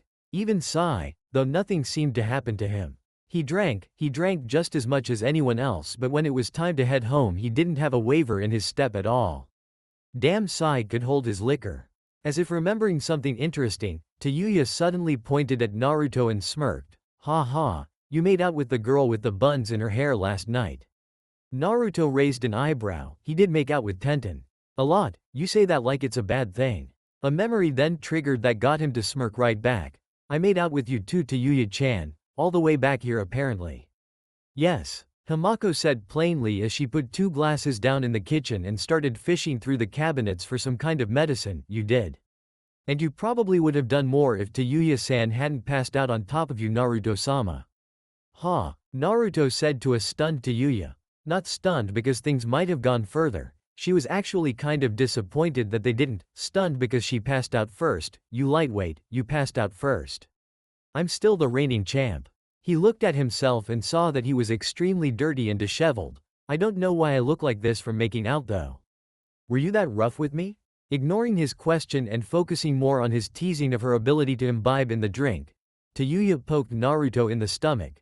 We all don't fucking have demons stuck inside of us that help us process poisons and the effects of alcohol through our systems, you fucking ass.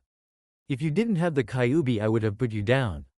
She went back to holding her head. Kami, I feel like that fat-ass Jirobo tap danced on my fucking head. Hamako placed a glass of some orange substance in front of her face. This should help with feeling in your head right now. Tayuya took it and she handed the other to Naruto, who quickly drank it down and cringed for a moment. Naruto-sama, there's a message for you to show up at Hokage-sama's office immediately for a mission. So today's finally the day? Naruto groaned, moved Tayuya off of him and stood up. Damn, is there time for me to at least wash up and change? I smell like a complete drunk right now. Tayuya held the glass of what Hamako gave her in her hand. You area drunk Uzumaki, you just control yourself better than most. Get it through your head. You do this every time you're home. I don't see how Hamako here is even able to put up with taking care of your ass. So, he said, moving towards the bathroom, I'm taking a shower and changing before I go. Tsunade Bachan is going to be pissed off even if I do show up on time because I smell like booze. So if I'm going to be in trouble no matter what, I might as well smell fresh when I am and give the monster headache time to go away. Kyuubi better get to earning his rent. Fuck you Ninjin, I'm not the cure for all that ails you. Kyuubi mentally butted into Naruto's conversation vindictively. You're today. Naruto shot back as he entered the bathroom and flipped the lights on. Tayuya finished downing Hamako's apparent remedy and cringed like Naruto did at the taste. All she knew was that crap better have worked. Ah hell. I have a mission today too. I might as well go and shower for that too. I would get in with Uzumaki, but that would just end up making us later. Tayuya said with a sheepish grin. Hamako smiled at Tayuya. I hope you feel better, Tayuya-san. Tayuya let out a grunt of acknowledgement once she reached the front door. Hamako turned towards the bathroom and called out, Master, I'll help you. You'll take too long otherwise. I think you only have a few minutes to be there anyway. 2 hours later, Naruto stepped into Tsunade's office with a huge grin on his face only to be forced to duck a paperweight thrown at his head. He looked at Tsunade, who still had her arm outstretched from the throw. Brat, there had better be a good reason you're late. Naruto grinned to himself once more before it faded. It would only get him into more trouble. I could tell you the reason and you could get even more pissed off at me, or I could say I'm sorry and it won't happen again and we can drop it. He didn't feel like telling Tsunade that a shower had turned into him having sex with Hamako for well over an hour and forced him to take another shower lest he smell like Hamako once he got there and get hit for real. Fine, Tsunade said, we're just waiting on someone else and you can be briefed on what you're doing. You're to work under this person on this assignment. That got his attention. He was a Junin and was supposed to work under this person instead of with this person. A moment later found Jiraiya jumping through the window with a grin. Tsunade Heim. You left the window open for me this time. I knew you cared. Tsunade sighed. Just get on with it and tell the brat what you two are doing. Naruto looked between the two Sannin. I'm with Ero-Kyofu on this one? Naruto said before shrugging. It sounded good to him, so what's up? What are we getting into this time? Tsunade was listening clearly as she wasn't sure what this one would be all about either. All she knew was that it was to be something of a reconnaissance mission. Jiraiya's face was gravely serious. I found the base of operations for Akatsuki. Naruto and Tsunade both showed clear shock at what Jiraiya had just said. Tsunade spoke, that's great. Then the reality of it hit her. Wait, why do you two have to go? It's too dangerous, let me send someone else. Jiraiya shook his head, can't do it Tsunadeheim. Nothing spoils quicker than information and you can be sure we won't have a surefire window to enter the village for long. Besides, the only people you have in Konoha good enough to get in are me and the Gaki. You know what I can do, and the brat's proven he can do it by repeatedly sacking Orochimaru's bases right from the heart again and again. Since he was 8 I should add. Naruto glared lightly at the perverted man. You still screwed me over in that one.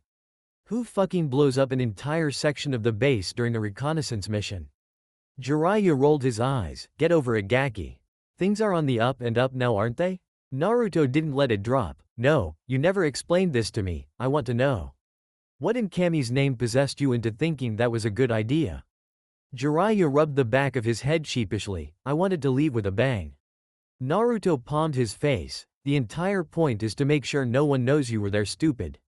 Sometimes I forget you're a Sannin, I swear. Jiraiya rapped Naruto on the back of the head. Oi. I will break my foot off in your ass Ero-Kyofu. Jiraiya got into Naruto's face. Come and try it Gaki.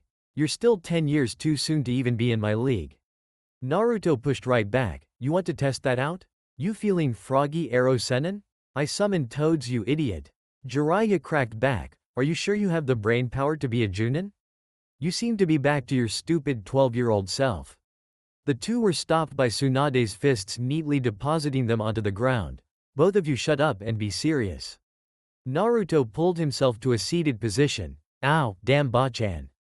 But yeah, Ero-Kyofu's right. We can handle this, and besides, who else could you send that actually knew what to look for and could actually pull it off? A frown came to Tsunade's face. I really don't like this you two. This is a little too close to the hornet's nest, don't you think? Naruto shrugged his shoulders. It's no different than running around Orochimaru and his cronies on eggshells inside of those rat nests he calls hidden villages. But this time I have more room to move about and I don't think we'll be there for over half a year this time. Jiraiya nodded in agreement. He's right Tsunadeheim. It'll be a quick in and out to confirm some things and that will be that.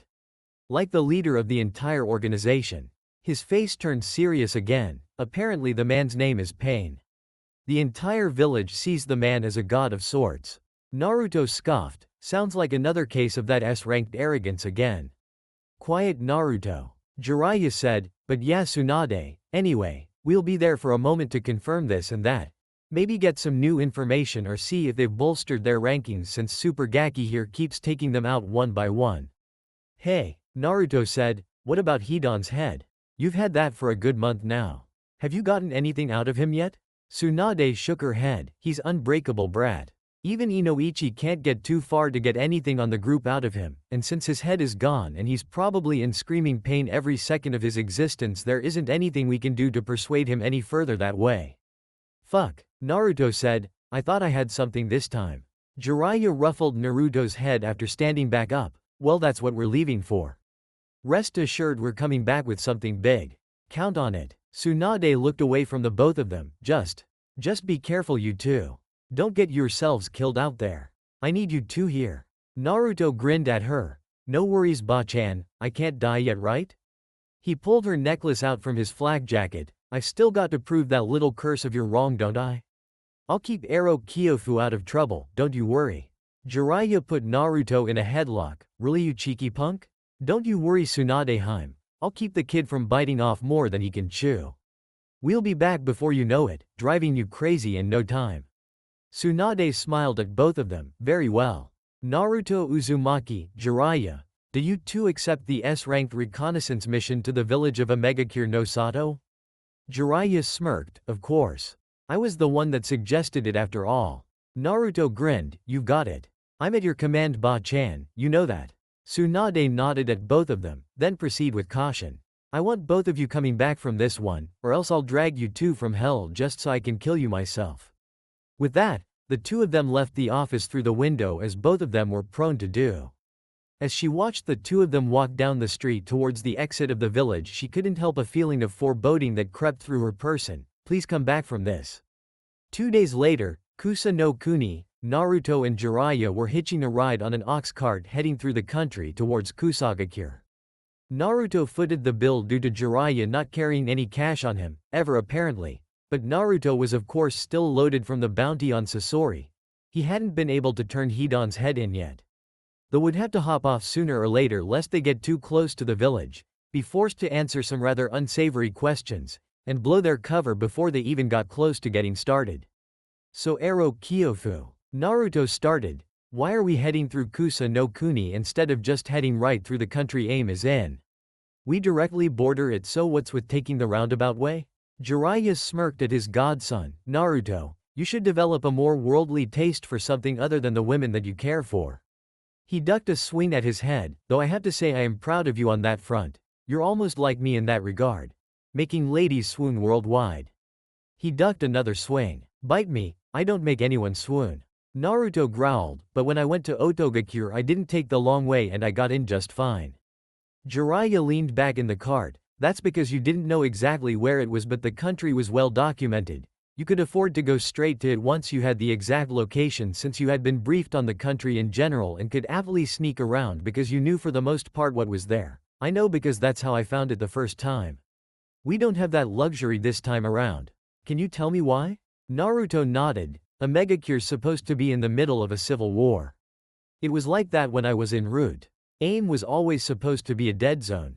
He always told me no matter what I was doing, no matter how safer it seemed than running back to Konoha, I was never supposed to go into that country, ever. I was supposed to go around and stay the fuck away at all costs. He never told me why though. A civil war shouldn't have been any of my business, right? Naruto asked rhetorically. All I know is that it was the only place Danzo ever told me to stay away from with no exceptions. Jiraiya looked at Naruto as he spoke. The old one-eye gave you some damn good advice, kid. That place is locked down so tight by the guy that runs it that if you bit off a hangnail while you were anywhere in the vicinity he'd know it and bust you for littering. Sanchuo no Hanzo, Hanzo of the Salamander. Naruto said, yeah I know who it is. It's one of the few people Danzo ever cursed verbally for being a fucking fool, in his words. Do you know how hard it is to hear Danzo Gigi curse someone out and not laugh your ass off when you're 8? Jiraiya blocked a snort at thinking of uptight Danzo cursing at her about anything. Why does the old mummy have a problem with Hanzo? Naruto frowned. Before I was born, I guess. Hanzo must have done something stupid that really pissed Danzo Gigi off because I heard him curse him out every day month for one reason or another. Most of the time Danzo wasn't even talking about Hanzo at the time. I called him senile on it like 7 different times. Jiraiya started snickering. I'm glad you think it was so funny. Because I didn't think it was when he would spar with me after I said it. That old son of a bitch can seriously fight. He's really good enough to be Hokage if for nothing else than the ability to fight.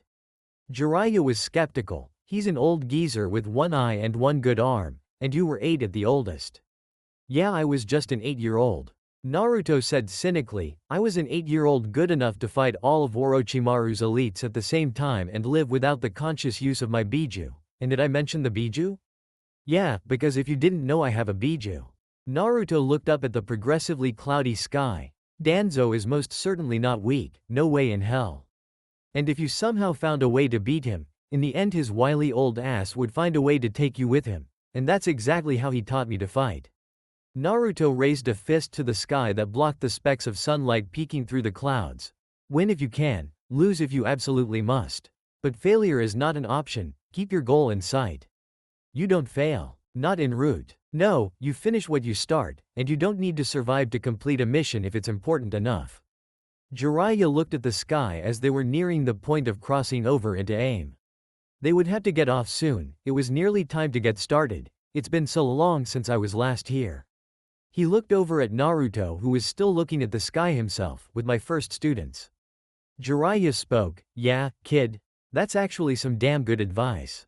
Omake 1. Shino had taken to going inside of the Forest of Death every now and then to study the large insect samples that the forest had to offer.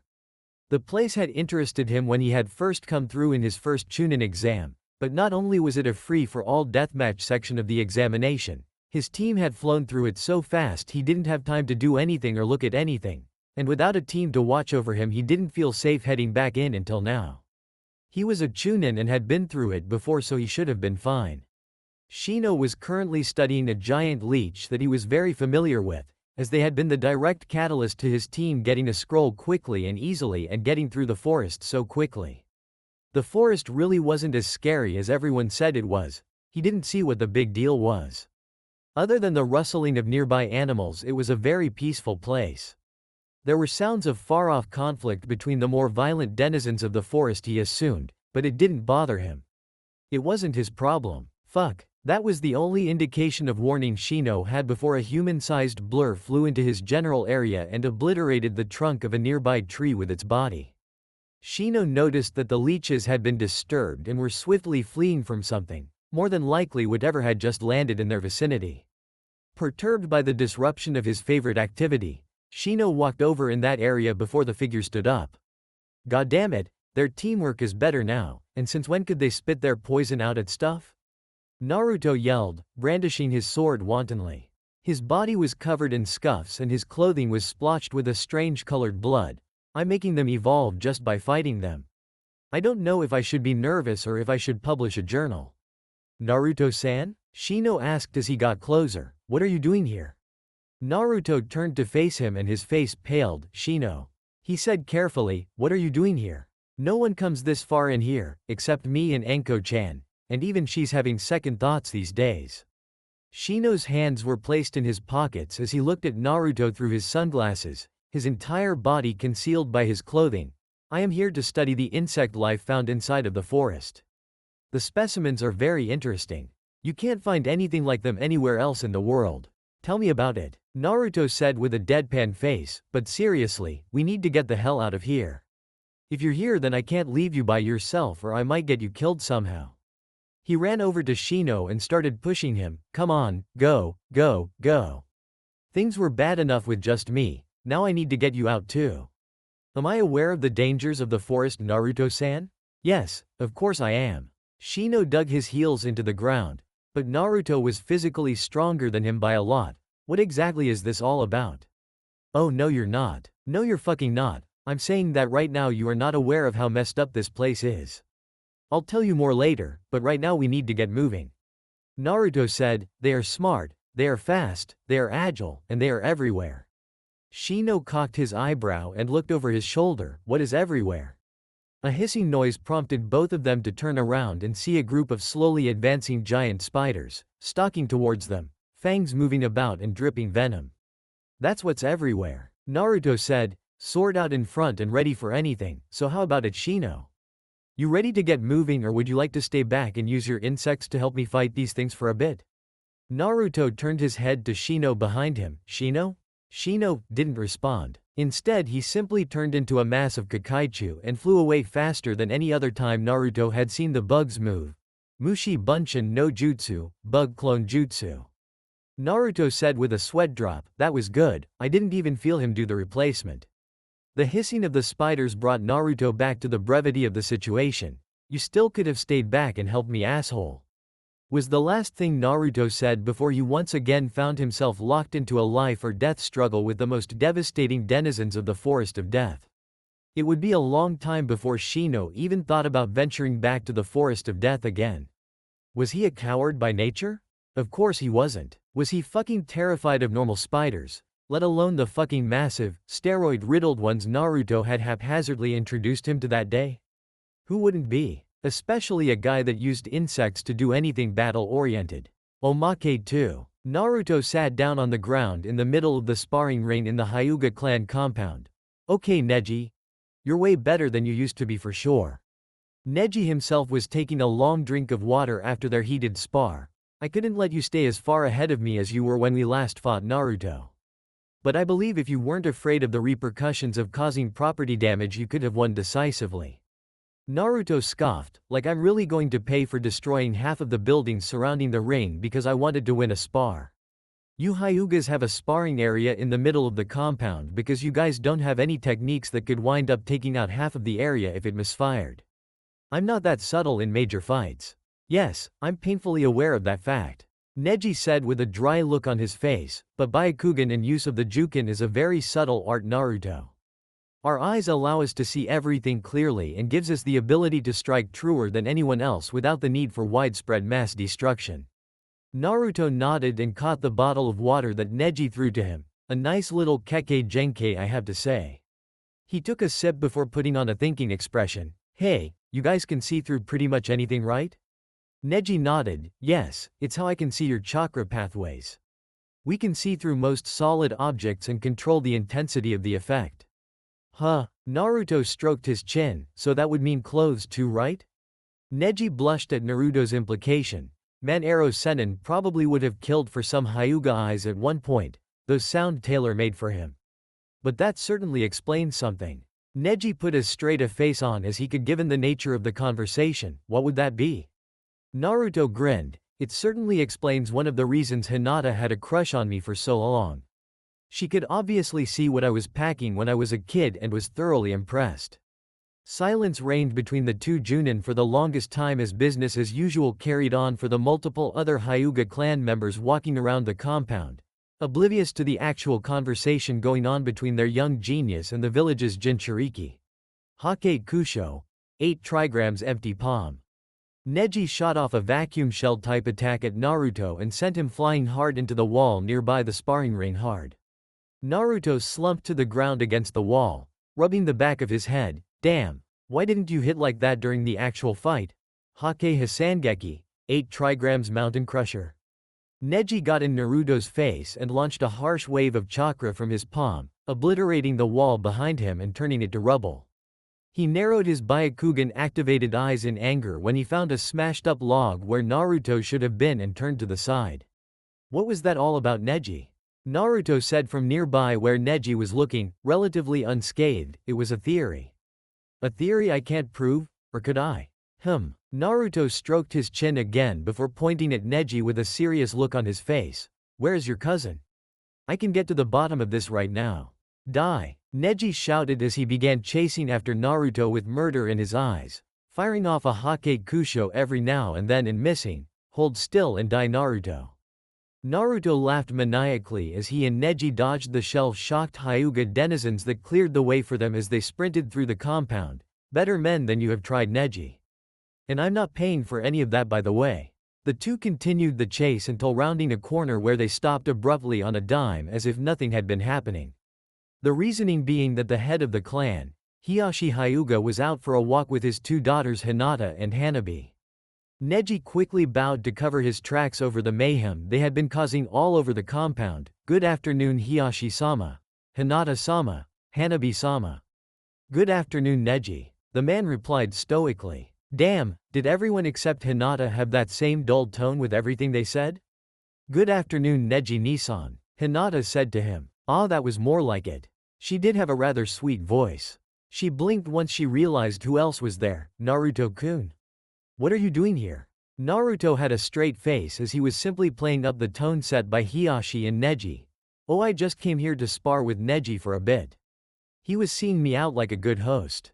Naruto could feel the low killing intent coming from Neji, who obviously still wanted to take a swing at him as he spoke.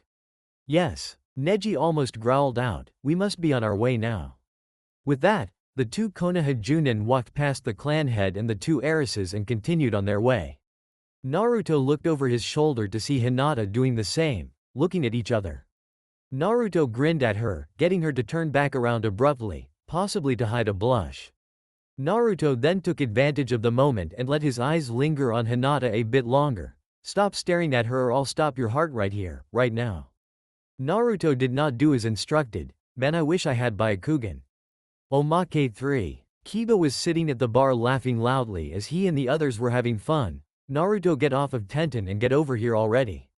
You two have been over there for 15 minutes. Naruto forced Tenten off of his lips and tried speaking as she kissed any part of his face she could get to. I think Tenten-chan's had enough.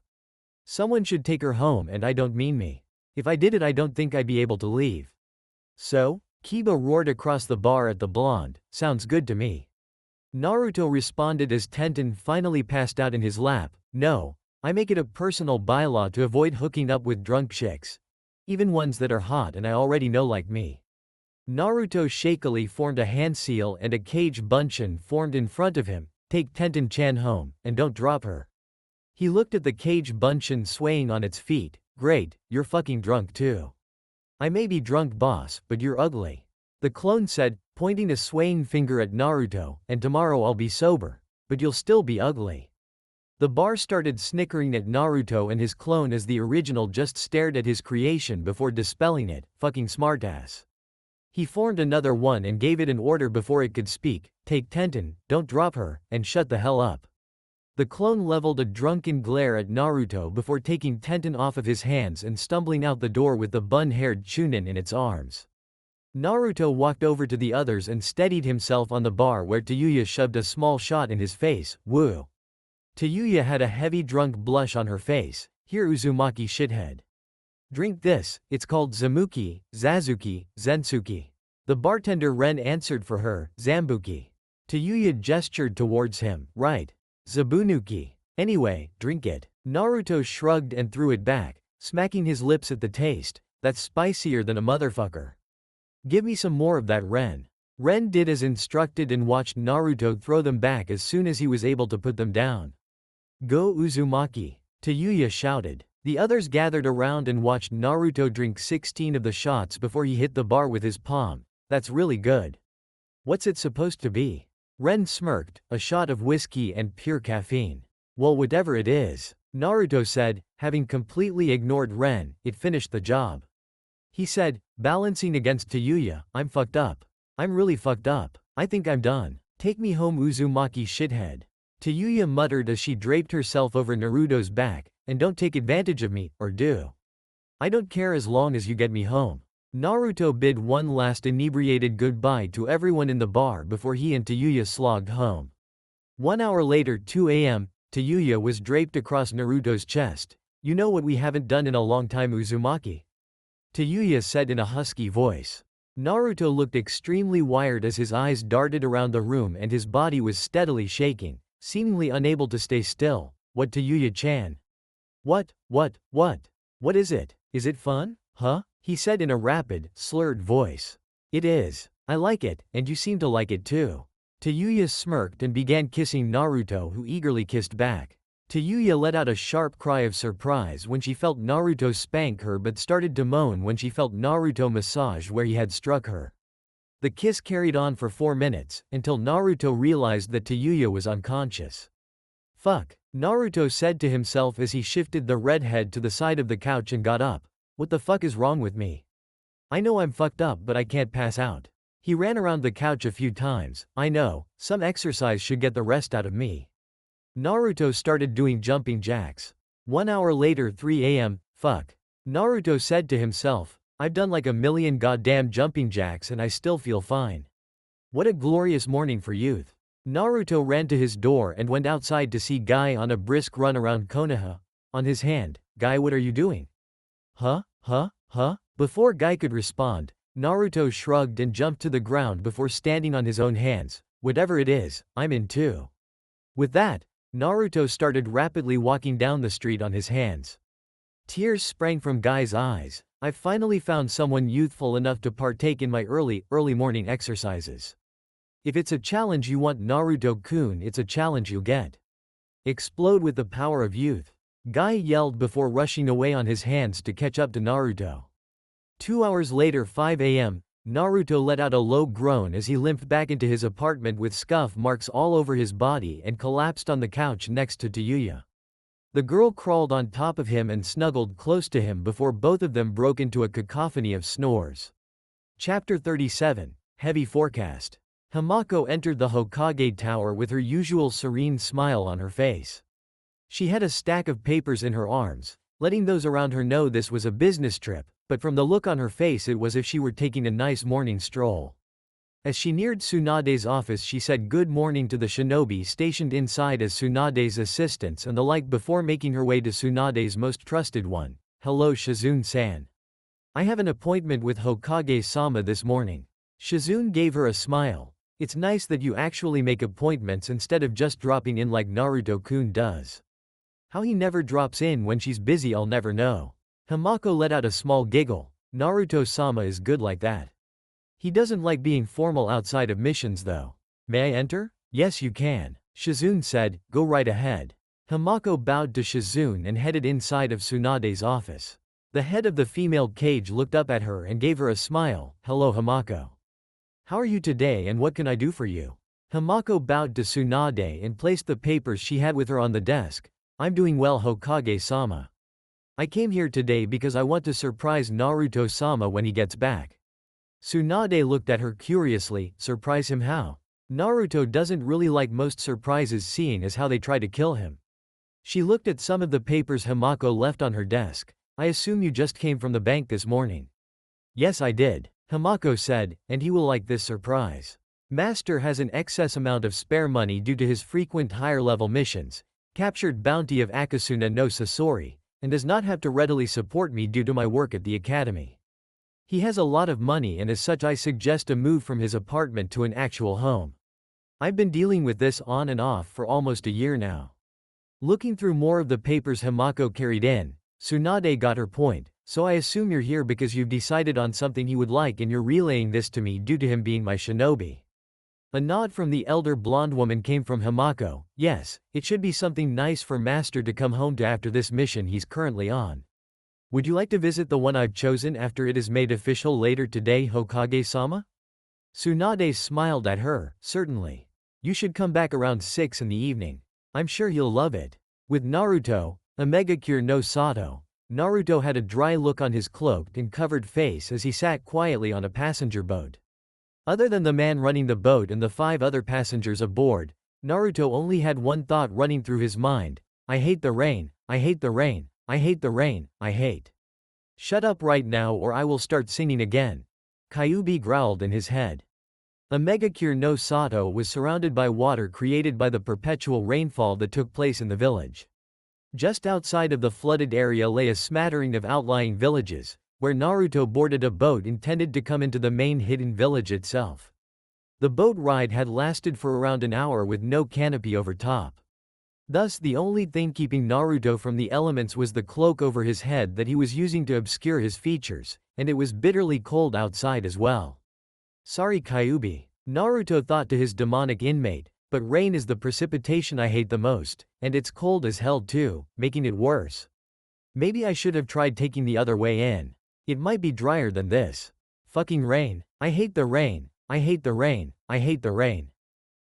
Sorry. Game face on Ninjin. Kyuubi advised, forget about the weather.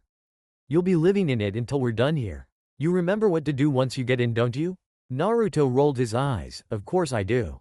My part of the infiltration was all my plan anyway. It's totally foolproof. How about too foolproof? Fuck you. Naruto shot back, me and Ero-Kyofu are golden. Once I get in he'll find me. I have no idea how he's going to do that, but once we get in I guess we'll just have to wait and see. The Kyuubi's laughter rang out in Naruto's head, confusing Naruto deeply. What's funny? Nothing's funny about this. Kyuubi stopped laughing long enough to answer its Jinchuriki. You don't remember what Danzo told you about basic infiltration in all of the noteworthy villages, don't you? Of course I do. Naruto thought testily, you don't forget stuff like that. Kyuubi started laughing again. Then you would remember that a megacure has a policy of security checks and surveillance to all visitors.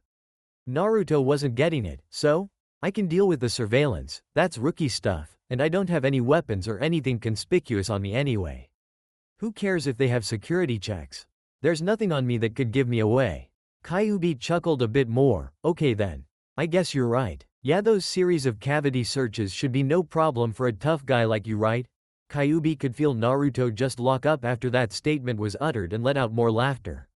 Naruto grit his teeth under his face cover as the sound of raindrops mixed with the laughter of his inner demon. I hate you so much. Elsewhere in a megacure, in the tallest tower of a megacure, a pair of ripple-pattern eyes peered through the darkness of the room they were in. Conan. The voice of pain called out, there are intruders of interest in AIM. Please locate and identify one of them for me. He will be around the western quadrant. If he is who I suspect him to be, you know what to do. A woman with blue hair and a paper flower in her hair, dressed in the Akatsuki robe, Conan walked out onto the ledge outside into the rain. As you wish, Pain-sama. With that, a pair of wings sprouted from her back as she jumped into the sky and took off in flight. After the presence of his female partner had vanished from view, Pain shut his eyes. And about this other presence? Another presence, and it feels so familiar. I hope you enjoy your return to AIM Sensei. Thank you for bringing me the Kyuubi Jinchuriki. And I hope you enjoy being in the presence of God before your death. With Naruto, he had lived through the demeaning cavity searches that had awaited him after the boat had docked. There had been one right after everyone got off. There had been one once they had gotten inside the dock building. There had been another one right outside at the gate before they could actually get to town itself. After dealing with that, he decided to go on walkabout until Jiraiya found him somehow. There wasn't much he could do except start getting information as long as he didn't have any gear on him. Not even a lone shuriken rested on his person. He had never been so unarmed in the field in his entire life, and he had to say, it was rather hard keeping his cool around all of the AIM ninja inside of the posts waiting to search him. He had to keep his fingers from twitching towards his bladeless back, or his pouchless thigh. Despite the out of his comfort zone feel he had the entire time, once he got out to the streets he felt much more at home in his little espionage mission. A megacure was a very industrialized village, more so than Konoha. There were elevators abound, cable cars all over carrying people between the tall buildings, tons of neon signs and the like. Most of the ninja he saw, instead of using kunai and shuriken as their primary long-range weapon, took to carrying umbrellas that would sprinkle senbon in a deadly rain of sorts, original. In addition to that, a lot of them wore oxygen tanks and face masks that would allow them to breathe underwater. The village itself was huge. The buildings were more narrow than Konoha's, but they were so much taller. Skyscrapers were abundant in the village, but even then there were so many of them.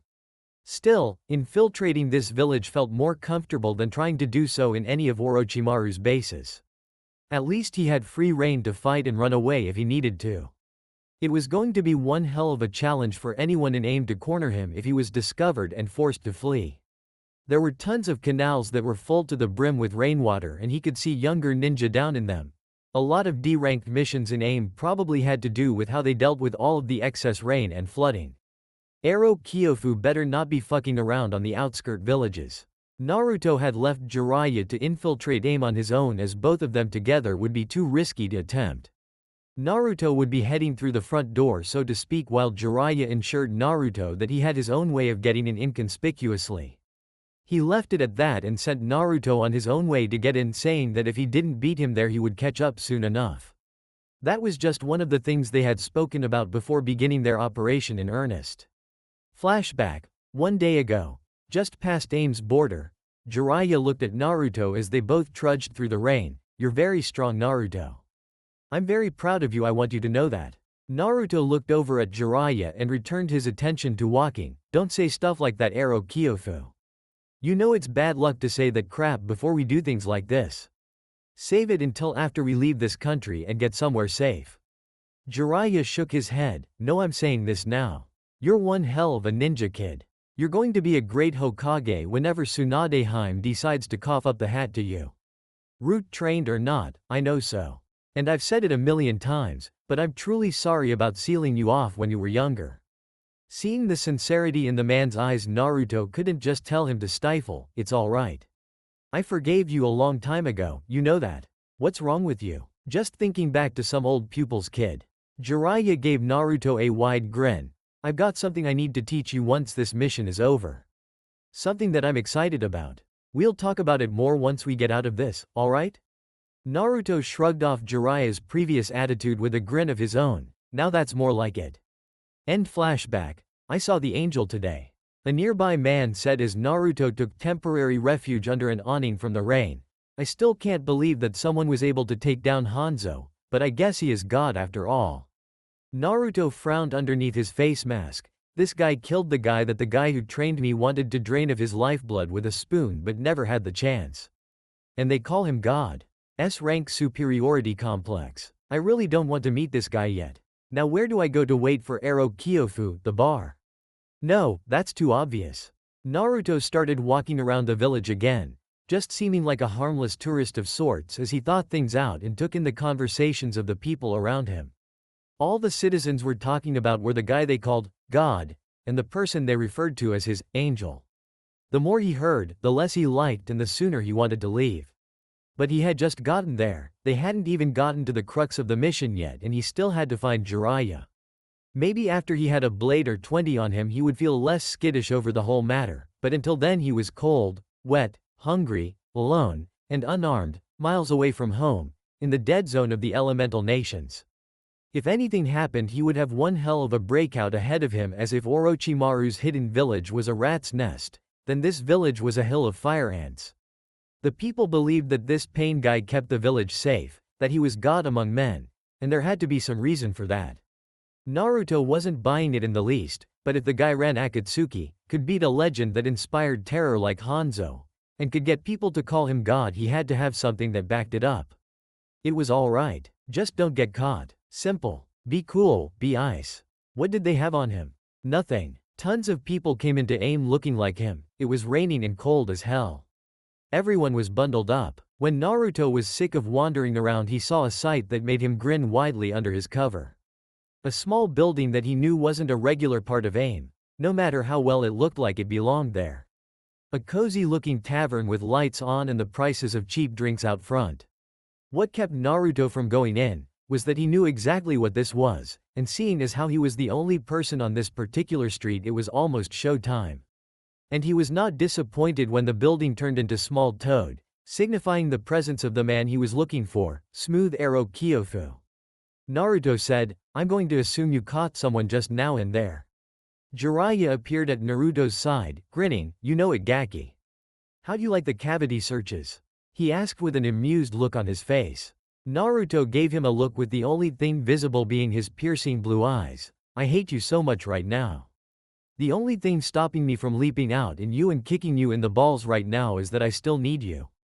Don't give me that look," Jiraiya said before holding up a scroll. "Here, I brought you your goodies." Naruto quickly took it from his grasp. "Felt naked without your stuff, did you?" "You have no idea." Naruto replied, "Alright, go shake down your captures, I'm going to change into something better. It's not like if I do my job right I'm going to be seen again, so it doesn't matter." A few hours later, Naruto waited for Jiraiya to return from interrogating his prisoners. He changed into the same stuff he had on for the Yuki no Kuni mission, only he kept his cloak over top due to the weather.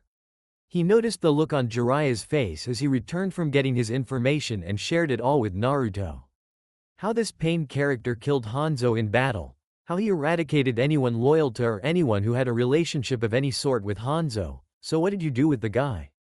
Naruto asked after all of their cards had been laid out on the table. Jiraiya wiped the rainfall from his face. I sent him to Konoha.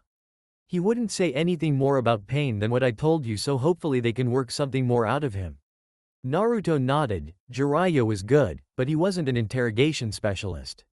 It was better to send him to people that could definitely coax the information from him. So now what's the plan? Where do you need me, Ero-Sennin? Jiraiya pointed up at a skyscraper. I need you to find me areas of potential interest. Do what you need to do. Find me anywhere that could have anything we need to know, Naruto. Send me periodic reports on your progress. Don't be afraid to send a toad.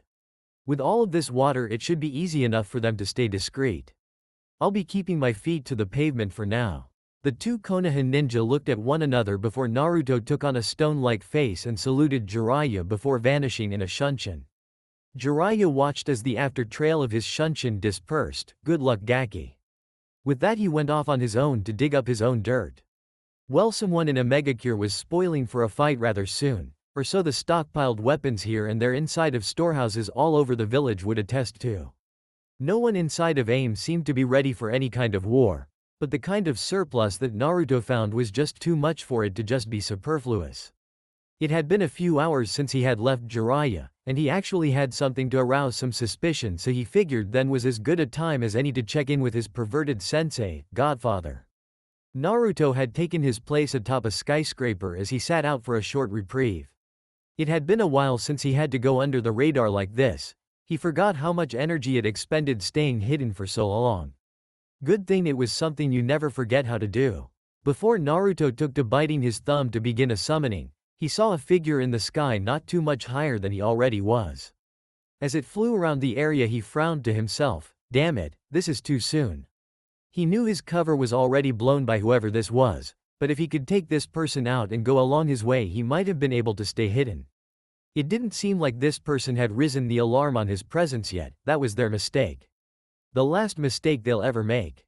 Naruto said to himself as his cloaked form stood straight up to address that he knew he was found out. The cold storm wind causing his cloak to flutter about, eventually pushed the hood off of his head to reveal his blonde hair. He pulled the face mask connected to his shirt under his flak jacket down to reveal his whiskered cheeks.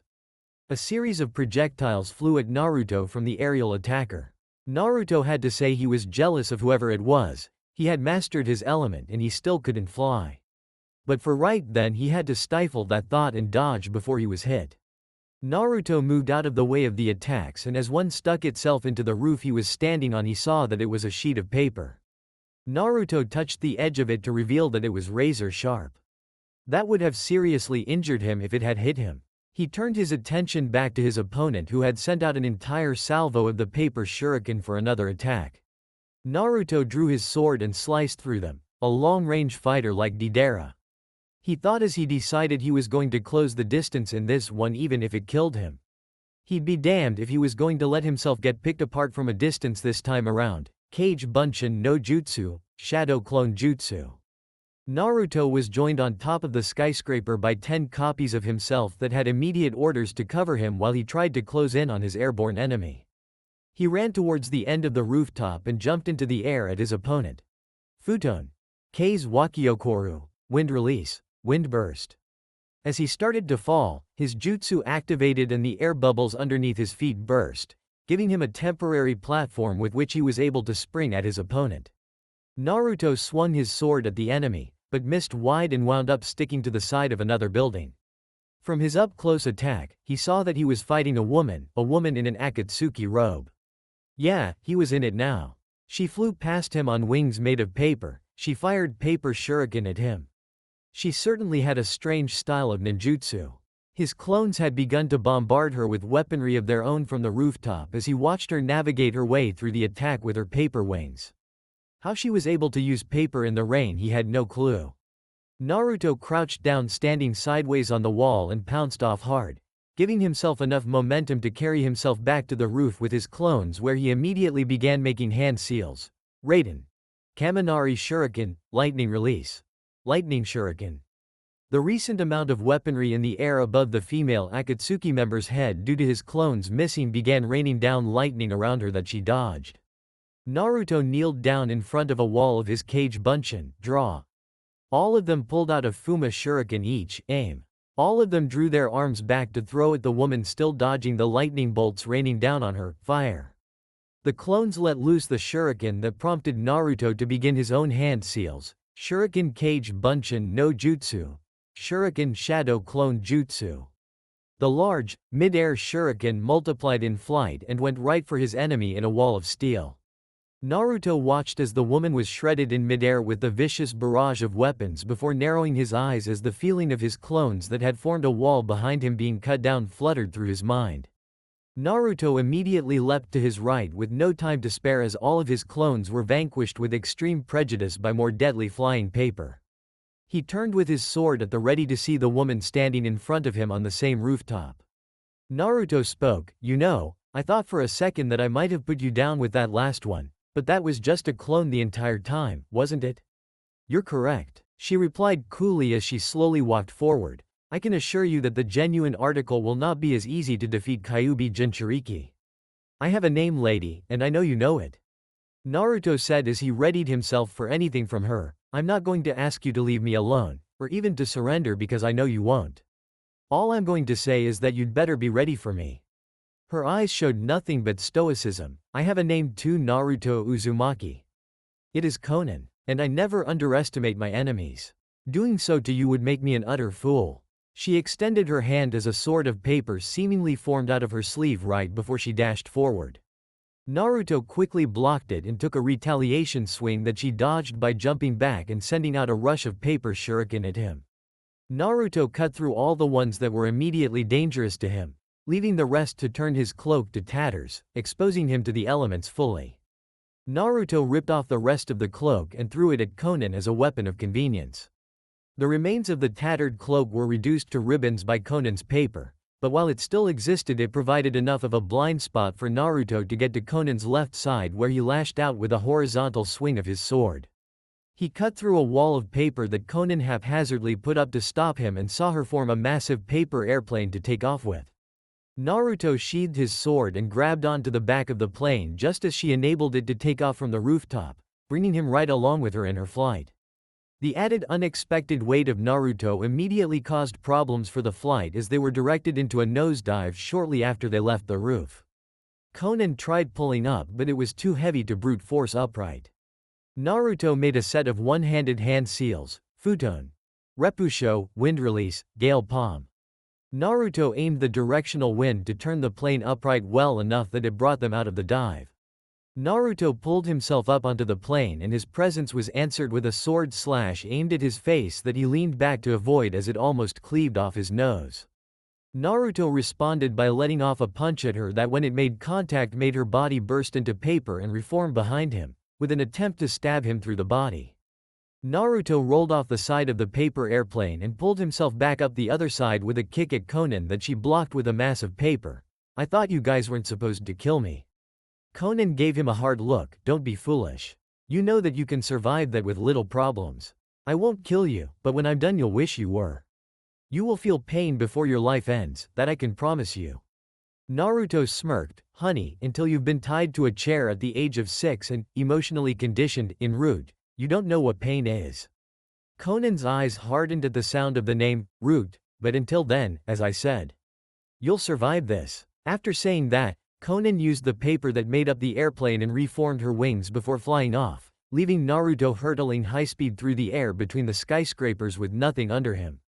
Holy shit, you crazy bitch! Naruto screamed as he continued flying through the air. If I live through this in One Piece, I swear to Kami I'm going to fuck you up. Naruto hurtled through the skyline of AIM until a building finally got in his way. Fuck. Slow down, slow down, slow down. Nothing Naruto had in his arsenal could change his trajectory and he was moving too fast for him to use futon K's Wakiokoru to slow himself down or keep himself in the air. so all he could do was soften the impact enough to keep him from doing his best impression of a smashed insect. Futon. Rasengan, wind release. Rasengan.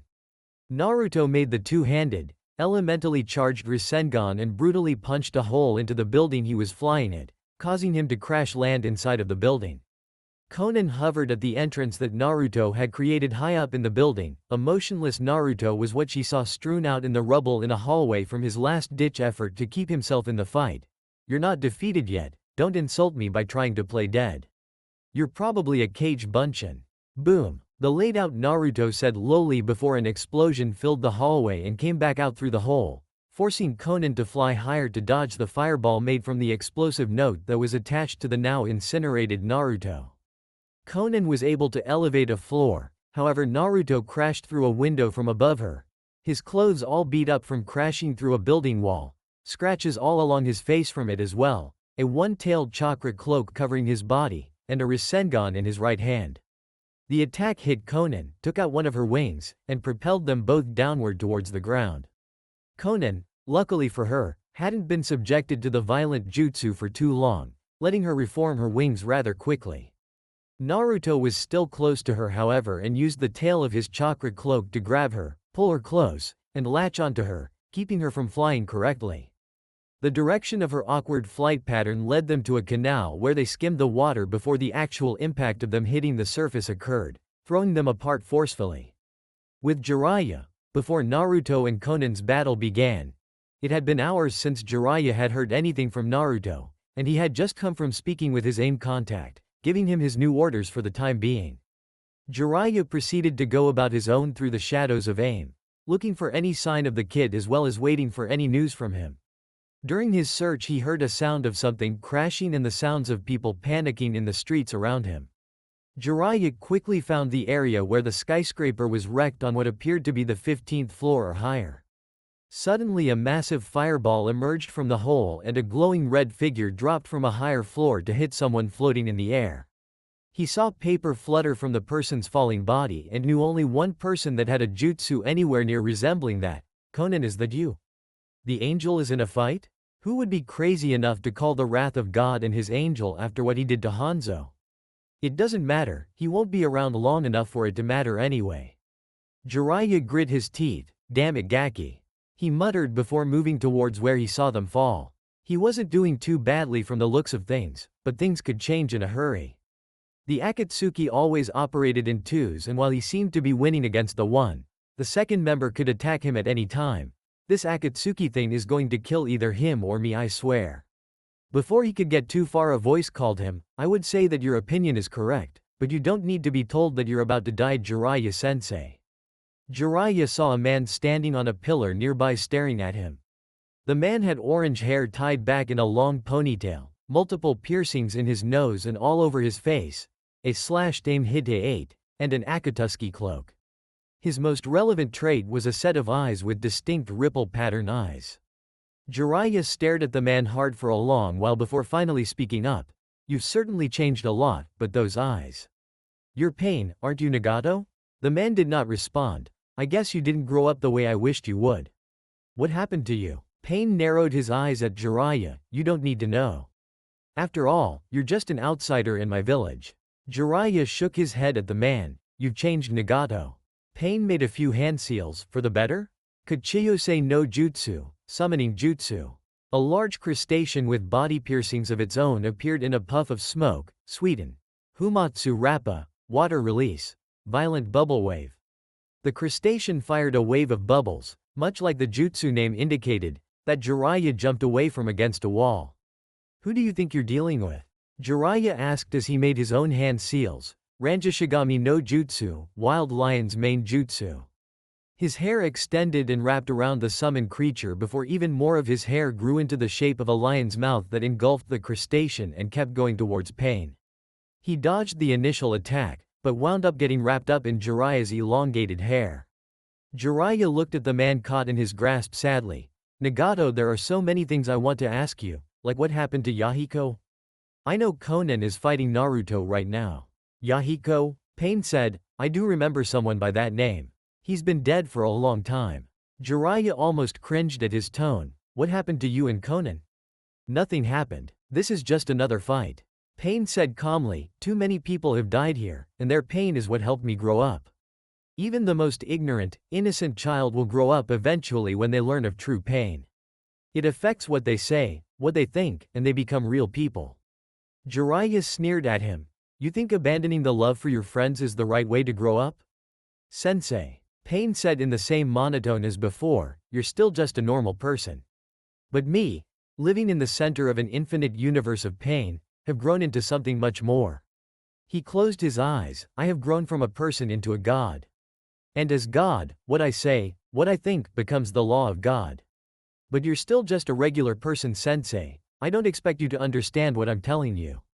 Jiraiya's face twisted into a multitude of emotions. I can't believe you're the same child I met all those years ago. Things I couldn't comprehend as a human are crystal clear now that I am God. And now I have also noticed that there are things I can do as a god that I could never dream of as a human. Pain continued as Jiraiya listened. What are you trying to do here? Jiraiya asked. Pain had a simple answer to that. I'm going to put an end to this pathetic world and its endless wars. It will be an act of God. Jiraiya needed to know more. He was in front of what used to be his student, who was now the leader of Akatsuki. He could get the reasoning from the source itself. What are you after the Biju for? Why do you want Naruto? Pain quickly decided his reply. I suppose since you're going to die and since Conan will have the Kyuubi in our possession soon enough, I can tell you. Using all of the Biju, I will create a new forbidden jutsu. A technique that will eradicate an entire country in less than a second. The ultimate technique. A weapon of unprecedented power and scale. Yep, Naruto was right. S-rank power, S-rank ego, S-rank insanity. Jiraiya thought in response to this plan. How could you think something like that would stop war? You'll just make them bigger that way. That's the stupidest thing I've ever heard in my life. Pain shook his head at the Toad Sage. When countries quarrel with one another, what is the quickest way to end the dispute? Jiraiya snapped at him. Stop avoiding the question. Answer the question. How could you think of something that damn stupid? Pain ignored him. I will give my weapon to the warring nations. People who have weapons will inevitably use them.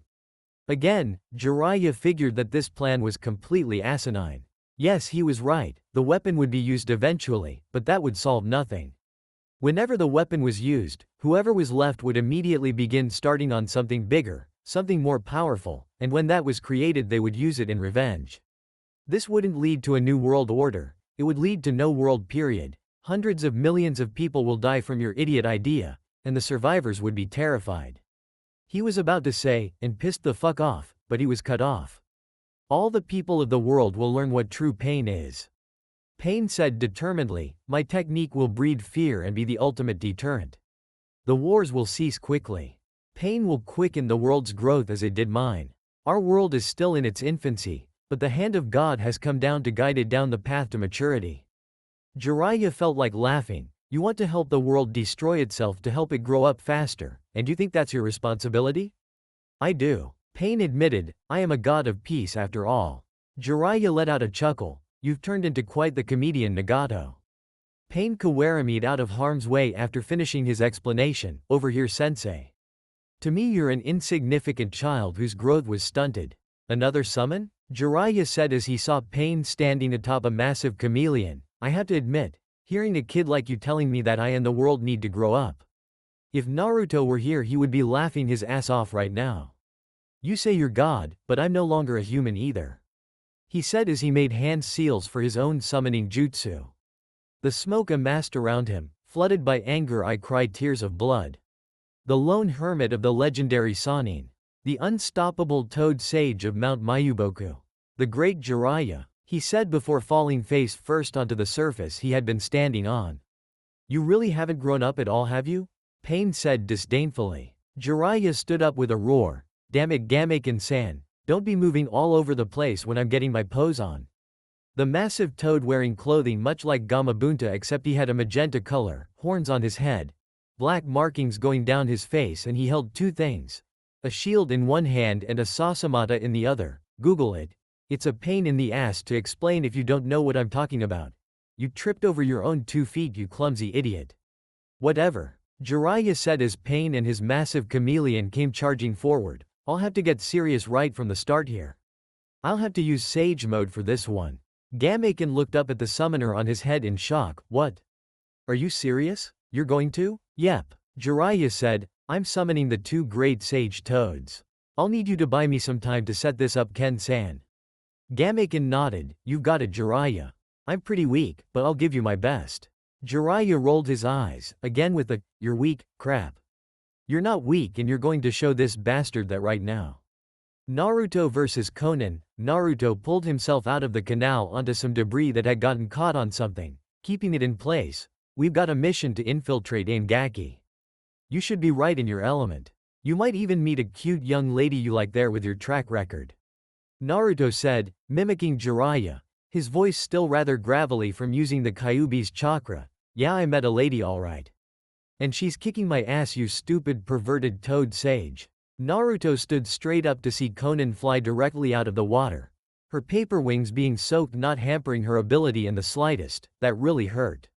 Naruto growled, duh, that's why I did it.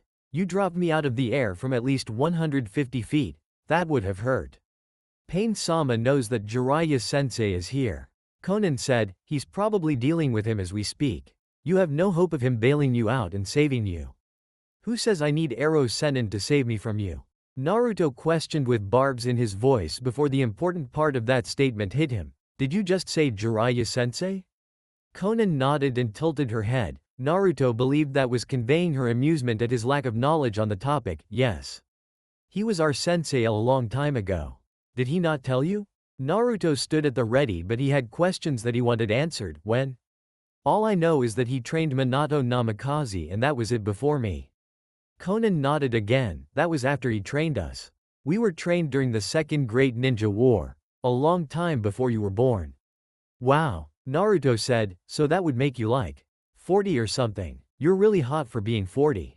He looked at her wondering what she looked like under that Akatsuki robe. If we weren't fighting right now, I would probably be hitting on you. Age doesn't mean anything to a demon or a ninja. Kyuubi said offhandedly.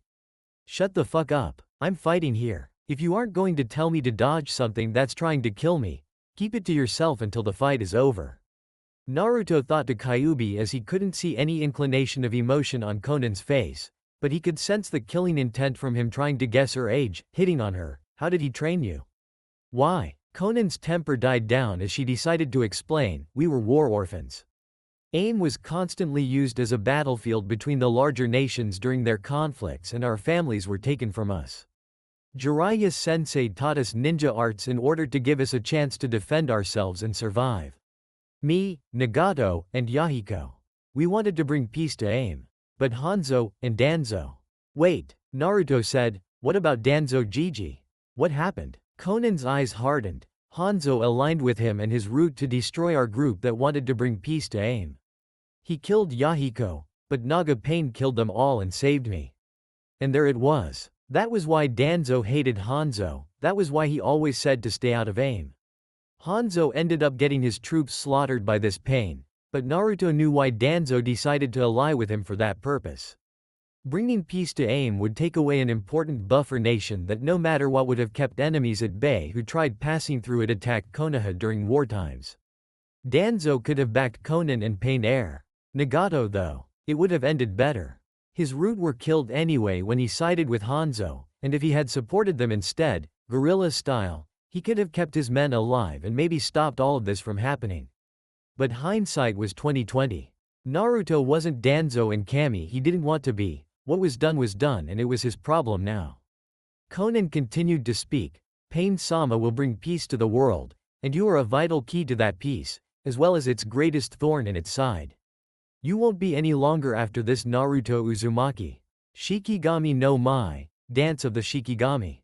Conan sent out a rush of innumerable papers at Naruto that started to engulf his body. His chakra cloak fought them off at first, but eventually they surrounded him and covered his body entirely. Now you'll remain there until you pass out from lack of oxygen. It is all over. Futon. Shinkugoku, wind release, vacuum sphere. The paper encased Naruto audibly inhaled deeply and exhaled, causing several bullets of air to fly from Naruto's body and cut through Conan's paper, giving him enough room to Kawarimi his way out. Naruto rushed at Konan, now sporting two tails on his cloak. Thank you Danzo Gigi. The only damn jutsu you have that I can use from your training. Konan heard him thank Danzo as rage flittered across her face for the first time. You would thank that monster? She said loudly as they launched a seemingly endless stream of her paper at the Jinchuriki. The power of her paper hit him full on and drove him back into the water, moving the water aside as it pushed him towards the depths. You're rude too. I was told that you feel no emotions, no pain. We'll see about that, she said as she began making hand seals. One man's monster is another man's hero. Ask Iwagakure. Naruto roared as he exploded from the water at Konan, and I do feel pain and emotion. He never broke me like the rest. He saw her making hand seals and noticed that some of the paper that had stuck to his body were explosive tags. He flared his chakra and got them off of his body just in time for them to explode. Konan watched the fireball and saw Naruto get thrown back into the water coldly. No matter how strong or fast you are in that form, no one can outrun an explosion.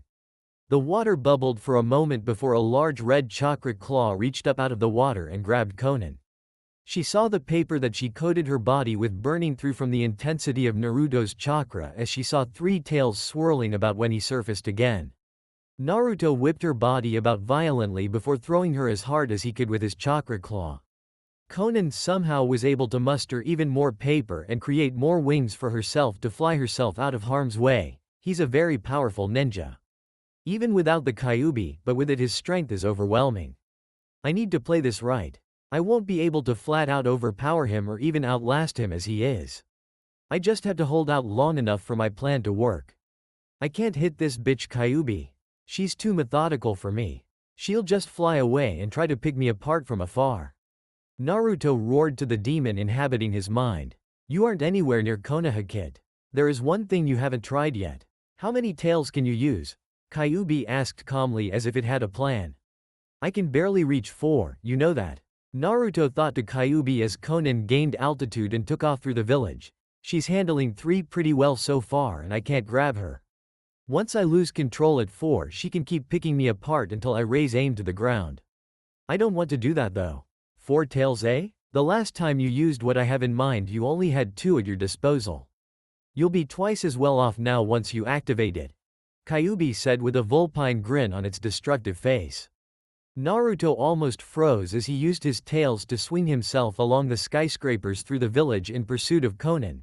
You're telling me to use the trigger aren't you? The last time I did that I cracked every bone in my body when I turned it off. I had it on for too long. Kyuubi had an answer to that. You're an idiot?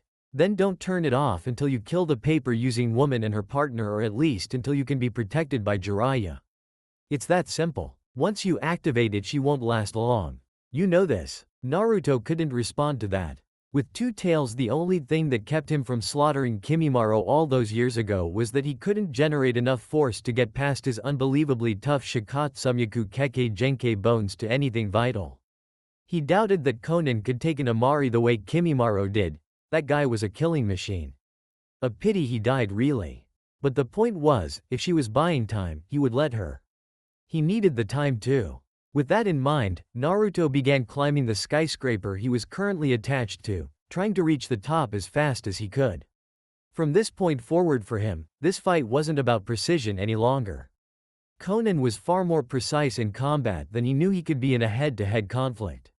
The only other option was overwhelming force, and Naruto had yet to meet anyone that could match him when he decided to cut loose, and he doubted he would today. Naruto reached the top of the skyscraper and saw Konan flying about keeping far out of his range. Naruto simply stood still, tail swinging about, trying to will out his 4th tail, knowing how much it would hurt and how much damage it would do to his body. Just keep flying around. I've got nothing but time bitch. His red eyes rested firmly on her aerial form as he focused on drawing the rest of his power out. Jiraiya versus Pain. Pain's chameleon disappeared from sight, alerting Jiraiya and Gameken. He's gone. How in the hell did he find this kind of summon? He put that question elsewhere for the time being. Since he's disappeared we can only use that barrier jutsu of ours to find him. Gameken was sweating. Yeah, this won't be an easy battle. Pain knew what he was doing as Jiraiya used a jutsu to extend his awareness to sense Pain's presence. That jutsu will detect any slight movement of his opponent. He suddenly summoned a giant three-headed dog and sent it at Jiraiya and Gameken. The large toad was forced to dodge by jumping up and grabbing onto an elevated position. Jiraiya looked down to locate their enemy that was now riding a five-headed dog that was still coming at them. The more they attack, the more appear. What are these? Little dogs with high growth rates? Damn, they split up. He shouted as that indeed did happen. They split off from the main dog and launched at Gameken, who used his massive weapon to bat them away. However, he missed one that knocked him off of the skyscraper. While in midair, a giant drill-beaked bird came at Gameken, who lifted his shield to block. It kept him from taking immediate damage, but he ended up slamming into the ground from the air, cracking the ground. Jiraiya stood on his summon's chest. Whenever I plan to attack, he hides himself. This is seriously weird. Jiraiya thought up a strategy, as he was currently not going to last long enough as he was. He's supposed to have all 6 elements with the Rinnegan, but why is he only using summons to fight? A massive ox rushed at him and Gameken. Gameken, you can return home now, I'm ready. Gameken returned to the mountain of the toads just as the ox plowed Jiraiya into a wall, kicking up a cloud of smoke. However, it ended up with the ox being thrown away as if it were nothing. Why do you always summon us in places like this? No wonder Gamabunta is always angry, an elderly voice said from Jiraiya's hole in the wall. Ah, don't say that, Ma. Jiraiya-chan was forced to do this. Another elderly voice said from inside of the hole. Sorry for summoning you both here, Fukasaku-sama, Shima-sama. Jiraiya said apologetically. Shima spoke again, but brat, didn't you always say this form of yours chases away girls? That's why you hated using it. Jiraiya chuckled. Hey, there's no choice but for me to just deal with it. I am fighting an opponent with the Rinnegan after all, so let's go. Jiraiya's form could be seen from the shadows of the hole in the wall with 2 small toads on both of his shoulders. And that concludes part 6 of this story. Thank you for spending your time here at Ichiraku Ramen and listening all the way to the end. Your support helps keep these stories alive and allows the shinobi world to continue through new adventures and alternate timelines. If you enjoyed the sealed kunai, don't forget to like the video, subscribe to the channel, and turn on notifications so you don't miss future stories. Once again, full credit goes to Kenchi618, the original writer of this story. If you would like to read the original version, you can find the link to the story in the description below. Let me know in the comments what story you would like to hear next. Until the next time, stay safe, and I'll see you again at Ichiraku Ramen.